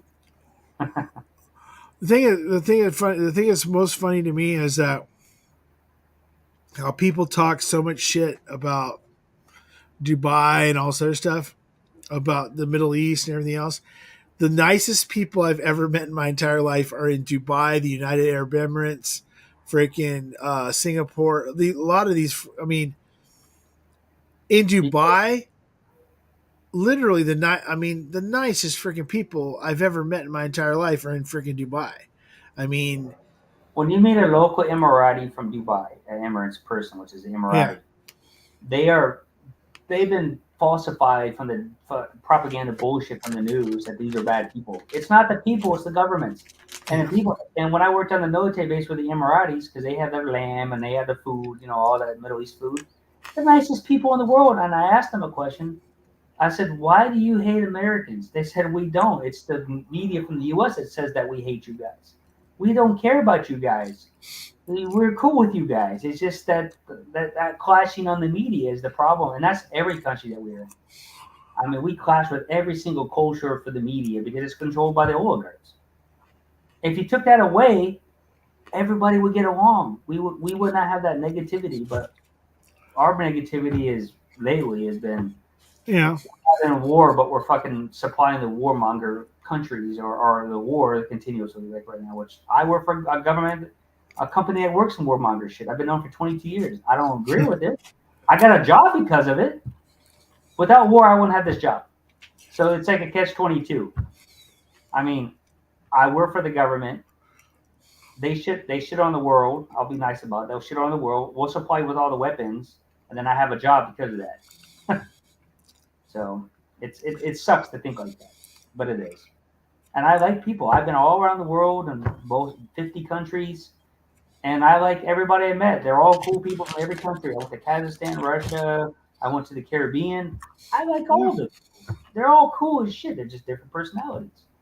And then I talk like we talk right now. They don't hate us. They don't have no. They don't hate us. They like us. They say that people are cool, but the government sucks. That's any government. They all suck. I don't care what country you're in. Government sucks. Shit. California government sucks. Remember, you can get an inverted penis. Oh God, Jesus, yeah. Remember, you can get an inverted penis and take drugs, and your parents don't have to know in California anymore. You can actually change your sex. I'm like, where's the parent control? And that doesn't make sense. I thought parents had control of their kids, and after 18, they can do what they want. They're illegal. Not saying it's right, but they can do what they want. But the state of California in a public school, you don't have to tell your parents, and they can take you out and they can do shit to you without telling your parents, which is wrong. So that's what I don't like. But otherwise, oh well. Yeah. So Martin says JD Mashbill and I guess others is ORS. Yeah. How much would you expect the RRP? I'm thinking it's MSRP for an Eagle Rare 10 to be in Cali. $39.99. So if you asked me 3 years ago, it's $39.99. Around $40. And here, and Mr. Lopez here, the 700 Eagle Rares are with the currency exchange anywhere from $35 to $45 for the 700 milliliters, the European version of the Eagle Rare, which I paid $42 for one and $35 for the other for Mr. Tater Dom, because we're trading Eagle Rares for Eagle Rares. He's traded me 1.75 for two 700s. So let's say 20 when this whole freaking thing started happening for me, 2020 when I got back into whiskey. Yeah. Pandemic shit. I could buy Eagle Rares for $29, $30. Yep. If it was a store pick, it was $40, $45 max. Exactly. I remember that. Okay. Today, I can't walk into Total Wine to get a regular ass Eagle store. If I want to eat a regular everyday 10-year Eagle Rare, it's $39.99 and I have a limit of one. In 2020, I could go into a store for a store pick and buy fucking 3 cases at less than 40, right at the same price. In Nashville, if you want anything on a discount, you can still get them for $32, $32.99 every once in a blue moon. You got to go to Ralph's, but you got to buy 3 to get the $32.99 sometimes. They're on the shelf because they're on mine in Palm Springs. They got the same thing with the Red Empire's Lost Monarch. I can get it for $28.99. Yeah. Still, but you got to buy 3. And you know what? I like those. I'm gonna buy them. I'm gonna buy 3 for that price. For my everyday drinkers, hell yeah. They're everyday drinkers. But in general, right now, a lot of the stores now, like Mr. Lopez says, you can get Taylor Dominus. Yeah, so I don't know why I lost my freaking regular chat, but so I truthfully, a lot of the stores out here, you can't touch a freaking Eagle Rare non-store pick for less than freaking $49 if you're lucky. If you find that one that's $39, you're in luck that day. For some reason, when they put that 10-year back on the front of the bottle, the price went up. The price went up $10. Yep. Because the name was on, because that 10-year-old, they say it's worth the $10 extra. That's why they did it. And I know places here in California where they've made Eagle Rare, even though this is the God's honest truth, they get 50 fucking cases of these things. They're charging $89 a bottle for freaking just a regular ass freaking everyday Eagle Rare. So, and the worst part about it is the same thing with the small batch too, the EH Taylors. I'm like, oh yeah, exactly. You fuckers. Today I saw one for $149 fucking dollars. I was checking right now, and I'll just say the single barrel is in auction in California. And I know the normal price is like $79.99, give or take, what do you want to call it? It's already up to $160 for this fucking single barrel. I'm like, are you kidding me? It ain't that good. I've had them, but they ain't that good. And the ryes are the same way too. They're like $160, $170. So when I first started all this shit, and I decided I was FOMOing on freaking East Taylors. I was buying freaking small batches for $34 a fucking bottle. I bought literally like 20 of them, like freaking over like 4 or 5 months. I just kept on buying because I like the freaking taste, and I was like, if I can get these things for this cheap, I'm gonna get you on getting the bottle. So every time I saw one, I picked one up. Then I started giving them away, blah blah blah. So then I have 3 bottles of East Taylor. I've never had a freaking barrel proof. I own a straight rye, a single barrel, and I have, I think, 2 small batches left. Once those are gone, I'm never gonna buy another freaking East Taylor. I'm never gonna buy another East Taylor until if I see it for MSRP, I'm gonna buy it. Yeah, I mean. If it's MSRP, but freaking. Yeah, for $107 for a small batch? Nah, I'm good. I'll pass. They ain't that good. I'd rather drink the Eagle Rare 10-year-old compared to EH Taylor for the price. You used to be able to get single barrel picks. You used to be able to buy single barrel picks for fucking $59.99, dude. This is what's freaking killing me. If I wanted a single barrel, I can get it in Europe for less than $100 if I really wanted it right now. And it's American bottles. It's not 700s. But I'm not going to pay that price because I know I've had them. They're average at best. I mean, they're nothing special. That name has gone. The Buffalo Trace has diluted that value in that stuff. The price has gone up, but the quality's gone down. And I know what they're doing. And if you want to do anything that's Buffalo Trace, I'll stick to the Eagle Rares until they get stupidly overpriced. So, and that's what it comes down to. Like, I still can get Buffalo Trace store picks for $29.99 or $35, and I don't mind those. They're not bad. They're cheap, but they're not bad. And then some places, of course, it's a store pick Buffalo Trace. They want like $60. I said, nah, I'm good. I'll pass on that shit. Well, see, the problem is that other than barrel proof, they're all bottled in. I mean, they're all freaking 100 proof. I mean, right? I mean, so.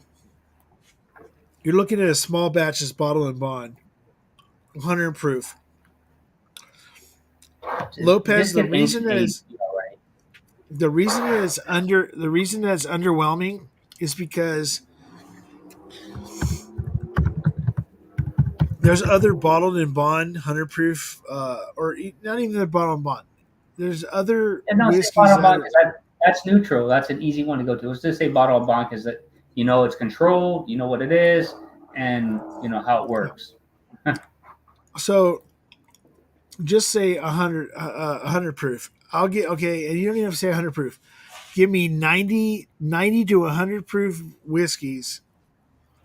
Match them up against the EH small batch. Now, this is saying because when I first started, I was all about the EH Taylor small batch and the FOMO and the freaking tater idiot like I was. You still are. Evan Williams bottled in bond is better than I'll argue it is. I think in general is better I'll than take that freaking Evan than Williams small bottom batch. line, I'll take it all day long. I'll take it all day long. There's a lot of 100 proof Cooper's Craft I like better than freaking EH Taylor small batch. Cooper's Craft 100. I mean, there's a lot of 107s. There's a lot of freaking even 90 proof freaking whiskeys that, I mean, hell, a small batch or a freaking single barrel might be good, but is it fucking worth the price you got to pay for it when you can go get? Think about it this way: you can go get. You forgot one that's cheap and easy is Early Times Bottle and Bond. Oh, there you go. Yeah. But I mean, okay, Evan Williams Bottle and Bond $17.99 for $7.50. Okay. Oh yeah. So $18. I say $18 times 4 is still cheaper than what small batches are going for. I know. It's crazy. It's just crazy. There's still good stuff out there that's cheap. So. Mr. Lopez. So Cooper's Craft. I'll tell you, banger is the Kirkland Bottle and Bond. I think what's that, Barton? Is that what that is? The which one? The Bardstown's? The Kirkland Bottle and Bond one. Who makes that? The Costco. Excuse me, Costco. Oh, that's Barton. Yeah, the Bottle and Bond is still good. I like. Yeah, it's still good. Yeah, the single barrel and the single barrel and the whatever the other one is. All of those are. I mean, all the Kirkland ones are good. Well, yeah, especially for the price. I mean, I brought back the 60. Was it 120 proof? I want to say straight bourbon. I brought back that Kirkland one. I drank almost all of it by myself. Well, literally, I drank it all by myself. I only had like basically 2 shots left of that shit in my fucking hotel room. Yeah, Bourbon Concierge is a ripoff, guys. Just so you know, that freaking website's a ripoff. Yeah, stay away from that, Martin. Mr. Lopez, keep an eye out on internetwines.com and on. He said he's in Cali, right? Yeah, bourbonOutfitter.com. You keep an eye out there and just check out Cooper's Craft 100. They usually will show up on there. They're usually right around between $35 and $40 normally. If I come across some Cooper's Craft, I'll reach out. I can check out right now Cooper's Craft. Yeah, the Cooper's Craft 100s.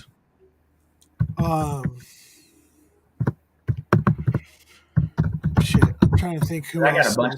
I got a bunch of different ones. I mean, I guarantee they probably have Cooper's Craft 100 in fucking Palm Desert where I'm at on Total Wines. Oh, I don't know about that.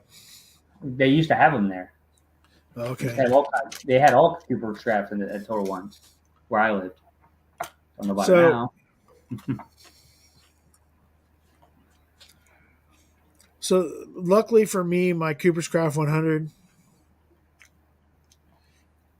if I remember correctly, came from Whiskey Uncensored. Okay. If it wasn't him, it was DMC. It's one of the two. Because it wasn't in the California market.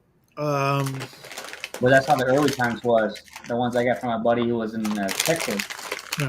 Yeah, a case of the early times, the old labels from like 4 years ago, and I still have those. That's the one my wife gave away, and I'm like, what the hell are you giving that shit away from?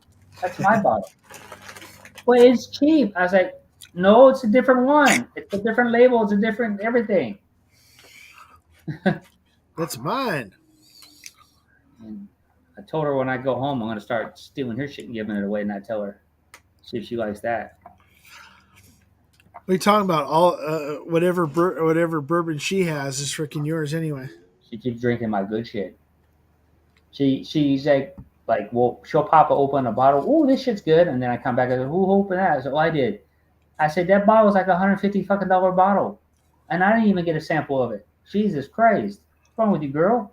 That's why you're supposed to make her think that Evan Williams Bottled and Bond is the greatest whiskey that's ever walked the face of the earth, and then freaking you're good to go. No, she likes fucking Rise is what she likes. She likes high rise. Oh, that woman likes high rise. A Burr Rye or a high rise. And you know one of her favorites is. She literally with me, we drank 80% of the fucking rocket top. You know, for the Red Road Empire, she drank half of that fucking shit by herself, and literally in 3 days. That's how, and that's at $90 bottle. Wait a second. She was with us when we tried it the first time, and she was not. She didn't like it then. She didn't like it all the time. Then she started opening up all these ryes, and guess what? Now she likes ryes, Burr Ryes and ryes. She's fucking into that shit. As long as she stays away from that freaking Stillworks rye and that freaking what's the other one? She said that's too strong for her, so thank God. But it's only half a bottle left because I keep drinking that shit when I come home. It's a good bottle. It's their old shit too. They changed the labels and everything now. So what's the other one? I told her she can have all the fucking Blue Run she wants. She hates it though. That one. That's just a regular rye. She hates it. She's like, "What is this shit? Beautiful bottle." That's why she tried it. She this is shit's junk. It's like, "Yep, we know." So. But she likes Redemption High Rise. She loves the Redemption High Rise. So. Oh, Redemption High Rise good. Yeah. Well, she like the 9-year-old and the 10-year-old. So. Okay, well, the 9-year-old can still get a hold of. It's still $100. I mean, it's still $100, but that's the point. It's $100. that 10-year, I just looked it up today because they don't make that you can't get it anymore. It's like, so I kick myself in the ass all the time now because we all do on that bottle. So I got the 10-year. I got the 10-year redemption for myself. And because Adam was over the moon about it, Mr. Whiskey Shits. So I got myself a bottle. And I love the bottle. And Adam just told me one day, he's like, hey, if you ever come across another 10-year, holler at me. I was like, okay. So I did come across another 10-year and decided, I've got 3/4 of a bottle still left. I don't have to have a backup. So I called Adam and I sent it to him for his birthday or some shit like that. And then the very next day I find out, by the way, the bottle that you bought was like the last bottle of Total Wine I'll ever see. And then I started looking for them and they were already gone and scarce. And then now I get a notification today said, hey, 10-year, was it Cask Cartel or some shit? 10-year high rye freaking redemption. In stock. I go to the website. It's freaking $500. I'm like, oh, Jesus Christ! Yeah. Well, I know. I mean, there's a few bottles I wish I could have right now that I cannot get anymore. And Tito's Tacos. That's a good place to eat, man. That's in Culver City, and I think it's in Culver City, right? Right there in the corner or something. Yeah, isn't that the one that had those little weird furry things on the freaking commercial that freaking popped up? Right. Well, I don't know because I don't live there. I just know when I go through there, I was stopped over there because that doesn't have we don't have local stuff like that where I live in Palm Springs. We don't have Mexican food to advertise. It's like the word of mouth, or you go by the gardeners first thing in the morning. Well, you want to call it quits, man? It's 7.5 hours. You're getting tired, man. It's yeah. I think I think I'm about freaking done. Yeah. Now I'm at the point where like freaking I'm starting to get foggy brain from freaking. I've got just enough alcohol in me to start getting foggy. So, Yeah. and I got to clean all this shit up before I go to bed. So, You're in California. It doesn't rain that much. but it's yeah. So it's 2:00 in the morning here. I'm sure it's way later where everybody else is at. It's just the day's just starting for JD. It's lunchtime. It's 12 o'clock. All right. So, well, you know, it's good for you. You know, the Nashville Stanley. I enjoyed it. Hope to see you when I come home. If not, then so be it.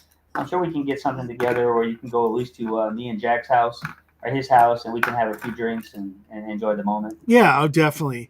Like I said, if it comes down to where it's just going to be a weekday for a few hours and go to Jackson. Well, I'm gonna have my own. Well, I bought my own car now, so I can go over there. But I don't need my wife anymore. I can go over there by myself because now I have my new car coming. Number one, you know, when you get back to California, it doesn't matter how many if you have your own car or not, you'll drive on yourself over to Jack's, and then she'll be like, "Where are you going?" And it's like, "I'm just going to Jack's real quick." And then if you're there for more than like 20 or 30 minutes, she'll be pulling right up behind where you were at and freaking because she knows you're up to something. Now I'm gonna say I'm going to Los Angeles, and she hates Los Angeles, so that's all I have to say. I'm going to LA. She fucking hates LA, man. She just hates. I mean, she'll go if she has to, but she hates it. And plus, it's school except for Easter time, so I'll be out on Easter, so that'll be it. But yeah. All right, man. Let's call it quits, and we'll keep in touch, man. You have all my stuff, information you need to contact. Yeah, definitely. All right. Thanks a lot, everybody in the chat. Everybody in the chat, Mr. Lopez, freaking Martin, all you guys. Thanks a lot. I appreciate it. I had a good time tonight. As always, I'll see you guys on the other side. Stay moist, like Ken. Stay moist, yeah. All right. Cheers, man. All right.